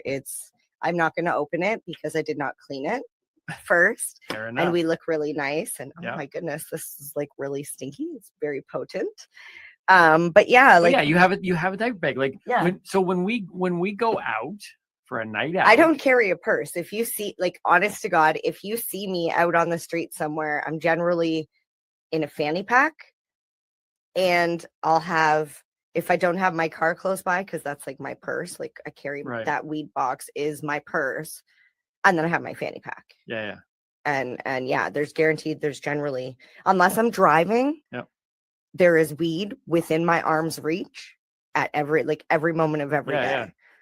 Yeah. So like to do a night out as a if you are in a relationship as a non-consumer and a consumer, the non-consumer needs to understand that it isn't just a matter of, oh, you know, the cliched thing of like, you know, the man just gets dressed, stands by the door, and has to wait for, you know, his significant other to get dressed, and Yeah, it takes so yeah. long, right? Well, now there's an extra step as a consumer, because now you got to make sure you've got your diaper bag for I don't like your- that we're like for your referring to it as a diaper for your bag. cannabis baby. Although it is where I put my shit. Oh yeah, your Uh-huh. soil. Put your soil. I don't put my The baby soil was in there. soiled.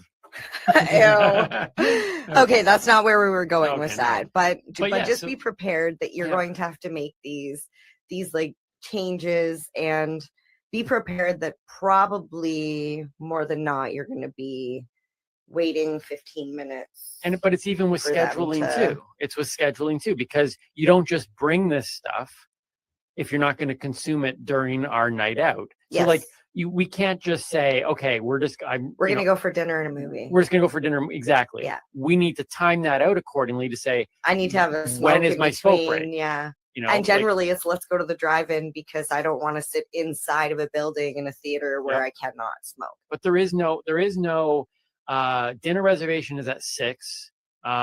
It's the movie is at 7. So we got to get in, have our dinner, go to the theater. It's like, no, we're going to have to get a later movie because we need the smoke break. So Yeah. non-consumers understand that you're going to need to have these break moments. And that's all You what I'm gotta learning. feed the baby.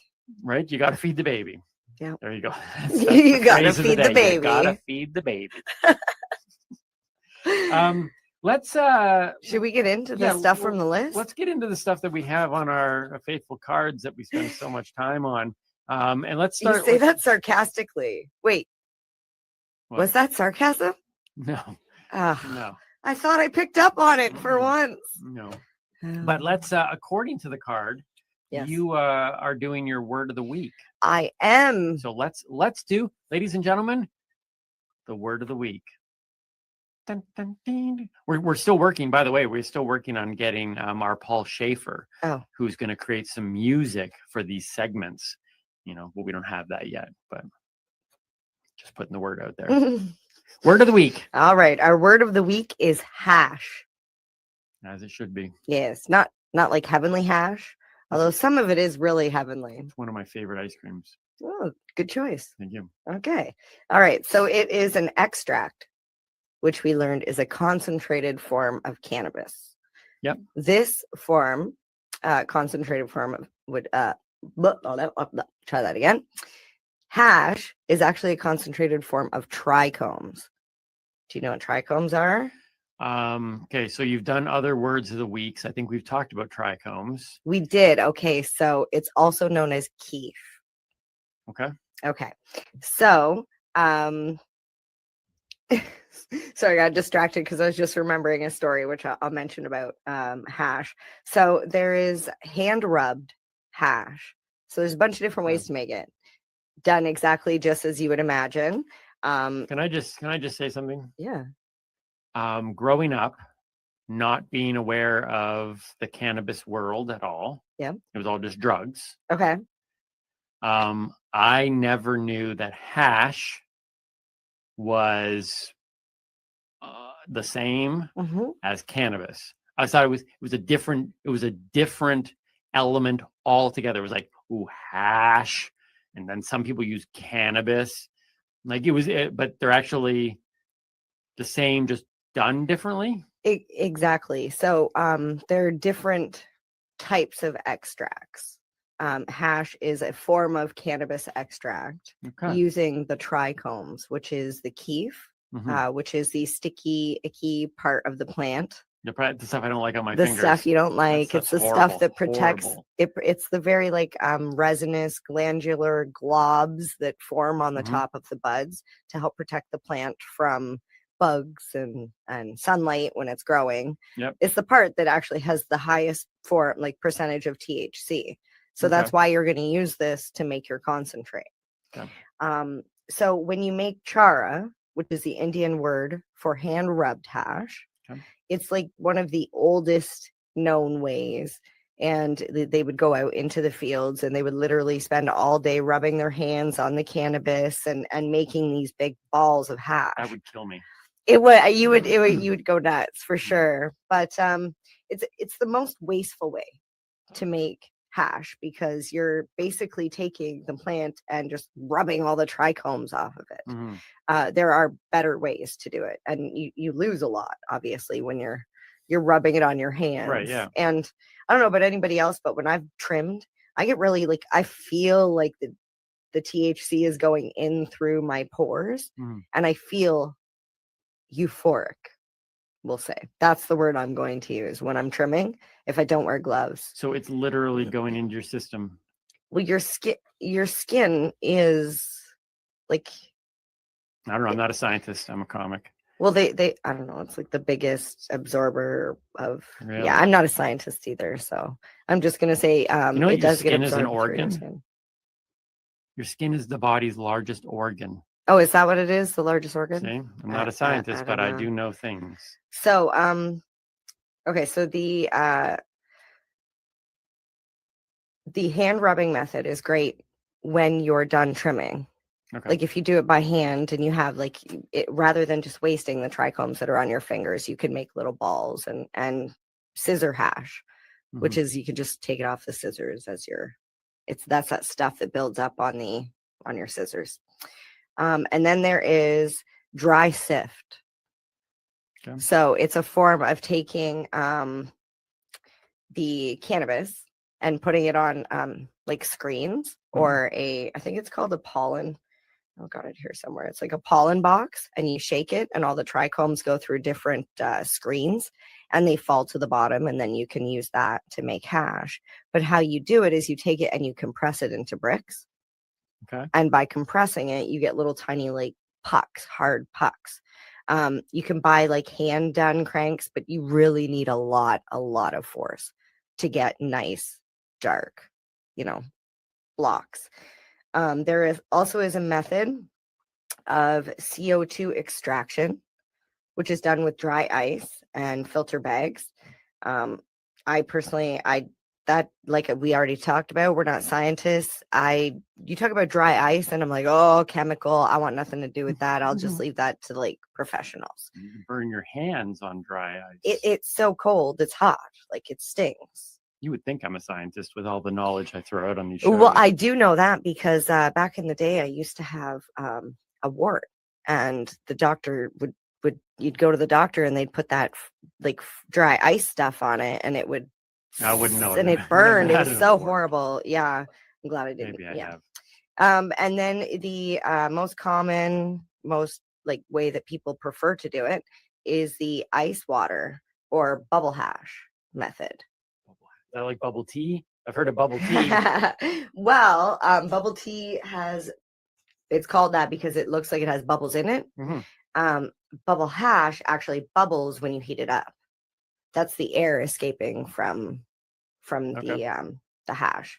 So ice water hash or bubble hash is solvent free.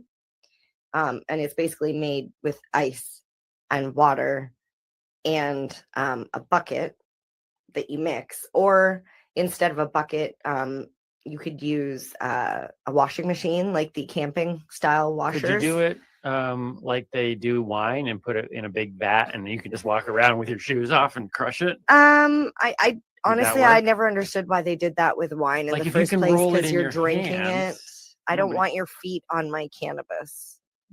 But that being I've said, got nice feet. people have used laundromats in the past Okay. to bring their cannabis hash bags Mhm. and with their ice and method of making hash that way. But you still have to take it home. You've got to take your screen bags and strain it all out. And yeah, obviously that information's out there. I'm not going to tell you exactly how to do it Right. because yeah, I'm sure you can find that on your own. And I personally, I don't make very many concentrates like that, mostly because I feel weird washing my weed. I feel like I'm gonna put it in water and ice. I'm like, I just, that breaks my heart. And I know you can do it, but I'd rather smoke it. All right. So hash. So there you go. Hash. It's is cannabis. Yeah, it's that stuff that It's what's your so parents used to just smoke. very Well, not your quickly, parents. just in like a one-word answer, maybe two, is hashish the same as hash, or is that a whole different thing as well? It's the same. It's the same. Okay, because I've heard that word. I've heard Okay. hashish. Hashish. So hash. I like hashish better than hash. Funny story. I never even got to tell you about the hash. When I was a little bit younger, I made one of those hash balls out of when I was trimming, because I had just got my first crop, and I made a little hash ball. And I went over to my friend's dad, and I was like so proud, and I was like, check it out. And he took one look at it, grabbed it from me, and shoved it in his mouth. I don't know if he thought it was a chocolate or what, but I immediately freaking panicked and was like, spit it out. And he spit it in my hand, and it was really gross, and I couldn't smoke it, but it was funny. But still a good story. It is. I don't understand how he had chewed it 3 times already, because it's hash and it tastes like ash, we'll just say. Hey, we can say anything we want on this show. Okay. Yeah, it definitely smelled like ash. All right. So we wanted to also talk about today, because we're talking about night out, and we're talking about the need to prepare. Oh, and yes. how difficult it is to prepare just for a night out as a Yes. consumer. Now, maybe you've got this great system. Maybe you're a consumer, and maybe you only, recreationally use one once in a while, but you need quite a few during your day to keep your THC levels up, medicinally, for right? sure. Because you're a It's medicinal it's user. a constant. So you need that in there. So that's fair. So you can imagine that it's difficult to plan a full evening out, trying to put those into schedule. Well, we discovered we were very early on in our relationship, and not only did we attempt to plan a night out, but we planned a trip to Pasadena, California. Which actually was supposed to be, what was the other place? Nashville?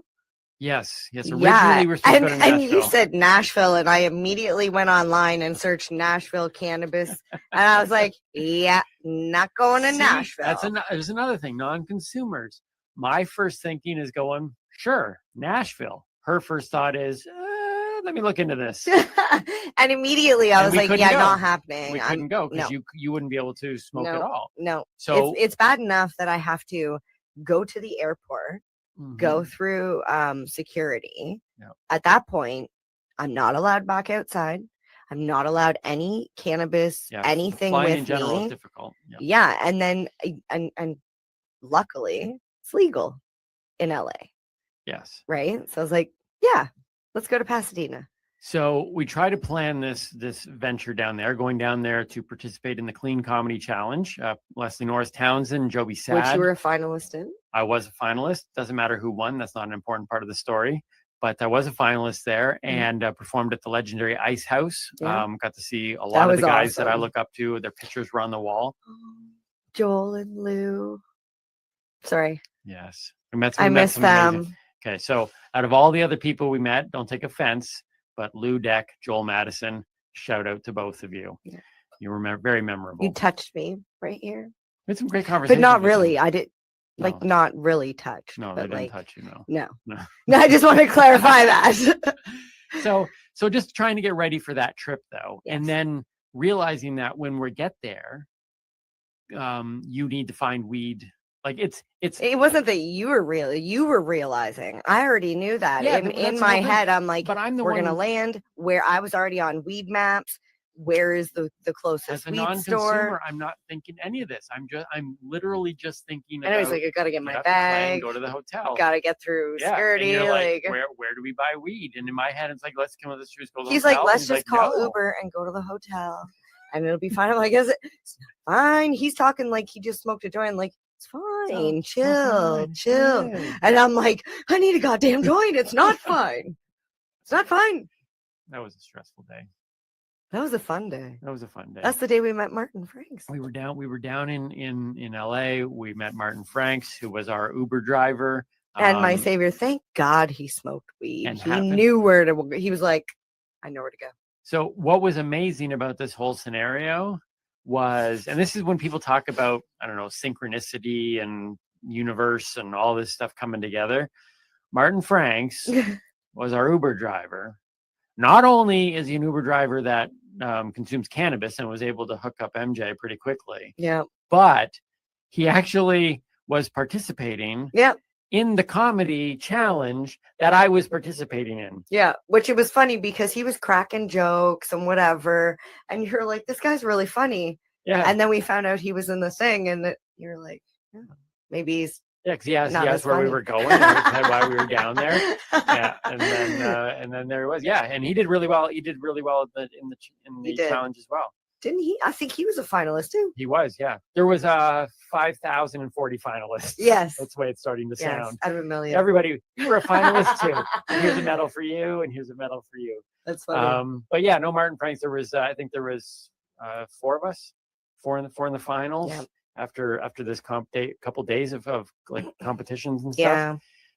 And Martin was one of them. So yeah, so let's bring in Martin now. Yeah. We've been doing if you've been look back on other episodes, every couple episodes we bring in Martin Franks.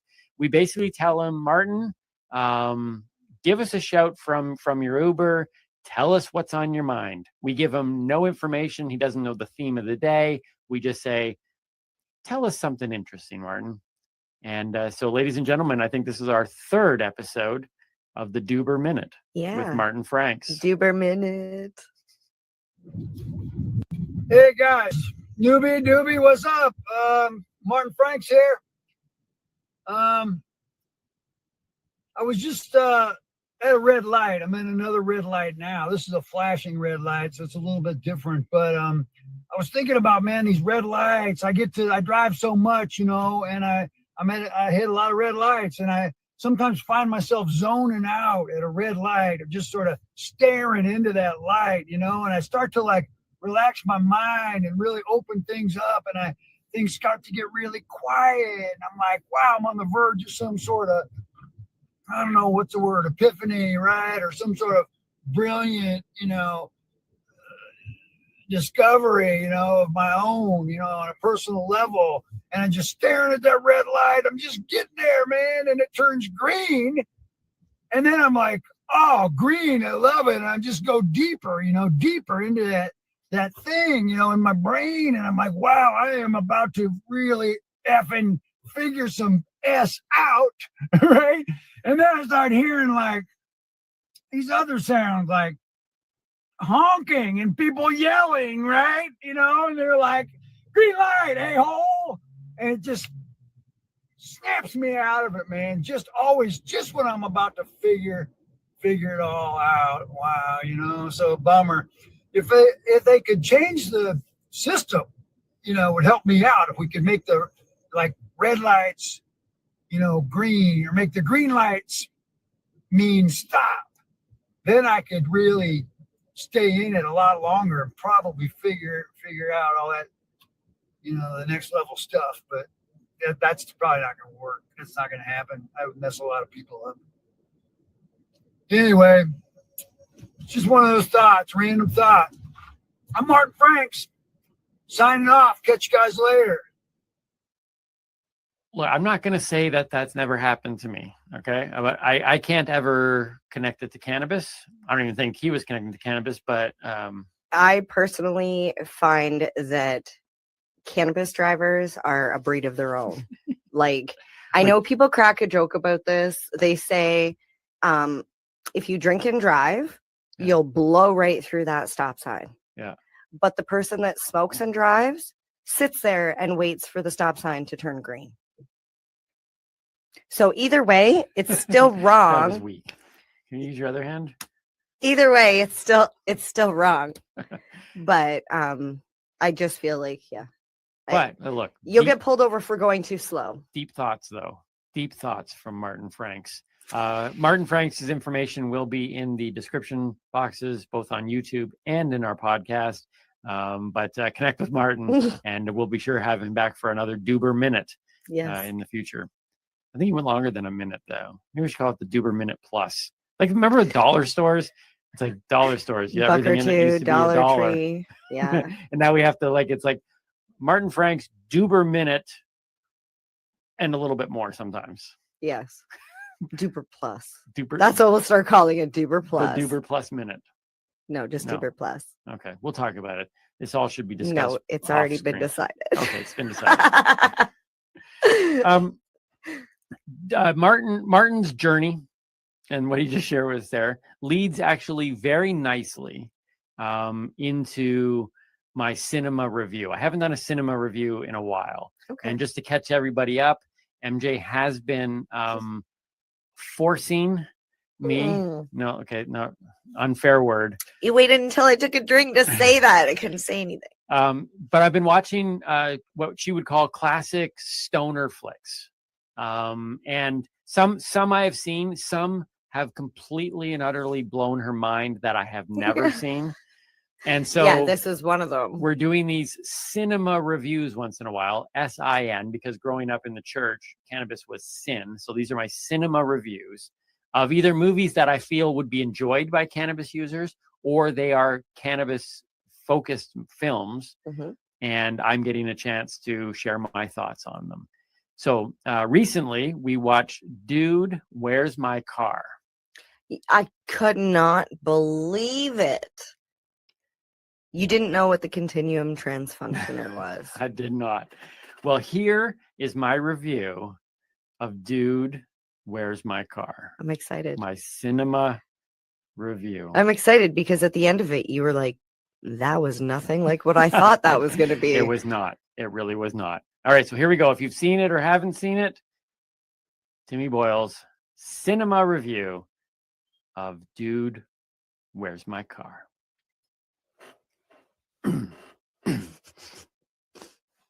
Get all the squeak out of that chair. 2000s Dude, Where's My Car? That's hard to believe that it was over 20 years ago. Anyways, almost a decade before The Hangover masterfully took viewers on a wild and crazy, retracing the steps of a unforgettable night out journey, Dude, Where's My Car was laying down the crude yet functional framework for such a flick. Now, let's be honest, if Christy Swanson's character in Dude jumped out of a car trunk completely naked, just like Mr. Chow in The Hangover, this review would definitely have taken a very different slant. But sadly, she didn't. So here we are.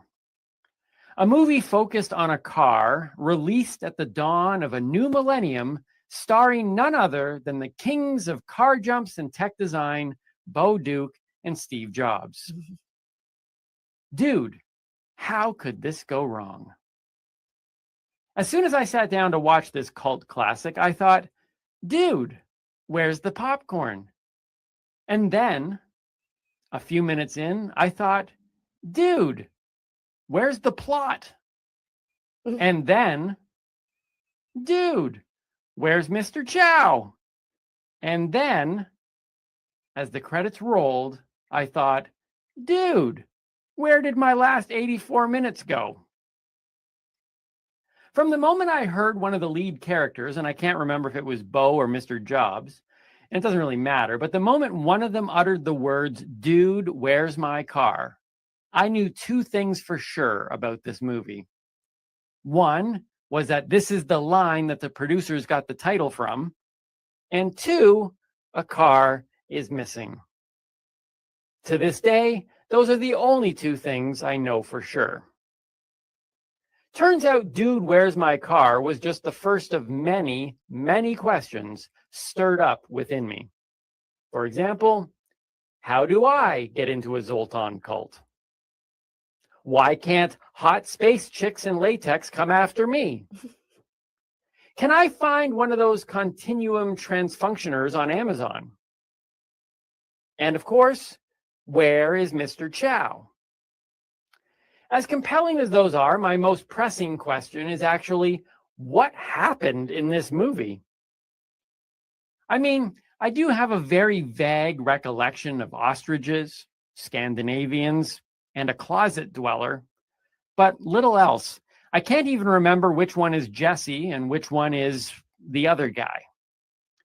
But you might be thinking, at least you remembered the names Zoltan and Continuum Transfunctioner. Well, that, my friends, is called Wikipedia. Is my inability to recall any specifics of this film a result of being high? Nope, I don't consume.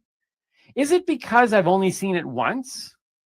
Nope, because MJ, who was high and has seen it a million times, and despite loving it, seems just as fuzzy on the details as I am. Yeah, throw me under the bus. The reason I can't remember anything is because Dude, Where's My Car is exactly like its premise. It is a forgettable, unforgettable experience.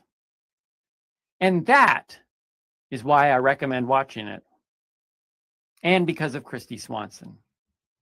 As a stoner flick, I give it 3 joints out of 5, which is quite respectable. And I'm looking forward to the sequel. Dude, is that a naked Christy Swanson jumping out of the trunk of a car? That I go see. I think it most likely is going to be, dude, where's my walker? Yeah, at this point, yeah. Yeah. Is that a shot at Mr. Kutcher? No, it was at Chester. Which one was Chester? Exactly. Exactly. There's my cinema review on Dude, Where's My Car? I really do recommend it. You could watch it. You literally could watch it a million times and you will forget it the next day. And you can watch it again as if you've never seen it before. It is that unforgettably forgettable. Well, it was so funny because as soon as we started watching it, I immediately went into, oh my God, this kind of looks like Bill and Ted. Right, yeah. Because in Bill and Ted's, they have the hot princesses. Yep. And then in Dude, Where's My Car? Sorry, I almost forgot the name of the movie. Oh, dear Right? Lord. I'm telling you, this is no joke. Watch it, and the next day you'll be like, What happened? Exactly. It's crazy. Exactly. Yeah, it is it reminded me very much of I do not think that Steve Jobs and Bo Duke did the Bill and Ted's characters as well as Bill and Ted. Who is this Bo Duke? You know, Bo Duke from the Dukes of Hazzard movie. Isn't that Ben Stiller? No, that's the guy who Oh, played that's Starsky. The guy. Yeah, Starsky and Hutch. That was Ben Stiller. Okay. And Owen Wilson. That was a good movie. Okay. That was a good movie. Wrong. Might not be a cinema review, superheroes. but Wait, they're not superheroes. But here's the thing. I will say this. I enjoyed the weirdness of it. And I actually told you that if I was to create a movie, and we have some ideas of stuff we want to create, I would pull elements out of that. It went down some crazy paths. So there you go. I give it 3 joints out of 5. That's my new rating system going forward on our cinema reviews. Nice. See, I if I could do a show, it would be very Pee Wee Herman-esque. Right? Yes. And maybe a little bit of Tim Burton. Oh, and Tarantino in there as well. That would be like a really crazy. Actually, if I was to, and we might actually talk about this in another show at some point, but if I was to make a movie, I've always told people Mystery Men Oh, I love that movie. would be a movie that everything about that movie as okay, like look, Batman, 1989 Batman, great movie. Die Hard might be one of the most perfect movies cinematically across the board. But if I was to make a movie, almost everything about Mystery Men, I was like, oh my goodness, I would do that. The Invisible Man. The Invisible Boy who's not When he's all naked. Right? There's so many. If you haven't seen that one, you should watch it too. That was the only movie that I've seen 4 times in the theater. I actually brought people to see it. I'm like, you gotta go see this. Which is funny because most people are like, that movie sucked. Yeah, those people shouldn't be. If you're one of those people, find something else to listen to. I don't even need them as viewers right now. There's certain people you just brush off. Well, you don't need to listen to Timmy, but you can listen to me. It's kind of like this. I have a shirt that you can buy online. I'm going to do a shameless plug here at TimmyBoyleComedyStore.com that says, if Michael Keaton is not your Batman, keep social distancing. So once COVID's over, there's certain people. You don't like Mystery Men? You don't think Michael Keaton is the best Batman ever? We can keep the social distancing thing going for as long as you need. Mm-hmm. Like that's the way I look at it. I wanted to, though, after talking about that, it reminded me of the time where I walked outside and my car was gone. Now I didn't. That's like every day you go to the grocery store, or the time we went to the Kiss concert, or that's absolutely fair. Blue Jays game. I do. I lose my. Wait, did we mention that on that one time before? at IKEA? Did we mention that one time before on an episode? That was one of our newbie who's more likely, which is funny because I lose the key and you just lose the car. I lose the car every time. So at first I thought, so I walked outside. This was years ago. I was in Toronto, and I walked outside and my car wasn't there.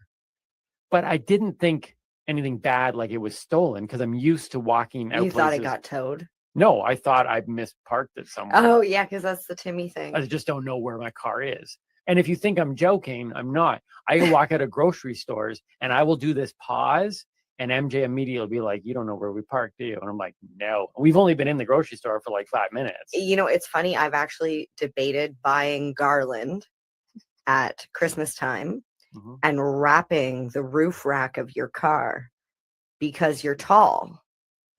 And you would be able to look out into the parking lot and see this sparkly garland. Like a Christmas tree. You need like sirens and lights on the top. You think I'm going to notice a little bit of glitter? That's true. I'm not a very observant My person. kids make fun of the fact that you don't notice anything. Like, you have kids? Which is funny because they don't notice when you're there. They go, "Oh, Timmy's here?" Like, he slept over. Like, he was here all day yesterday. Where have you been? Yeah, I'm like a ghost. I always bother my son because I always call him a ghost, but I think that's where he gets it from. Yeah. Kind of like, but that's because he just walks around the corner and goes, so. Because you never see him unless you want something. That's true. So I walk out, my car isn't there. Okay. And I start walking around the streets. Because maybe you parked on the other street. Well, because back then, here's the thing: I had to move my car 3 times because I refused to buy a parking permit. Yeah. So I would get up at midnight and I think to move my car to avoid. And one time we were parked in this one spot, and I got ticket after ticket after ticket, and slowly the cars that were around me were all vanishing as people were like, "I'm not paying more tickets," and I'm just like, I've got money in my budget. You just keep. I'm not parking anywhere else. It's like it's the same as paying for parking. Yeah, right. I'm just paying. So just keep ticketing. Anyways, so I paid all those tickets, by the way.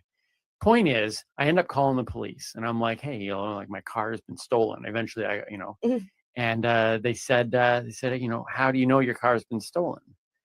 And I hate dumb questions in general, but it's the police, so you have to kind of humor them a bit. And I was like, how do I know my car has been stolen? Because I just spent the last 3 hours wandering the streets looking for it. Well, I had actually come across it, and so I described it. I said actually, there was glass all around my parking space. Oh, I was like confused. You came across your car? No, I came across the space. Oh, you came across the Yeah, The and so there was carnage. glass all around the parking lot, and I had heard squealing tires the night before, but I didn't think too much of it at that time, So right? can I ask what kind of car this was? Oh, well, here's the thing. The You're not reality gonna is, remember. well, I don't remember, but I do know this. I knew that I had the best security system possible. It's called crappiness. Like, why would anybody Oh, I want was to gonna steal say, my was car? it a crap car? Yeah, yeah. Oh, yeah. Like literally, that if they wanted my car that bad, they could have come to my house, knocked on the door, and said, "Hey, can I have your car?" And I'd be like, "Sure." Like you didn't have I'll to give go. you 3 days before I call. you didn't have to go through all that work. So I say there's squealing tires, there's glass on the ground, and there's this pause, and then they asked, for them to, how do you spell squealing? And I'm just like, who am I dealing with here? Like that's not even my Like car isn't here. SKW. So he goes away. He takes down my information, right? And comes back a little while later and says that they pretty sure my car has been stolen. And I don't know what they're discussing, on the thing. Like I told them that, and so I don't know what information they gathered in those first few minutes. But clearly, like Nancy Drew I'm working with here, or actually, Drew Nancy. I actually called the officer Nancy Drew. It turns out it was a man it was a very awkward moment. His voice was a little bit on the high side. But the point is that eventually they got all my information. They said they'd call me back. A half hour later, the phone rings, and they say, we've got good news and bad news. Now, I'm one of those people that always wants, I like the bad news first. Right? A lot of people want to hear the good news, but I want the bad news. So I say bad news, but do you know which one he told me? The good news. Yeah, the good news, right? Because it's the only question in the world that no matter which one you pick. Because if they give you the bad news first, then they've already given you the good news. Question? Because let me guess, the good news was that they found your car. The good news, yes, they found my car. But listen, if they didn't tell you the good news and they started with the bad news, then you would have already known that they found your car. Right. But how would that be bad to the story? I know they found my car. Well, they should just say bad news. Yeah, exactly. My point is, it's a useless question. Oh, it's useless phrase. Tell me, Okay. Just tell me what you're going to tell me. So they say they found my car. Okay. Now they'd only been gone for a half hour. So you're asking, how did they find your car in a half hour? Here's what happened. True story. Follow me here. If you're listening in the podcast world, you're gonna have to go onto YouTube to really get this picture. But basically, my fingers are like 2 inches apart. And what happened was the person, it was a man, because they did say somebody saw a witness was there, saw a man flee the scene. A guy stole my car from here, drove it around the corner, and crashed it into 3 parked cars, 3 unmoving vehicles. Now, look, I am not a mastermind in the criminal underworld, okay? I am just sitting there saying, if by chance, children, if you're listening to this podcast, which I think we have an 18+ law, you can't. If you're listening, shut it off. Yeah, pass this on. If you are, maybe you're advanced in age and you're looking for a job change, because of COVID, and you're thinking, maybe I'd go into car thievery. Maybe that's a route I'd like to take. There's some money in it. You better know how to drive a car. Right? Exactly, right? A little bit of quality control, just like that's the number one rule. Get a bicycle next time. Right? Like, can you imagine somebody going into the boss of the criminal underworld and be like, hey, I'd like to apply. I'd like to be a pickpocket. And they're like, okay, do you have fingers? And it's like, no. It's like, what? You're like, then you can't be a pickpocket if you don't have fingers. Like just a little bit. I have teeth. Yeah. They run around biting everybody. So here's the thing. So I'm really ticked off by the whole thing. And then they say this. So they say that one man was seen fleeing the scene, and my driver's side window has been smashed in. My passenger side window has been smashed in, and the front end of my car has been almost accordioned. Okay. Now, in my mind, I'm sitting there thinking, wait a minute, hold on one second. One person was seen stealing my car. I understand fully why one person would smash my driver's side window, because you need access to the steering wheel. But then I'm racking my head over going, well, hold on one second. Why in the world would one man also feel the need to smash my driver's side window? Like, it's either like somebody who is like just a gratuitous, destructive individual. But did they smash it prior to the accident? Or did they just smash the driver's window, climb in, and then the other windows got smashed when he wrecked the cars? Well, I would think that because the front window wasn't smashed, that it was a smash in prior to the thing. Either. So here's what I told the guy. I don't know. I've never stole or wrecked I don't cars. know how it all works. All I know is that I had this light bulb moment, and I was like, okay, I don't know how this all played out, but clearly the man who stole my car was British because he went to the other window first, smashed it. So now we've narrowed it down. That would make sense why he hit the cars, because he was trying to drive on the other side of the road. Right? So I thought I had broken the case wide open. Or Australian. Don't they drive on the other side in Australia too? No, I don't. I live in Well, their Sterling. toilets go the other way. No, they don't. We actually had an Australian comic on calling comedians in quarantine, and we went. Oh no, it wasn't him. Yeah, we did. We checked out his toilet. And it was clogged. I think it spun the wrong way, or the other way. Anyways, my point is that I thought I had figured this whole thing out. The cop apparently wasn't impressed with my sleuthiness. So did you get insurance all covered and you got another car? It was all good? No, I don't even know, because the car was worthless.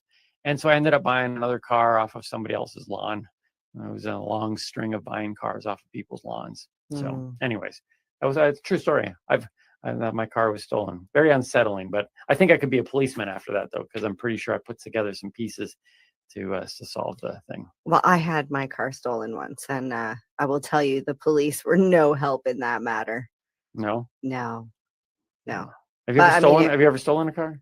No, but that's what they were trying to say. They Yeah. were trying to say that I stole the car. I've never stolen a car, but apparently it's not that difficult, because the guy who stole my car clearly wasn't all there. So. Well, yeah, I do you cross wires like they do in the movies? Like, I don't know. I would tell you. How about a Teaching Timmy segment on one of these episodes? Teaching Timmy. We how to don't have the hotwire a right. car. We don't have the right people in here. I don't know how to do that. All right. I go to If you know how to hotwire a car, drop us a line. Yes. Let's close off today's episode. Yes, I'm excited. What is this midnight thrill? Okay, Timmy's the midnight thrill. So we were putting all of this stuff is all piecing together, and I thought about, after watching Dude, Where's My Car, and my car being stolen. You get these moments of like something weird and crazy happens, and then afterwards you're kind of like, you look back on it and you're like, wow. Were you abducted? That was a lot. I wasn't abducted. But if I get abducted, I want 5 of those leather-bound, latex-bound women. If you give us the continuum transfunctioner, we will give you oral pleasure. Right? Why doesn't that happen in life? You need the continuum transfunctioner. We're going to end this show here. We have a few minutes left. So for those of you who don't know, I am an author. Inside Timmy's Mind. You can get that through timmyboylecomedystore.com, or just drop me a line, save yourself some extra costs there, and order it from me directly, and then I'll be able to sign it for you.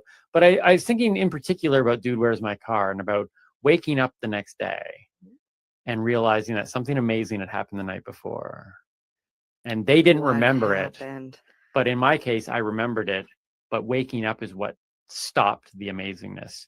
So so we're going to close off today with a story from my book, Inside Timmy's Mind. That's kind of sad. It's called Midnight Thrill. It stopped when you woke up. It is. So here we go. This is it. And with this, we close. On with the show. This is it. This morning, I got up bright and early. Okay, so it wasn't exactly bright, but it was early for me. It was 7 a.m. I was thoroughly disappointed when my alarm went off. But not because it was 7 a.m. or that it was still dark outside, or even that it was ice cold in my room. I was peeved that yet another great dream had been cut off midstream. I hate that. And it happens far too often. Just when things are getting good in dreamland, beep, beep, beep. Actually, my alarm doesn't beep. I use my cell phone, and it plays a tune called Memory. It's a pleasant little ditty, but I'm thinking about replacing it with the A-Team theme song very shortly. Anyway, just prior to being raised from the dead of sleep, I was having one of the most incredibly awesome dreams ever. But sadly and ironically, as memory started to play, the memory of my dream began to fade. So unfortunately, I can't explain all the details to you. However, I'm able to recall most of it.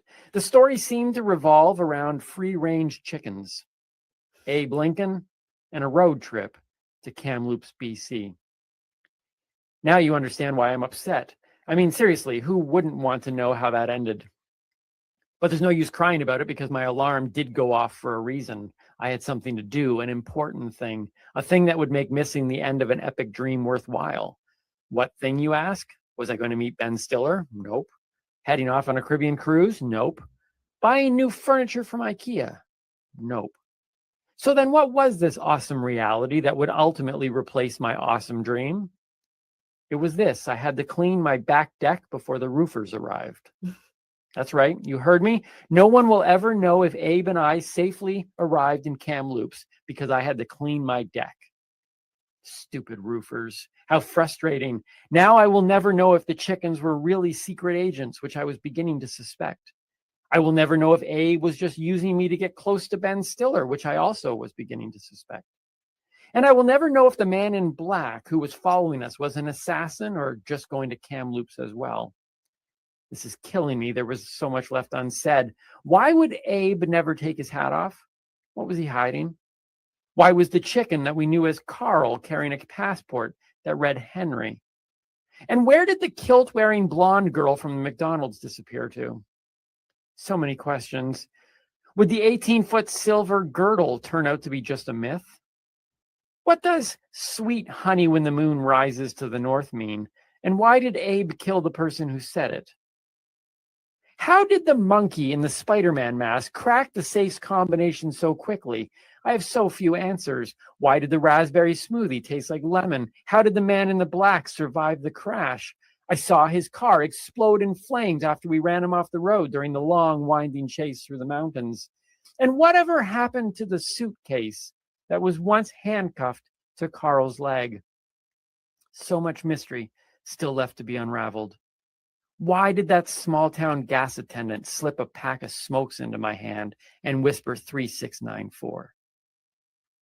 Would anyone ever find the all-important corner piece to the ancient map? And for goodness sake, who the heck was Thomas? What a thriller.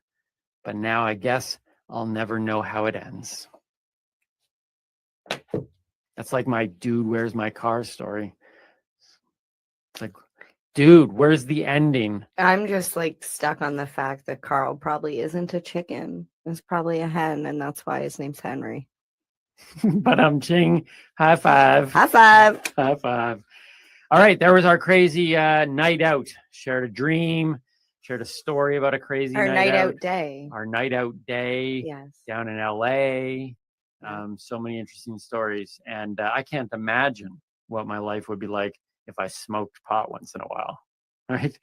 I Do you can't get dreams like that? imagine what my life would be like if I Do you get didn't cannabis smoke pot infused once in a while. dreams like that? I actually don't dream. Okay. Which is weird All right. because we both have the Fitbit and I get about 20% REM every night. Yeah, and I get about 6. And I say I don't and I still dream. get stuff like this. Anyways, inside Yeah. somebody's mind.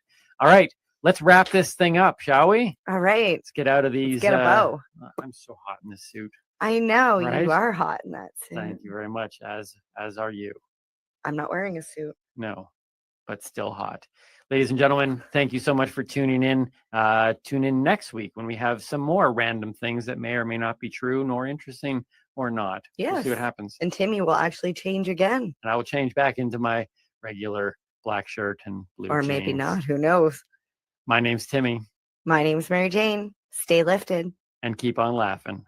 I think we just did it. Cheers.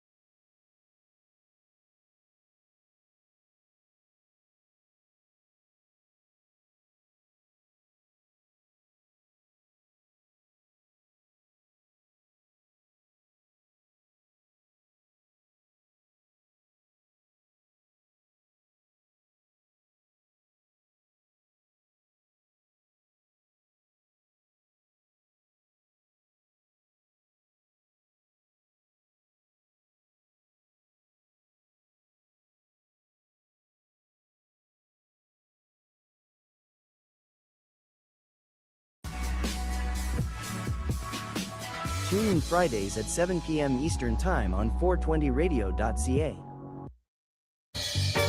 You're watching the 420 Pace, found at 420pace.ca. paceradio.ca.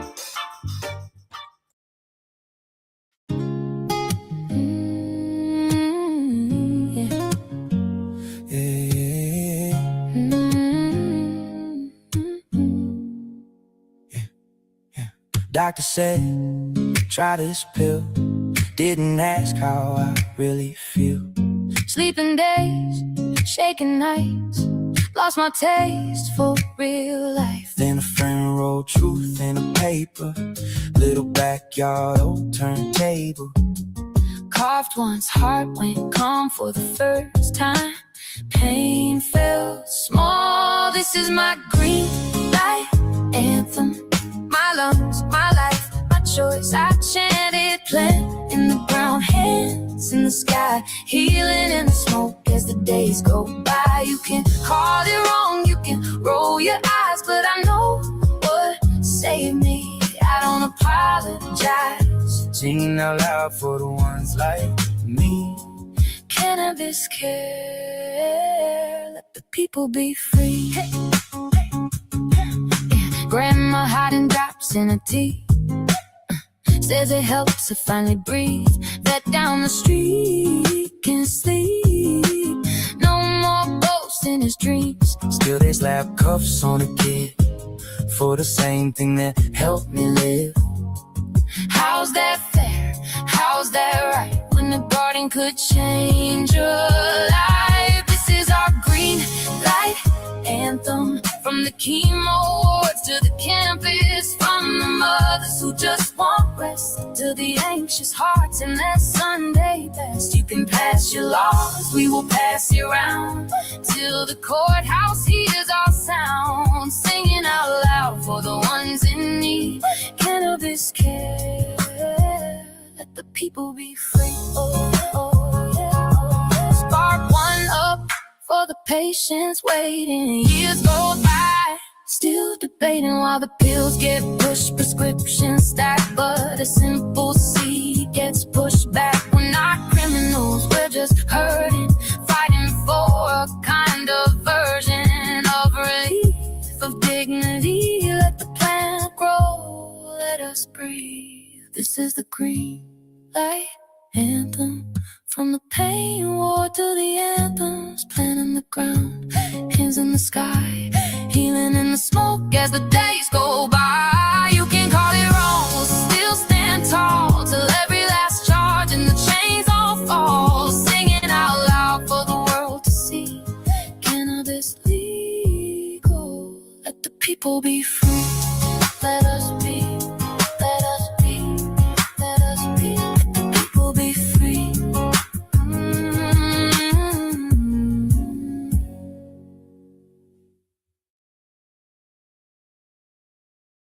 You're listening to the Pace Radio Network here at paceradio.net.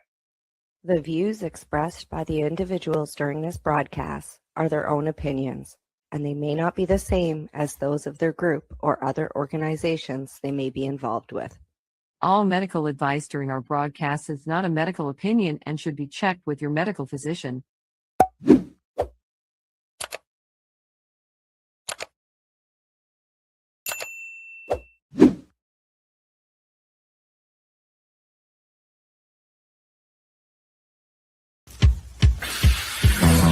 Oh yeah, baby, that's lovely.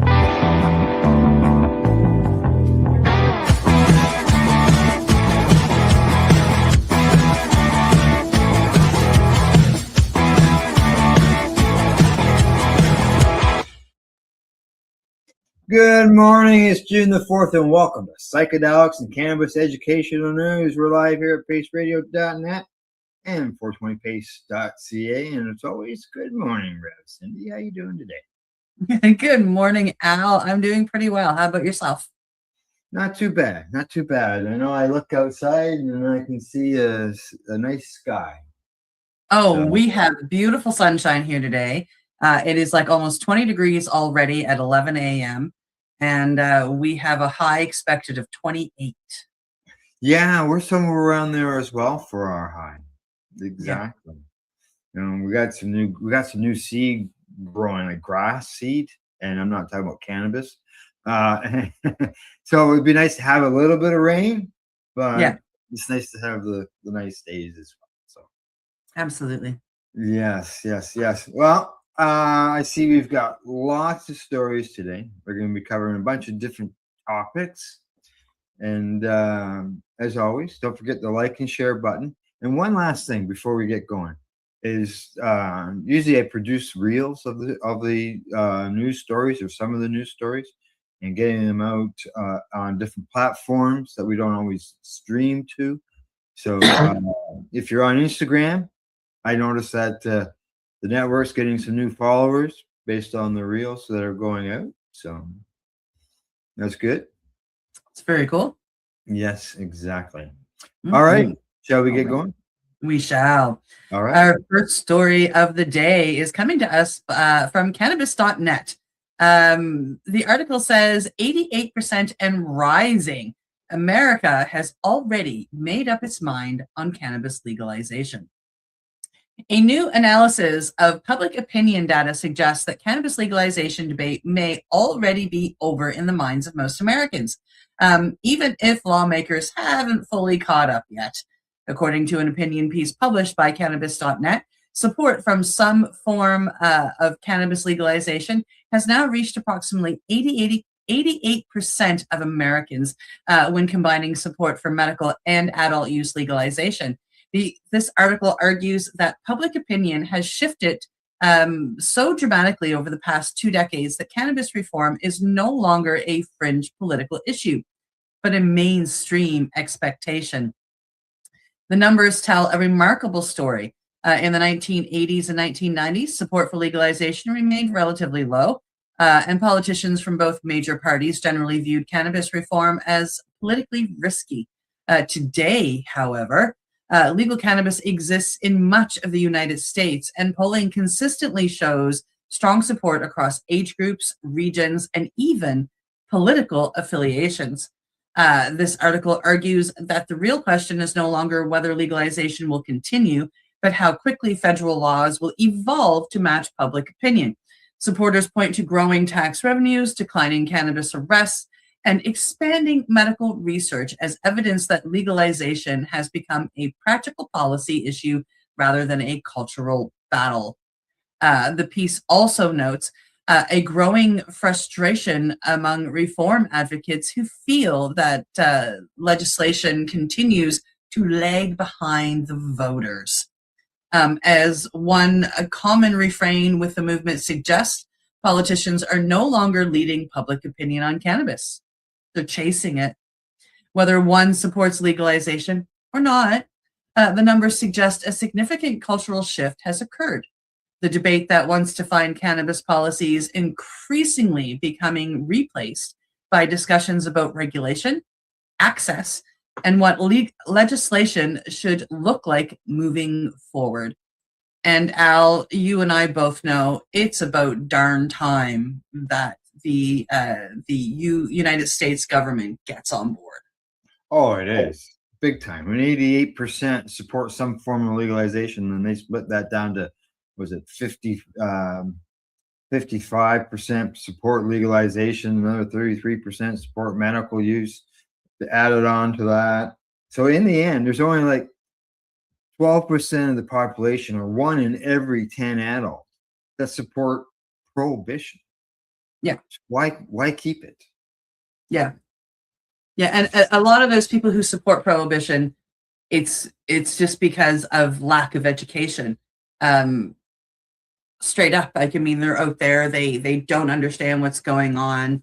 They don't understand what cannabis is about. They don't understand how it can help.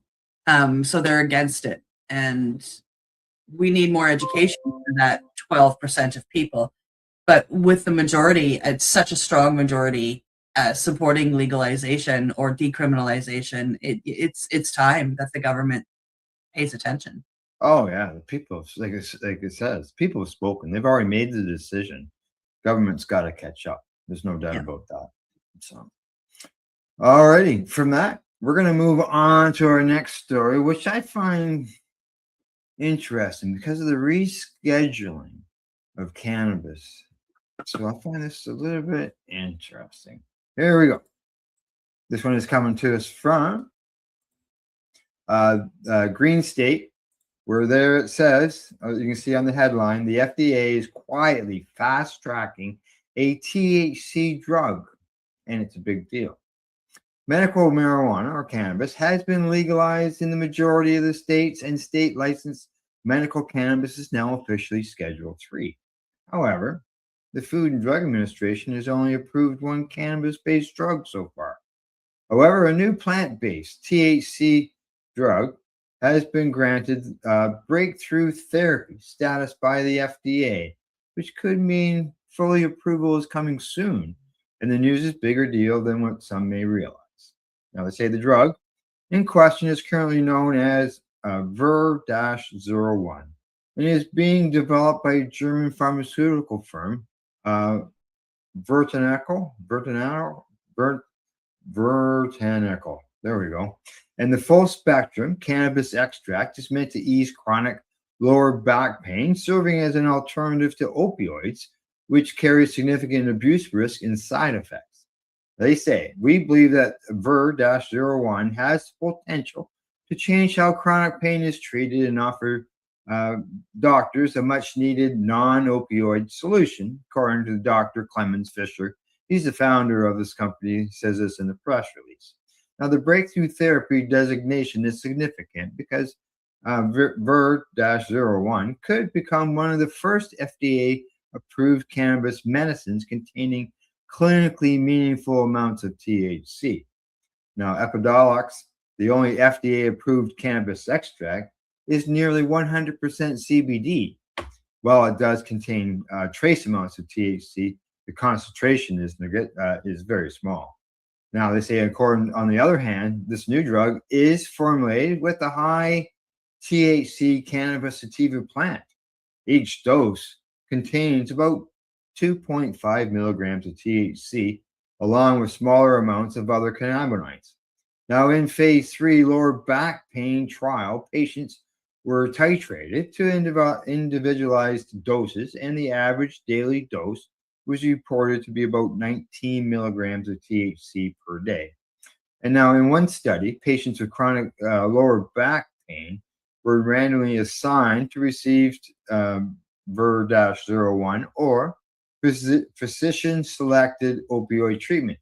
Now, after 6 months, patients taking Ver-01 reported greater reduction in pain and larger improvements in sleep quality than those receiving opioids, with pain scores falling from 2.5 points compared with 2.2 points in the opioid group. And patients taking the cannabis medication were also about 4 times less likely to experience constipation, which is a side effect of opioid use. And then finally, they say the researchers found that the greatest benefits among patients with severe pain and reported no evidence of abuse, dependence, or withdrawal symptoms associated with Ver-01 during the study period. Cindy, what I'm concerned about here is that now that there's a federally accepted THC, that this could eventually work their way to being eliminated of the plant itself, putting it back into the closet. I have so many issues with this. Because this will give them this ends up being phase 3 or Schedule 3, a pharmaceutical based. What gets me is they are creating a drug. Correct. We've had this done before. It was called naloxone, Sesamit. Sesamit, correct. And Nabalone was the other name for it. Mm-hmm. And they said all this same stuff about this one, like the Sesamit. You know, like, hey, there's no withdrawal effects. It's just as good, or blah, blah, blah, blah, blah, blah, blah. I have not met anybody that has taken the THC drug, the cannabis drug here in Canada, that when it was time to give it up, could just give it up and have no withdrawal effects. It took me months, and I mean months. It was just as hard as the opiates to get off of. Yeah. I know during one of my documentaries, there was a doctor, a researcher in there who says that he's never heard of a patient that says they prefer prescription pill over whole plant. No, once you Cannabis. actually try the plant, like there's no going back. I mean, the fact that they're calling this a THC drug, I mean, like they're calling it a medicine, a drug, whatever, but it's just, why not just use the plant? It's super easy to grow. It only takes a few months. You can create dosages out of that. Like, I mean, take a look at our legal stores. Like they've got dosages. Like, I mean, why do we have to screw with nature? Money. Yeah, exactly. Money. It's not about health. It's not about the people. They're not doing this to make sure that, people are okay. They're doing this so they can line their own freaking pocketbooks. And it's just stick with the natural plant. That's what we should have done for everything, including opiates. Like, I mean, if we had stuck with natural opiates, like they wouldn't be anywhere near as addictive. Yeah, they're nasty, these ones. Yeah. Yeah. So, yeah. All right. Time to move on. Shut up, Cindy. Yes. Okay. Well, we're going to move on to our next story, which is coming to us from Leafy. The headline here states psilocybin could treat cocaine addiction, and boy, howdy, could it ever. Researchers are investigating whether psilocybin, the psychedelic compound found in magic mushrooms, could become a powerful new tool in the fight against cocaine addiction. I don't know about new, but definitely a powerful tool. According to Leafy, emerging research suggests that psilocybin-assisted therapy may help individuals break patterns of compulsive cocaine use by addressing some of the underlying psychological and neurological mechanisms that drive addiction. Unlike many conventional treatments that focus primarily on reducing cravings, psilocybin appears to work differently. Scientists believe the compound may temporarily increase cognitive flexibility and disrupt deeply ingrained behavioral patterns, creating an opportunity for individuals to reevaluate harmful habits and develop new perspectives. Early studies have shown encouraging results. Researchers report that some participants experienced significant reduction in cocaine use following guided psilocybin sessions combined with psychotherapy. Participants have also reported increased self-awareness and a greater sense of connection to personal goals and relationships. Scientists caution that the research remains in its early stages, according to them, and larger clinical trials are still needed before psilocybin could become an approved addiction treatment. However, the findings are generating considerable excitement among addiction researchers, particularly given the limited success of existing pharmaceutical options for cocaine dependence. As the opiate crisis stimulate use and addiction-related deaths continue to affect communities around the world, researchers are increasingly exploring whether psychedelic therapies may offer new pathways towards recovery for people who have exhausted modern-day treatment options. Al, we both know people, we both have watched it, we both have seen it, that psychedelics do help. Whether it's psilocybin or others, they do help break that pattern of addiction. I'm walking, talking proof of it. And here we just before going into this story, we're talking about addictions and opioids and all that stuff. And here's cannabis can do it. Magic mushrooms, psilocybin can do it, and that's not messing with nature. Yeah. Yep. 100%. That's right. Exactly. All righty. We've got one more story to go. Unless you got anything else you want to touch on in that story? I'm good. All right. Good. Yeah, it's always great when you can. There's a way to get around this, to help this, whether it's the cannabis or whether it's psilocybin.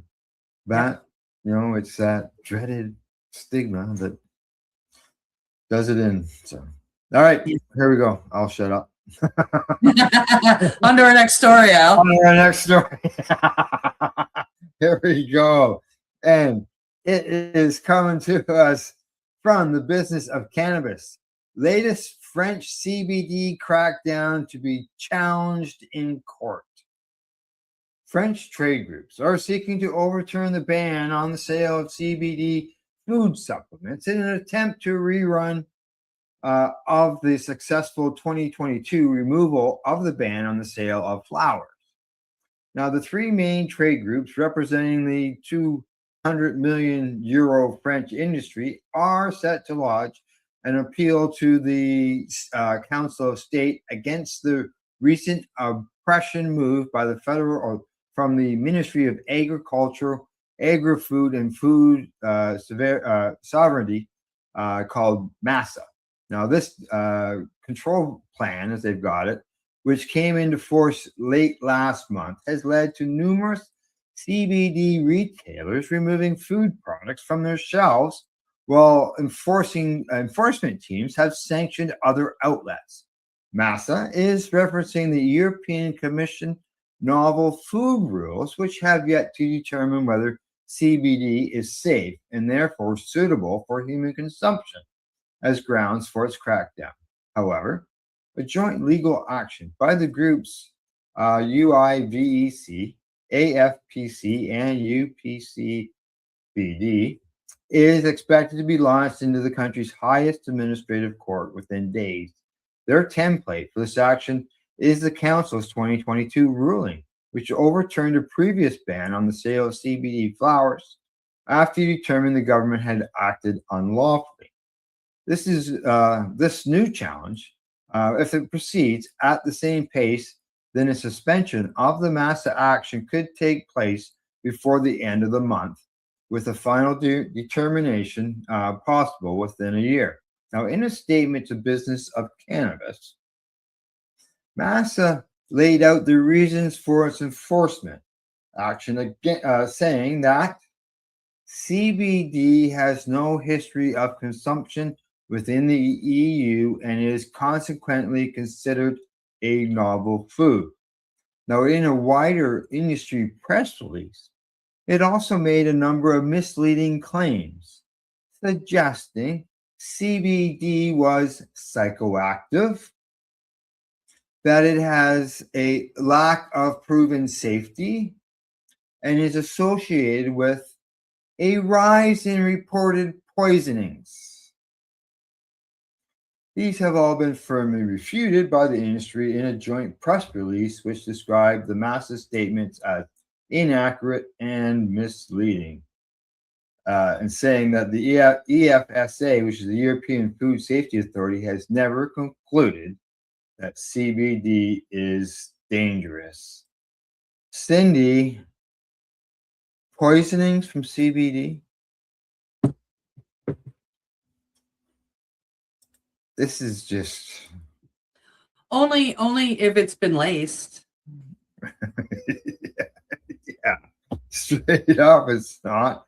Like, this is where this continued stigma is that helps prevent those natural products like cannabis and mushrooms to help people with overdoses. Yep. Sad. It's ridiculous. And this has been ongoing for quite a while when it comes to France and being against CBD. Like, there's so many benefits. Yeah. I'm mind blown at it. Like, it's fake news is what it is, straight up. Oh, I can understand. It's like cannabis hyperemesis syndrome. It's not caused by cannabis. It's caused by chemicals that are left in the plant because it hasn't been flushed properly, hasn't been grown properly, et cetera, et cetera, et cetera. Like, and they're trying to twist it. And that's what's going on here, I feel. Things haven't been grown properly, or they're lacing it with something. I see they've got oil at the top there, so it hasn't been cleaned properly. It hasn't been fully flushed of the alcohol or the isopropanol, or, so that's what's going on, straight up. If it's happening at all. It's obviously they have their blinders closed so that they can't see. Can't see, hear, or speak. Well, they're speaking all right, all kinds of lies. Oh, that's sad. Sad. Yeah. It's too bad for the people of France. Yes. That's what it is. So Yeah. all right. We got our first four stories done. It's time for us to take a break. We'll be back in about 3 minutes. As always, you're watching Psychedelics Cannabis Educational News. We'll be back shortly. You're listening to the Pace Radio Network here at paceradio.net. Camelford Lifestyle Shop. Open Monday to Friday from 10 till 7 p.m. or by chance. Check out our flags, our t-shirts, plus our hats. And look of that supply of rolling papers, plus much more. We've got bongs and your favorite herbal vaporizers. Look at all the incense we have, as well as for those who collect knives, check out these knives in our collection. And while you're here, stop in to see Shay at the Piercing Room, where you can get poked by Shay. Daily deals, check them out. Camelford Lifestyle Shop, 17 Bridge Street West, Camelford, Ontario.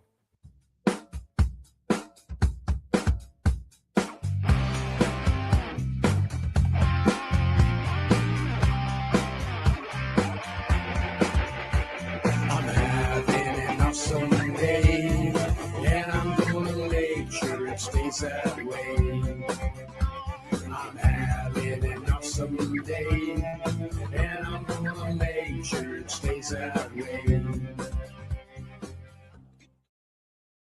Limestone City Hydroponics is Kingston, Ontario's hydroponics shop. Take your growing to the next level and create the optimal environment with a tent kit, or maximize your yield with an ebb and flow flood table kit. Either way, Limestone City Hydroponics has more sizes and options to fit your needs. Are you looking for the power of the sun that adapts to your budget? Then look no further, as they have professional grow lighting. They have indoor grow systems that are easy and cost effective, with many options to fit your living space and lifestyle. Cultivate your growing potential. We have everything you need to succeed. And if you can't make it to the store, they offer local delivery to the greater Kingston area. Remember, when you're looking for experts to help you grow, then look no further than the locally owned Limestone City Hydroponics, 105 Sunderland Drive in Kingston, Ontario. Call them at 613-548-0420. Rerolled Saturdays. Check it out. Nothing but non-stop cannabis and psychedelic programming. Find it at 420pace.ca. You're listening to the Pace Radio Network here at paceradio.net. All right, you're watching Psychedelics and Cannabis Educational News. We got 4 more stories to cover. And the first story that we're going to start off with is just from reading the headline. It's so true. Caught my eye, that's for sure. Yeah, exactly. Well, let's show everybody what we're talking about. Let's get it on. Coming to us from cannabis.net. This really got me. It's kind of a powerful picture too. I'm going to scroll up so you can see the whole picture. And it says, people are dying while we argue about a plant having medicinal properties. And people are dying as we argue about this. A strongly worded opinion piece from cannabis.net is calling attention to what advocates describe as the human cost of delays in medical cannabis access. The article argues that while governments, regulators, and healthcare institutions continue debating cannabis policy, many patients are living with chronic pain, severe illness, and treatment-resistant conditions that may benefit from medical cannabis therapies. The author points to decades of scientific research, not to mention the real world research that is out there by all of us that are advocates and activists. You know, patient testimonies, which is what they are, and physician experience suggesting that cannabis can help some individuals manage symptoms associated with cancer treatment, chronic pain, epilepsy, PTSD, and so many other serious conditions. At the heart of the piece is a frustration shared by many medical cannabis advocates. Despite growing evidence and public support, barriers to access remain in many jurisdictions. Patients often face regulatory hurdles, financial costs, stigma, as we've talked about many times, or limited physician participation, and in some countries, jail time, and in other countries, death. The article's essential message is captured in its title. The author argues that while policymakers continue to debate whether cannabis should be recognized as medicine, patients are facing serious illnesses, do not have the luxury of waiting years for political consciousness. While critics continue to call for more research and rigorous clinical evidence, advocates and activists alike counter that many patients are already using cannabis successfully and should not be denied access because regulatory systems are moving slowly and they haven't caught up. This article ultimately frames cannabis not as a political issue, but as a healthcare issue, one where the consequences of delay are measured not in policy papers, but in human lives. Really powerful article, Al. Yes, yes, it is. It is. I read it there before, and it is like just in the opioid end of things.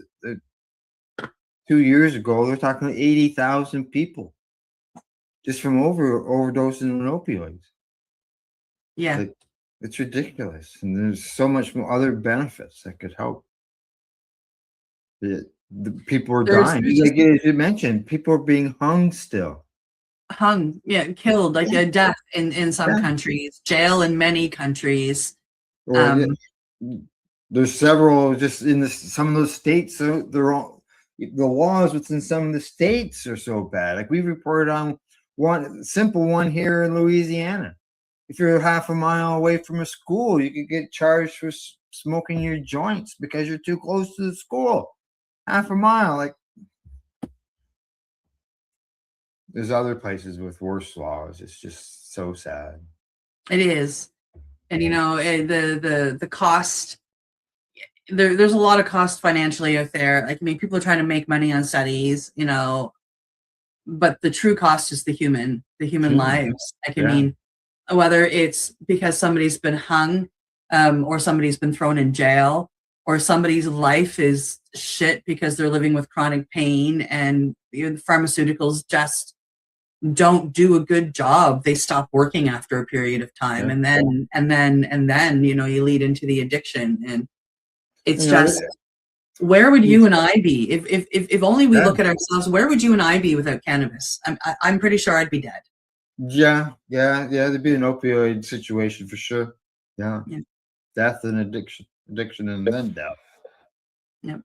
Yeah. No, it's that's why I'm so glad that I made the choice so long ago. So. Yeah, me too. Alrighty, from that story, we'll move on to the next one. A bit of an update on what's going on down south in the U.S. As the next story here talks about, it comes from the Cannabis Business Times. It says 5 aggrieved persons sue Trump DOJ over cannabis rescheduling order. The third and final legal challenge in the Trump administration's Schedule 3 cannabis order was filed May the 28th, the final day of a 30-day window from the order's publication in the Federal Register. Now, a coalition of 5 anti-rescheduling parties filed a petition for review in the U.S. Court of Appeals for the District of Columbia Circuit, arguing that they have standing as persons who are aggrieved by Acting Attorney General Todd Blanche's signed order to immediately reclassify state licensed medical cannabis and FDA approved products containing cannabis or cannabis extracts from Schedule 1 to Schedule 3 under the Controlled Substances Act. It says petitioners satisfy the requirements of Article 3 standing because each has suffered or will immediately suffer a concrete and particularized injury. In fact, that is fairly traceable to the final order and redressable by a favorable decision of this court, the petition states. Now, each petitioner's interests fall within the zone of interests protected by the CSA and the Administrative Procedure Act. Now, the 5 petitioners include New Directions Addiction Recovery Services, a substance abuse recovery clinic and retreat center located in Illinois. Another one is Kenneth Finn, MD, a physician who practices comprehensive pain medicine in Arizona. Elizabeth Libby Stutz, a doctor, a board-certified psychiatrist who holds a Colorado medical license. And Cannabis Industry Victims Education Litigators, a cannabis industry victims advocacy organization that educates lawyers on how to hold the industry accountable for matters related to cannabis injuries, such as psychosis or suicide. And the final one is MMJ International Holdings, a private pharmaceutical cannabinoid development company whose subsidiary holds an active DEA Schedule 1 analytical laboratory registration. Now, in the background section of the petition, the 5 anti-rescheduling parties targeted Trump's December 2025 signing order that directed his administration to loosen restrictions on cannabis, arguing that Howard Kessler, a billionaire entrepreneur and philanthropist, provided the president with his own experience mitigating the effects of chemotherapy to drive the rescheduling decision without consideration of the administrative process. Also, according to the petition, the 5 anti-rescheduling parties plan to argue whether Blanche acted beyond the powers of his authority in the order, because the order was unlawfully, because it creates a hybrid schedule not authorized by Congress. The order is arbitrary and capricious because the DOJ failed to adequately consider cannabis health risks, and the order is arbitrary and capricious because the DOJ failed to provide FDA quality indications, dosing, risk, benefit, delivery, and monitoring systems, and guidance and other information to physicians. And it is, as I said, arbitrary and capricious because it relies on state medical cannabis licensing programs that do not satisfy the adequate safeguards required by the Single Convention on Narcotics.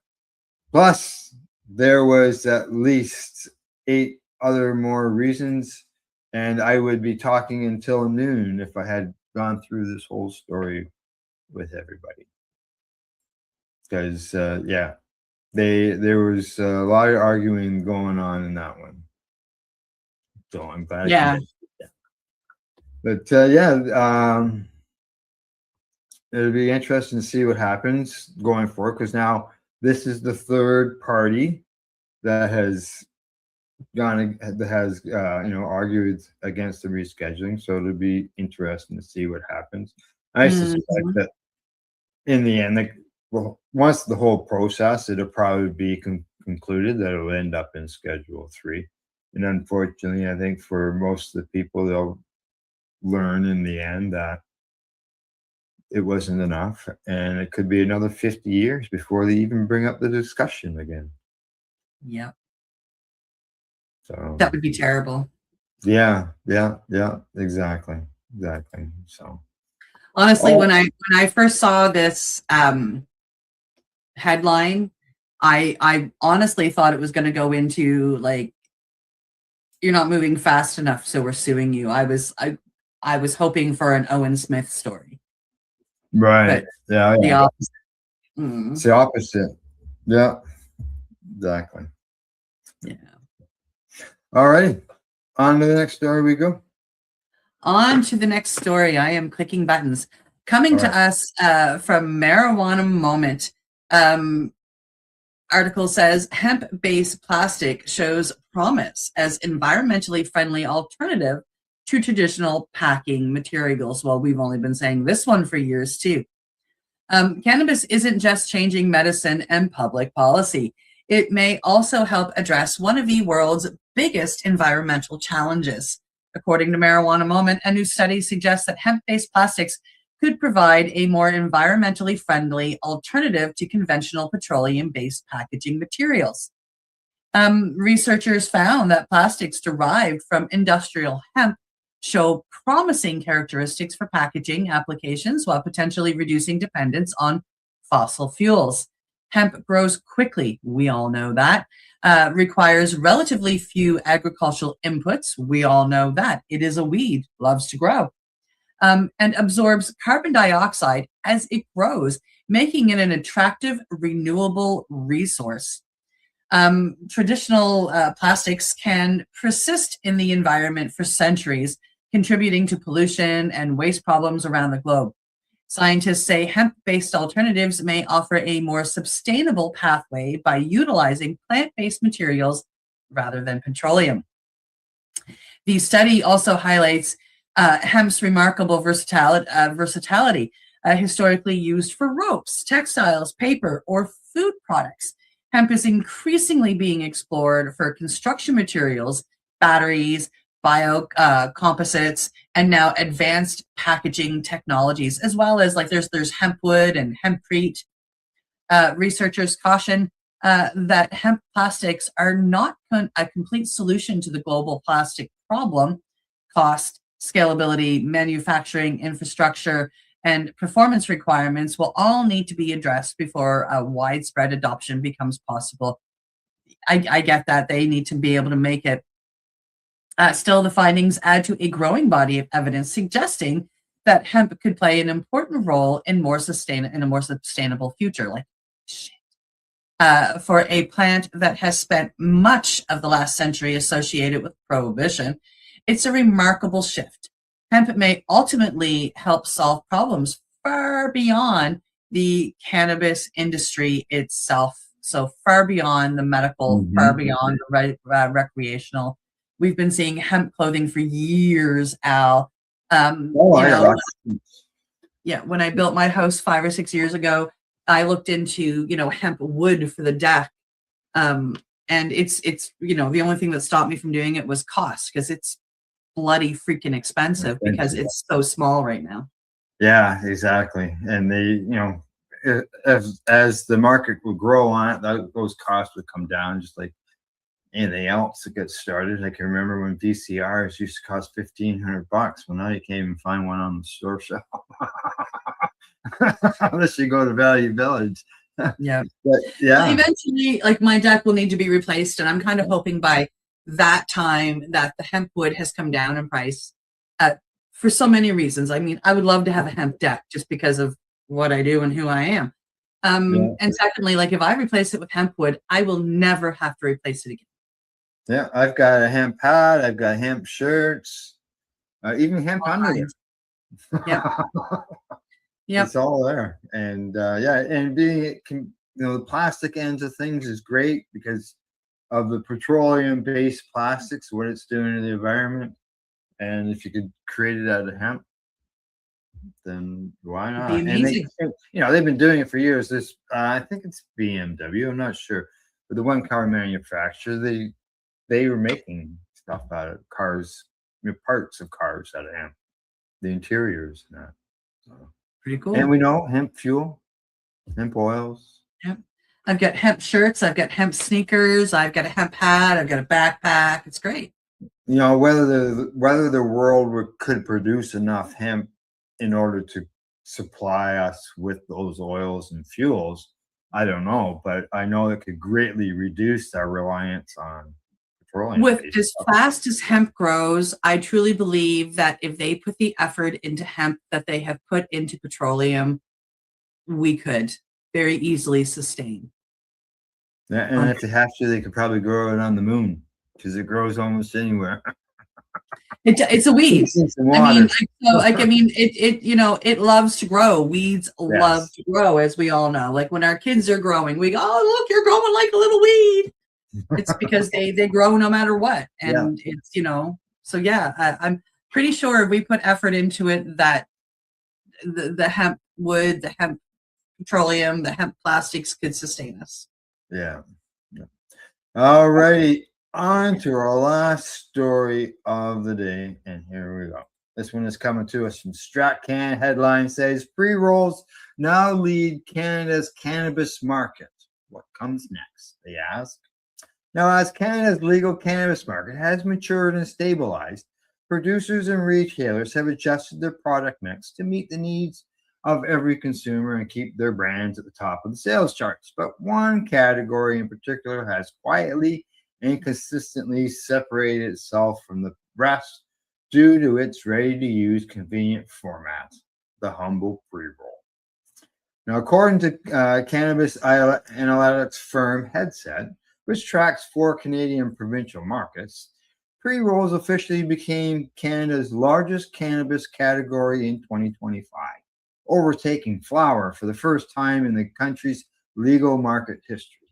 Now, at $1.43 billion in sales across 77 million units sold, this isn't a trending product format worth this isn't a trending product format worth watching. It's the category worth building around, they say. Now, pre-rolls now command 34% of Canada's total cannabis market, up from 31% just 2 years ago, adding nearly a full percentage point of market share each year in a maturing national market worth over $4.2 billion. Unit sales reinforce this shift in consumer preference for pre-rolls. Canadians purchased more than 77 million pre-roll units in 2025. That's a 14% increase, about 9 million units, from 2 years ago.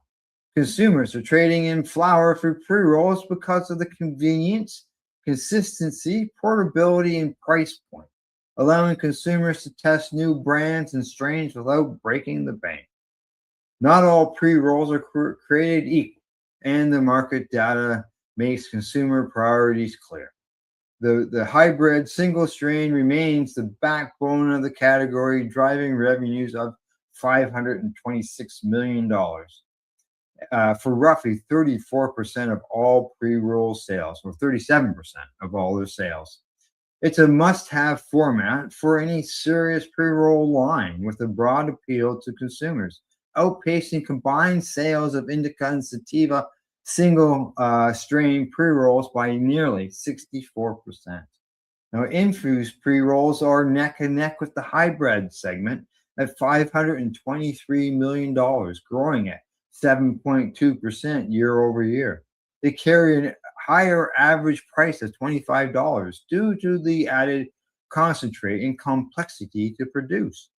But the margin premium is real. Together, the hybrid and infused segment account for roughly 75% of all Canadian pre-roll revenue, with consumers spending $3 out of $4 of every $4 on the 2 most popular pre-roll formats in the country. Indica single strain rounds out the top 3, surging 21% year over year to $173 million in 2025, signaling to brands that demand an expanded full flower offerings. When it comes to packaging format, the 1.5 gram multi-pack leads all sizes at $314 million in sales, followed by the 2.5 gram and the 3.5 gram. Canadian consumers gravitate towards larger multi-pack formats in a way that the U.S. consumers don't, accounting for 86% of all pre-roll unit sales, cementing the product format as a must-have for brands looking to succeed in the maturing markets. And Cindy, I am not surprised at this whatsoever. Pre-rolls, it's this convenience, ready to go. Yeah, I've been pre-rolling my own for 20 years. Right? Always pre-roll my own joints. That's why I got if I'm running somewhere, I'll stop into a legal store, and grab some pre-rolls. But for somebody like me, and you might be able to say the same thing, I'm not sure, rolling my own is part of my medicine. There's something about busting it up. There's something about, having your favorite paper, filtering the way you want, putting it together. It's a whole ceremony with the plant to roll your own. So for me, the pre-rolls are great, but they don't replace rolling my own for me personally. Yeah. The rolling aspect, I'm sort of mixed on it. Yeah, I find it's beneficial, but sometimes when I'm in a hurry, it's when I'm in a hurry. It's inconvenient when I'm in a hurry. But other than that, yeah, I'll What sit did we here. do before pre-rolls? Pardon me? I said, what did we do before pre-rolls?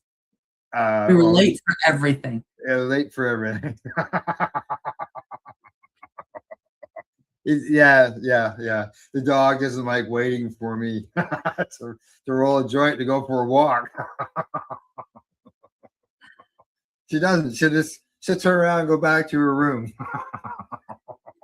All right, Dad. Let me know when you're ready. Yeah, exactly.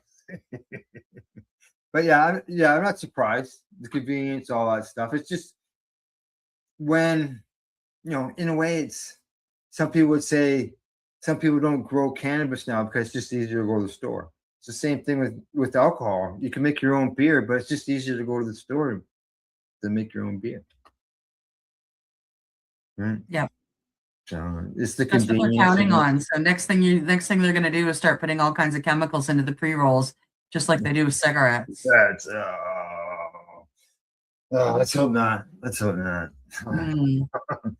All right. Anything else offhand? Once again, the Nova Scotia Psychedelic Society is hosting a movie in July 6th, I believe. Let me see if I can find this right fast. Nova Scotia Psychedelic Society. I can find this right fast. You mentioned it once you got the poster and all that ready, that you'll share it with everybody. Yeah, so we do have the event ready, and I'm just going to share my screen and show you guys. The movie we are bringing in is called Descending the Mountain. It is a film about mushrooms and meditation, and we, the Nova Scotia Psychedelic Society, are presenting it on July 3rd at 7 p.m. Doors will open at 6:30. And this will be held at the Paul O'Regan Hall, which is at the Halifax Library in downtown Halifax. So please come and join us. You can get tickets online at Eventbrite, and if you come and take a look at our page, it will give you the Eventbrite link right here where my mouse is, if you see me moving my mouse. So you can go on there and you can purchase tickets for $20. If you wait till you're at the door, they will be $25. So we are excited to offer this movie, Descending the Mountain. Again, July 3rd, 7 p.m. and doors will open at 6:30, and you can get your tickets on Eventbrite. Also, just so Al and everybody knows, I do have one of the next speaker series ready for Al to edit and be shared, and I did get a hold of the video of it. So it'll be more than just audio, which is just really amazing. Super. Good stuff. Perfect. Look forward to seeing that. And as I said last week, being able to watch those documentaries can be super, super educational for people. And because I'm sure like you're going to hear a professional's view, you're going to hear from the patients that are involved, and get into the science of it, so people understand. Yeah. Right. And it's going to take a while. Look how long it's going to take. Cannabis has been demonized for years, so centuries. Yeah. All righty. That's it. All right. That's it for today. We hope you found it educational and informative. We'll be back Monday. That's right. Same time, 10 a.m. Thanks to our viewers as well as our listeners and our sponsors, Limestone City Hydroponics.ca, the Camelford Lifestyle Shop, as well as at ease.ca and Don't forget to educate, medicate, and do not incarcerate. You're listening to the Pace Radio Network here at paceradio.net. The opinions of the individuals during this broadcast are their own and may not be the opinions of their group or other organizations they may be involved with. All medical advice during our broadcast is not a medical opinion and should be checked with your medical physician.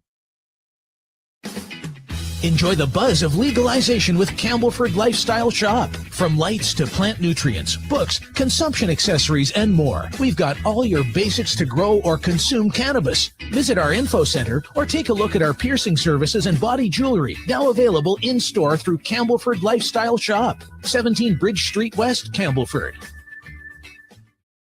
Limestone City Hydroponics is Kingston, Ontario's hydroponics shop.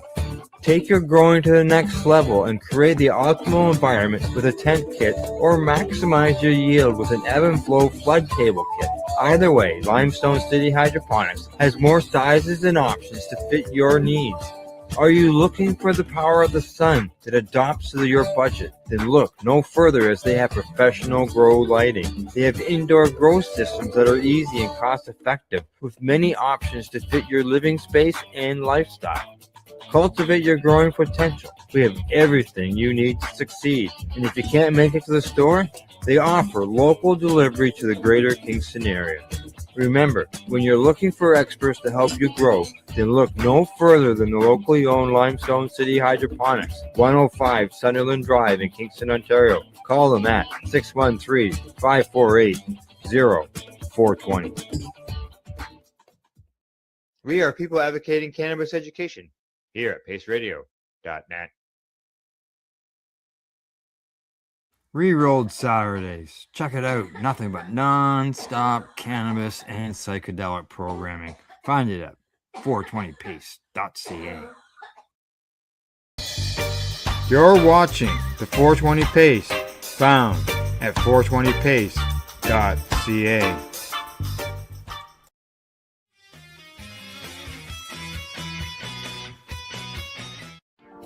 You've been watching Rerolled Saturdays. Thank you to our guests, our hosts, and our viewers. Up next, Rerolled Saturday Nighttime Edition. It gets started at 4 p.m. See you then.